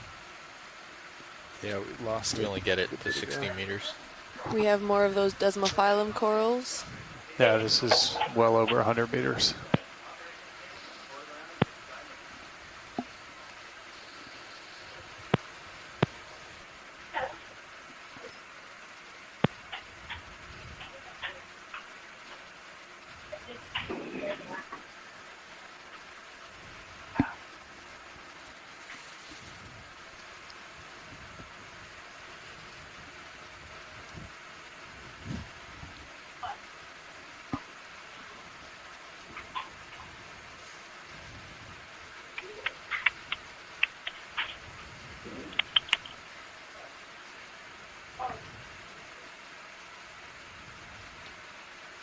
There's a nice shot of that coral in the distance. Liz Watling is pointing out in the chat that this is actually a little deep for the Iridogorgia, those large spiral corals that we're just looking at, and so maybe by a couple of 100 meters below their usual depth range, and so maybe that explains why they weren't looking quite as healthy.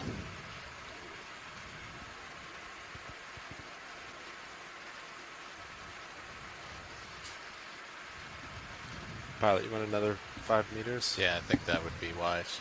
Copy. I think 5.5 still looks pretty good. Copy. Serious. Bridge, are we now? I'm going to turn a little bit. Pilot. The bridge, would like to request another ship move, please. Range 5 meters, that's 0.5 meters. Bearing She's starting 0.55 degrees, speed decimal 2 knots. Hey, pilot, you're starting to...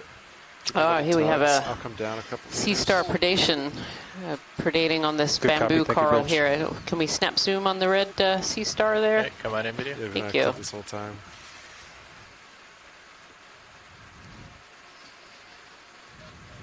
So the sea star has wrapped themselves around this bamboo coral, and it's likely the reason that there are no polyps found on the area where you see the sea star. The sea star is likely eating those polyps, predating.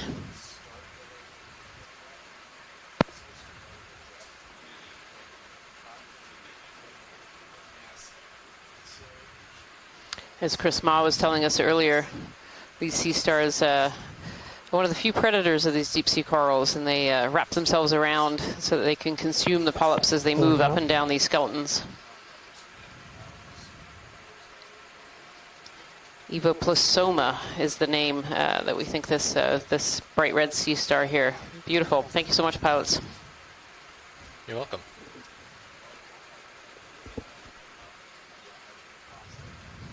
What was this Bathygorgia here? Oh, there's a whip sea coral. Can we zoom in on the sea whip in the pretty much central now? Yeah, coming in. Yeah. All right. Gonna come in on it, video, as you zoom. Partial. It's potentially a Lepidopsis bamboo coral with a Bathygorgia right by it.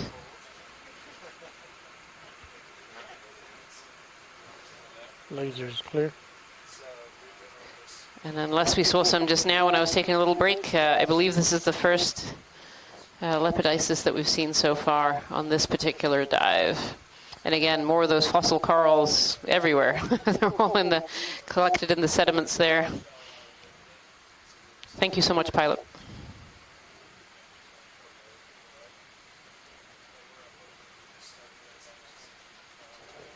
Bathypathes, I'm sorry. I said Bathygorgia and I meant Bathypathes for the black coral that's down by the bottom of this coral. Here are the pilots actually zooming in so we'll be able to see the nodes. There we are. You can see those black nodes. And this gives the bamboo coral its name. It looks like sticks of bamboo because it's the white skeleton is made of calcium carbonate and it's broken up by these things called nodes, which are black. They're showing up a little brown through the tissue here. Those are actually made out of proteins. They're proteinaceous rather than the calcium carbonate. Beautiful shot. Thank you so much, pilot. You can actually see in this shot too all these spicules. So these octocorals, soft corals, have calcium carbonate spicules in their tissues. You can see them kind of stripes going down the polyps there. And those spicules give the polyps some structure, some strength, but they're also a really useful taxonomic tool as well. So when these corals are collected, they're brought back into the laboratory, and we look at their spicules on the inside, and it's the arrangement, shape, and size of these spicules that help us to elucidate evolutionary history and relationships between different species, as well as many other features on the coral, I should say, things like the nodes and the node distance, the overall morphology and sizes as well.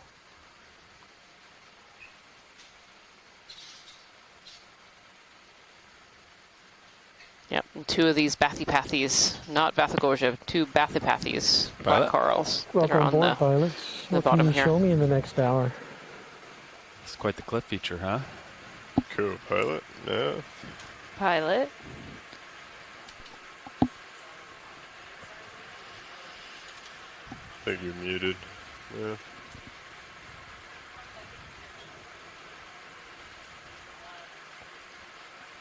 So, Anya, if you're not talking to anyone, then that equals mute. Yeah.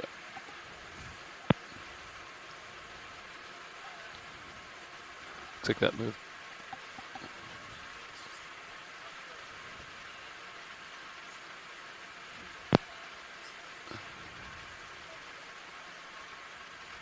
I think I'm comfortable. Sea urchin sitting on the rock face here. We've seen a few of these echirid sea urchins You want throughout to do a our... quick snap zoom video? As Sure, we can do a quick one. We've seen a few of these urchins now on this dive, including one that was sitting on top of coral, potentially having a munch. Also a shrimp directly below this shot. Copy that, Bob. You want to lead me towards it? Yep. That's great, Just pilot. click Thank you. down. Coming down. Right there. Center screen. Little shrimp sitting on a rock Top there. screen. You can see its bright eye staring at us. Yellow Oh, eye. yeah. Wow. How did you see that? Tiny, tiny. Here, I'm sliding back a little. He was in better light before. Copy. That's perfect. Thank you, pilot. That's good. Yeah, we are pretty heavy today, huh? We added a few rocks to the basket. Understood. Yeah. Yeah, copy that. Alright, so... A few heavy rocks to the basket. I'm saying heavy, rather large rocks to the basket, yes. It might be a little lopsided to starboard.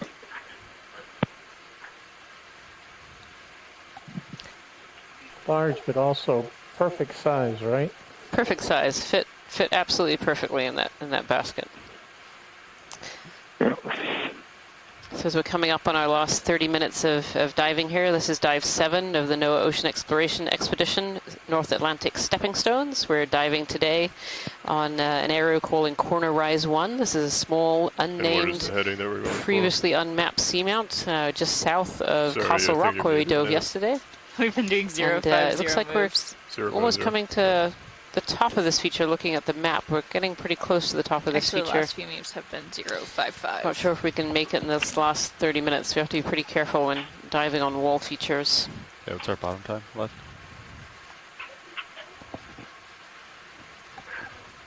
Oh, we're so close. About 30 minutes. Yeah, it seemed like at the start of the dive that we were going to have a pretty heavy Can we geology bring the lower back outboard? Looks like they experience yeah, today. if you don't mind. Now that We landed in we're getting near the top of this cliff. really smooth rock pavement with little sediment and only scattered out outcroppings of a higher relief what appeared to be volcanic flow material. We saw perhaps some very large displaced blocks or sections of the seamount flank. And we're able to collect 2 samples, one being, we think, calcium carbonate rich or something like a limestone, and another larger one that we're just talking about, that we're hoping contains some of the volcanic material. Try and capture two of our objectives for understanding the seamount with two different rock samples. Thank you. So quickly, we transitioned into a spectacular biology dive on that wall section. That is probably just a little under 100 meters in vertical, but did seem to go on a long way with those fossil cup corals, just so abundant. It was amazing. I don't think I've ever seen a wall quite like that, full of those cup corals. It was, we often come across little faces like that covered in those fossilized cup corals, but this enormous wall has just been phenomenal. Absolutely amazing to see. Yeah, and when you think that, we're only seeing within the field of view of the ROV, that, this wall is far more extensive than we're seeing right now, and fully assume that those walls continue to just be covered with those fossils. Absolutely. Lots of life down here, or at least of those cup corals. There was. The reason that we don't see the live ones and other things now, that's to be determined. Certainly at one period in time, these cup corals were abundant. We have not seen a live cup coral during this dive as yet, so something has changed that makes this area unsuitable for those cup corals, at least at this particular area on this seamount. That's one thing we really have to remember, although this is the first dive and we're really exploring this area. It's really just a first peek that we're having, and other areas on this seamount might look very, very different from this one, and that's part of the reason that it's really important to explore these areas, so we get a little idea of what's here, so that we can come back and do more extensive investigations of these unexplored areas of our ocean.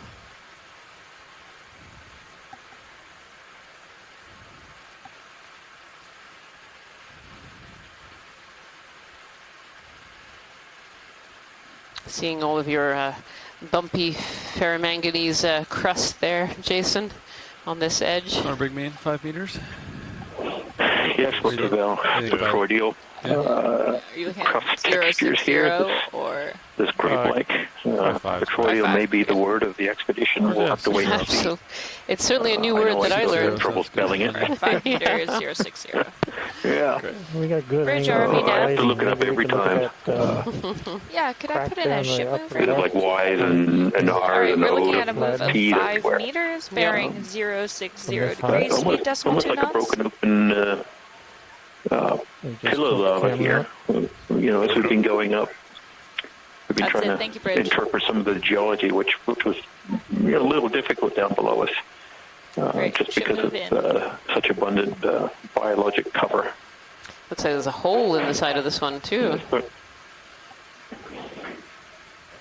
Yeah, certainly with some of the pillows, you get some drain back, or they don't. Yeah, so once the crust forms and cools, the inside, may not completely fill with the molten rock and then solidify into a completely intact feature. So it's been quite challenging to interpret the geology as we've gone up, in part because we believe we're in a landslide scar area, so part of the seamount has actually failed and broken away, and we're seeing perhaps sort of almost a vertical slice through it in places. Yeah, and interestingly here we're seeing more of these fossilized cup corals in this area of sediment, which suggests there may be more walls up above us that have these, because these corals came from somewhere. What's They're the unwilling upper to give up. contour is 2420? So yes. We may have another 20 meters of... But almost like more elongated flows here, suggesting that if these are lavas, they erupted onto a sloping seafloor. What we've also seen here, perhaps more than anywhere else on the dive so far, are these grape-like crust textures seem to be forming almost in rows, or they're oriented downslope. That that may be a function of seeing these little sediment rivulets or chutes or channels that form. What do we have with for just the dusting of sediment? But port outer? certainly something You that's being have noted your port outer, both of your starboard bio boxes, in certain places. and most of your jaws are free. Copy that. I'm assuming the fine. So we Fine has been believe we used. collected a carbonate. A carbonate sample earlier, and we saw another one sitting on the seafloor without any slowly coming up, co-pilot. for manganese crust, but we have yet not really seen the textures we would expect for a carbonate rock here as we've moved up. So it's either somewhere a little bit further above us, or perhaps laterally, so somewhere that we haven't quite covered with the ROV. That looks like a piece of broken coral. Yep. We got a little bit left to go.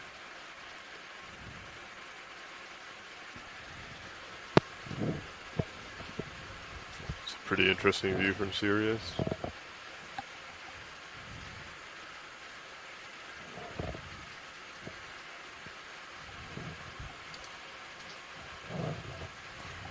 Yeah, it's an interesting view from the Sirius camera above us, but also an interesting view from the forward-looking sonar too. You can really see this wall feature very, very close. And if you look in your live stream number 3 in the bottom right-hand corner, the area that says blue view, this shows you the forward-looking sonar on D2, and you can see just see this wall feature.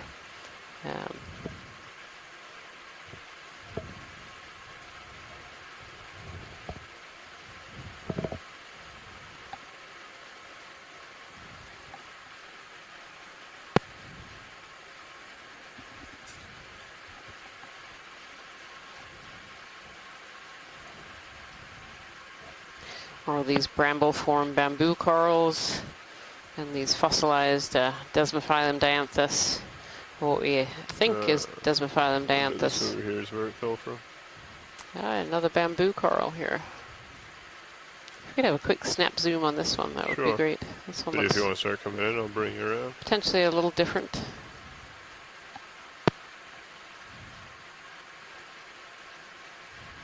Coming up a little bit. Copy that.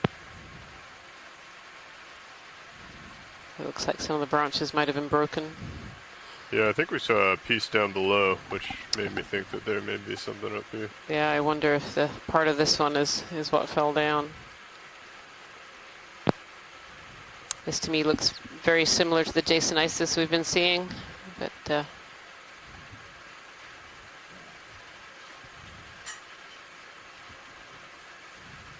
there's the attachment point. Oh, actually growing out of a fossilized Desmophyllum dianthus. Look at that, right on top of the fossil coral there.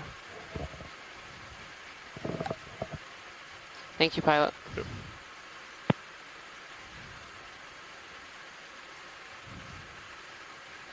More of these bryozoans as well. These fossil corals create habitat. You know, just because they died a long, long time ago doesn't mean that other organisms don't still use them for areas to live. And we've been seeing all kinds of organisms using these fossilized areas. We've seen brittle stars and some worms, some shrimp, these bryozoans, all kinds of organisms using these structure in the deep ocean as part of their habitat.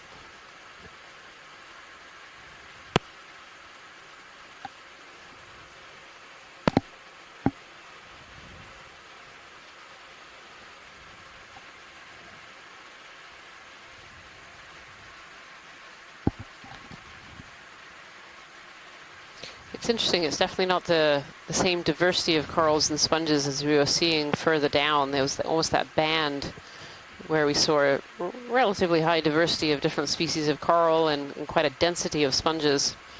And we seem to have got out of that zone a little bit as we come close to the top. I don't know if the slope has changed or just the texture of the rocks.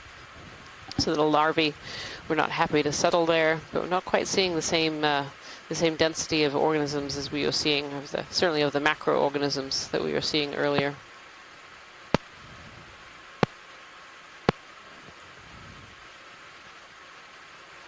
Some more bamboos, and a couple more Bathypathes black corals. Again, growing out of that fossil coral rubble.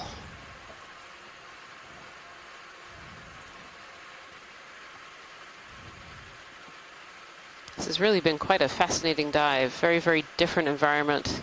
Very, very different seafloor morphology than we've seen so far on these dives, on the previous 6 dives that we've been doing on this expedition so far. From this angle again off to the right, you want to look underneath that ledge. Almost looks like little steps over to the right-hand side leading up to the top. Go ahead and start coming in if you'd like. I'll bring you over.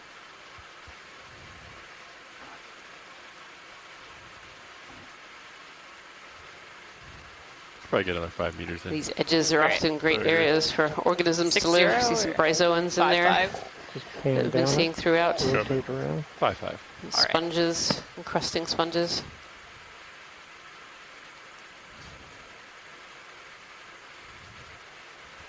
Some more of the Bridge fossilized RV cup nav. corals. Bridge RV nav. Showing lasers Yeah, across could this. we put in another ship move? Lasers are on. We're looking at a range of 5 meters, a bearing of 055 degrees, Okay, and a speed go of back decimal up. 2 knots. And these little sponges. That's it. Thank you, Bridge. Now an old dead stalk sticking out. Pulling out. That's really great. Copy. Thank you, pilot. Just wanted to get underneath it a little bit, I think.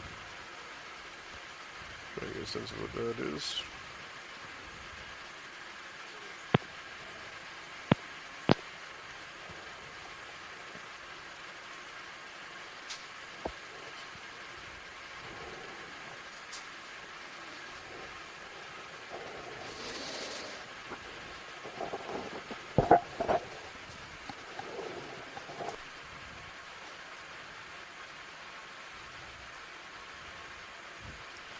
These 3 corals sitting in this area. It seems to be kind of a gap in the botryoidal covering there. These 2 Bathypathes and this bamboo coral.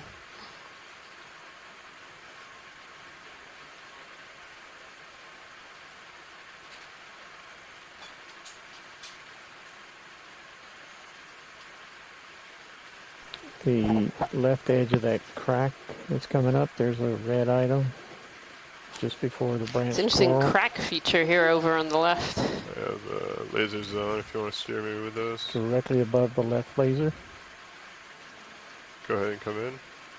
centered. This Top thing of here? screen. Top of screen. Ah, potentially a little Anthomastus. Right hand Really corner. tiny one. Oh, jeez. Look at that. Sitting atop an old fossil coral branch. Coming up a little. Looks like a big mass of this Desmophyllum dianthus all Is that growing on top of full each or other. is that more? It's pretty close to This full. tiny, tiny little Anthomastus.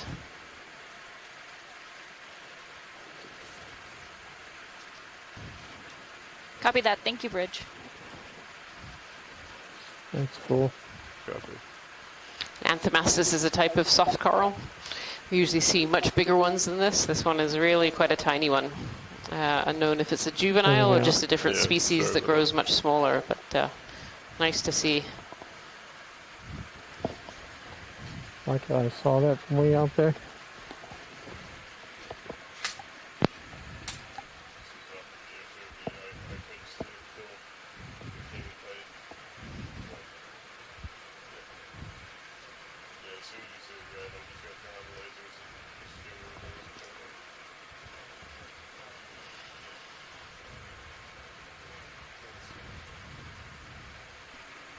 Directly above that spot is black coral. Yeah, it's... I couldn't even see it.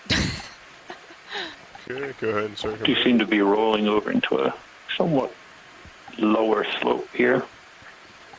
These rock outcrops are pretty pervasive, not a lot of sediment. Is that another black coral? Yep, black coral on that one. And I think it has 2 of those worms living in the center stalk there that are kind of glowing a little bit wider. They're frequent inhabitants of the stalks of these black corals, these Pulling full bathypathes. wide. Copy that. Yeah, I don't know if we're quite going to make it to the top of this feature, Jason. I think there was so much to see on the way up this wall. But we're certainly, it does seem to be changing. Give us another rotate side to side. It's always the way, right? Always the way. Let me know if we want to put in another ship move. Okay. I think we could, once I get up here a few more meters, I'll just be scooting in.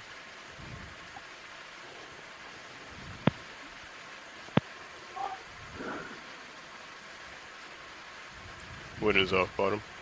UTC. 1905, that's when we'd probably want to start setting up. Copy that.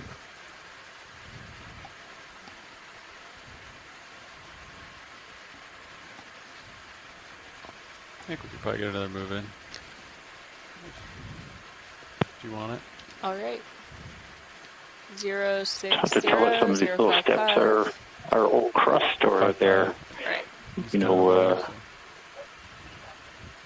areas where there was some Yeah, I'd like to put in volcanic a rock ship move. forming, We're looking at a range either of 5 meters, a pillow bearing of ball or a 055 tube degrees, ball. and a speed of decimal 2 knots. And they've just collapsed or broken off. It would certainly be extremely thick Copy crust that. Thank you, Bridge. if this is all crust.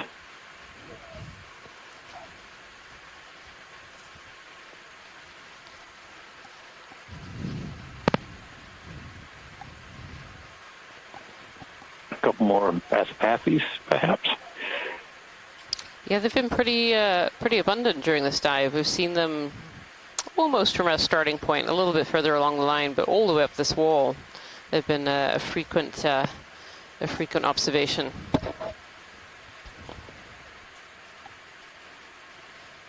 And this is definitely the depth zone where we'd usually find these bathypathes. At the moment, we're sitting in 2,427 meters of water.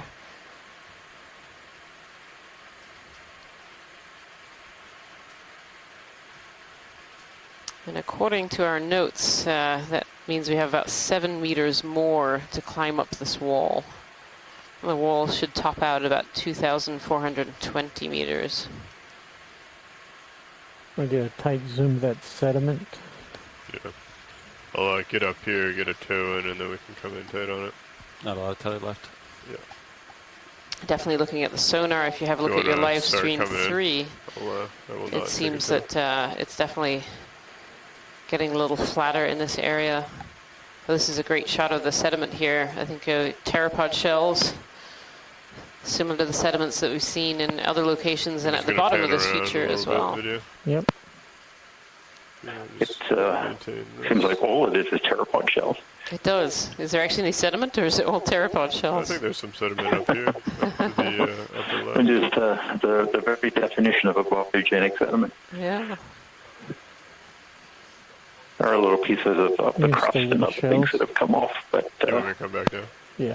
I think I'm getting pushed out. Well, you're it waiting certainly for is dominated It's very much dominated. Hang by around pteropod there. shells. Yeah, and these pteropods are planktonic organisms, and these are their shells that are left behind when they die. What's that? I think it's a coral polyp.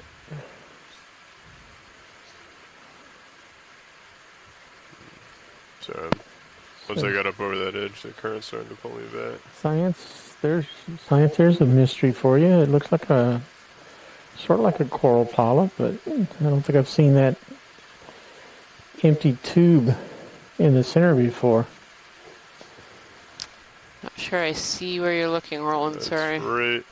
Just we'll turn lasers on and show it to you.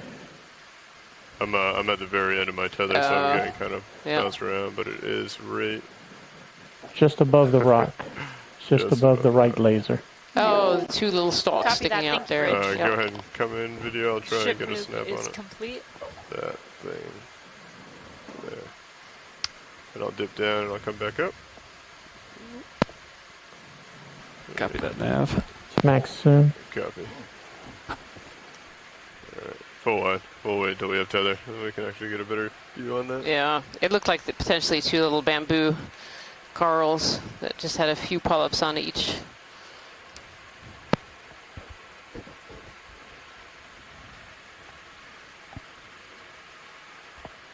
It certainly seems like we're crossing over into the top zone here of the top of the seamount of this area around the seamount. Give us a rotate side to side.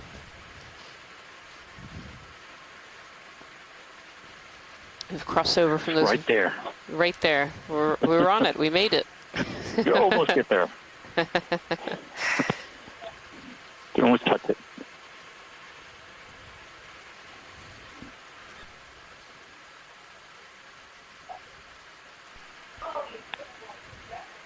I figured we'd do it right as we were coming up. Sounds good.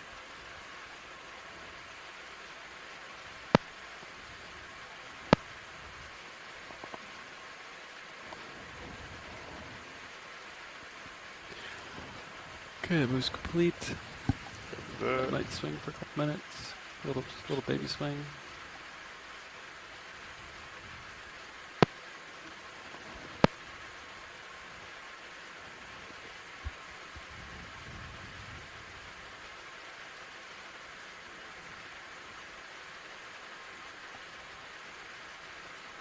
After we get to the top, what direction should we go?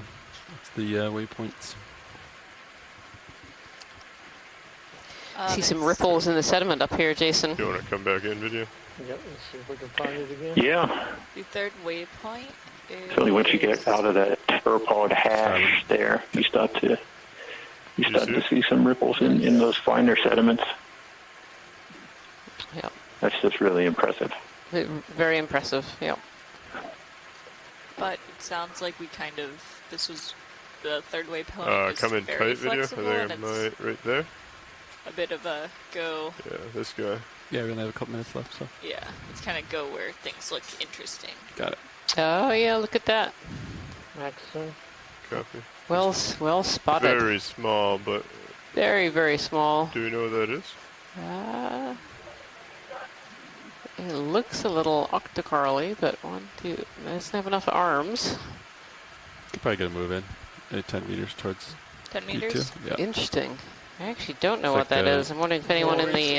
4-0, I yeah. see 6 arms. Bridge RV nav. Yeah. Maybe an enemy family or something? Hi, is now a good time to put in a ship move? I didn't quite catch that. Sorry, Roland. All right, we're looking at a range I of was, 10 counting up meters, a 6 bearing arms of from what I can 040, see. and a speed Yeah. of decimal 2 knots. I wonder if is it an enemy family or something? I've not seen this.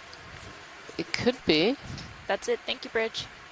Usually the oral area would be further up, and this has what we call pinnules on its potential tentacles there. I'm waiting to see if anyone in the chat room has any idea on that one. Very neat, very small find. There's interest in... Oh, there's a little crab too. In the sediment as well. We might be able to get both into a suction jar.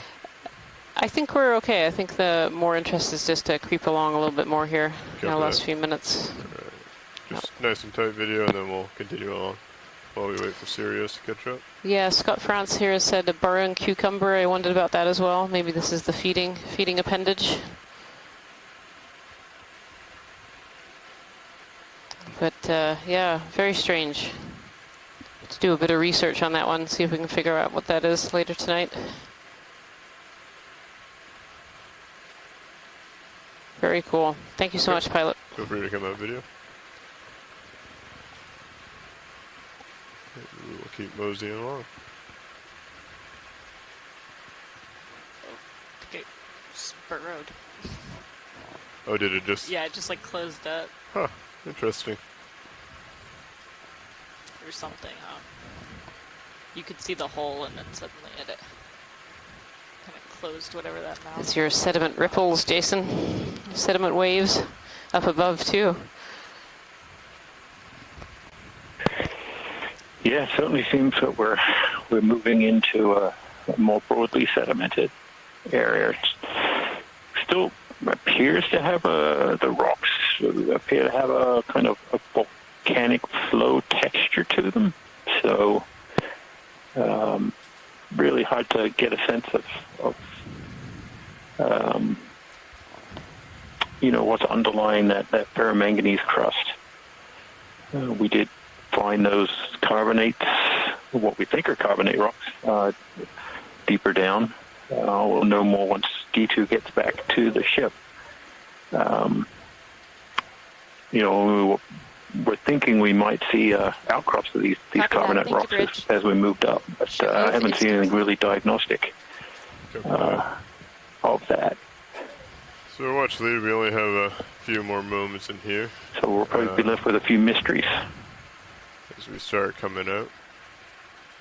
Is there any final things that you would like to look at in this general area? Sure. You want to come in, video? Do a quick snap. The object on top of the rock. Looks like a sponge that's fallen over. It's like a wizard. Okay, full wide. Thank you so much, pilot. Thank you. Alright, what do you think, co-pilot? I'm actually reverse of the ship right now. If you come starboard. Yeah, over to starboard, we should be pretty lined up. Yep. Is it time for me to start packing up, or we have a couple minutes?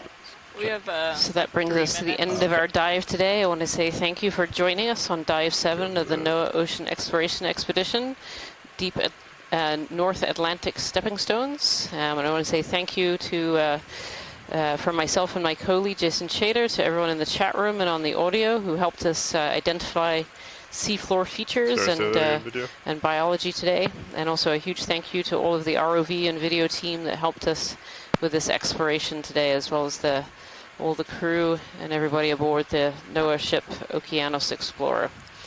Please join us tomorrow. We'll be exploring McGregor Seamount. We'll actually be doing a shallower dive tomorrow, up to about 1,000 meters. So we look forward to seeing what's there and continuing on our exploration. Thank you. And I'm going to come up, just go into autos. Thanks, everyone. Okay.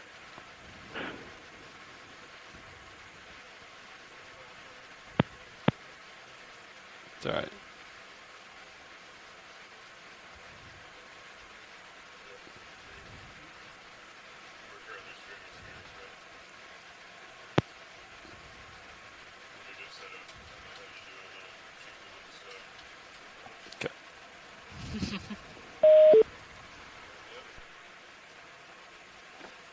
You're up.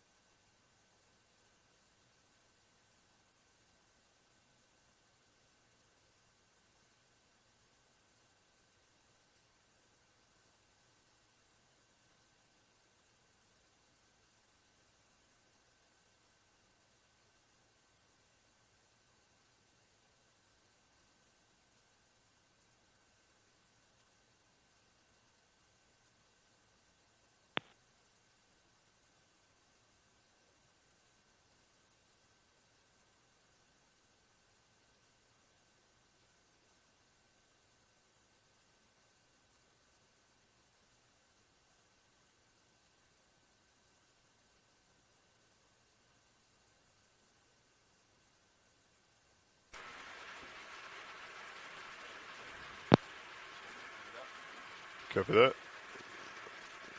Nice in. Coming up.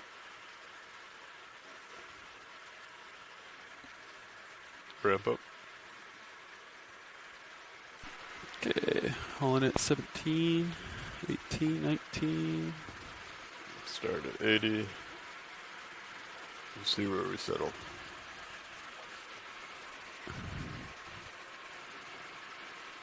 Okay, 20. I'm only at 20 meters a minute. I want to increase. Here we go.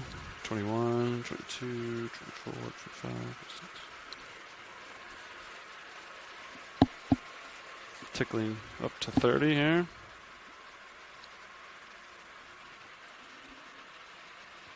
Stream looks good. 29, 30, 29, 30. That's it. All right. You're in. Copy that. Bridge RV nav. Z bias at 80 right now. Delta Z of 3. 2. I'll slow it down a little.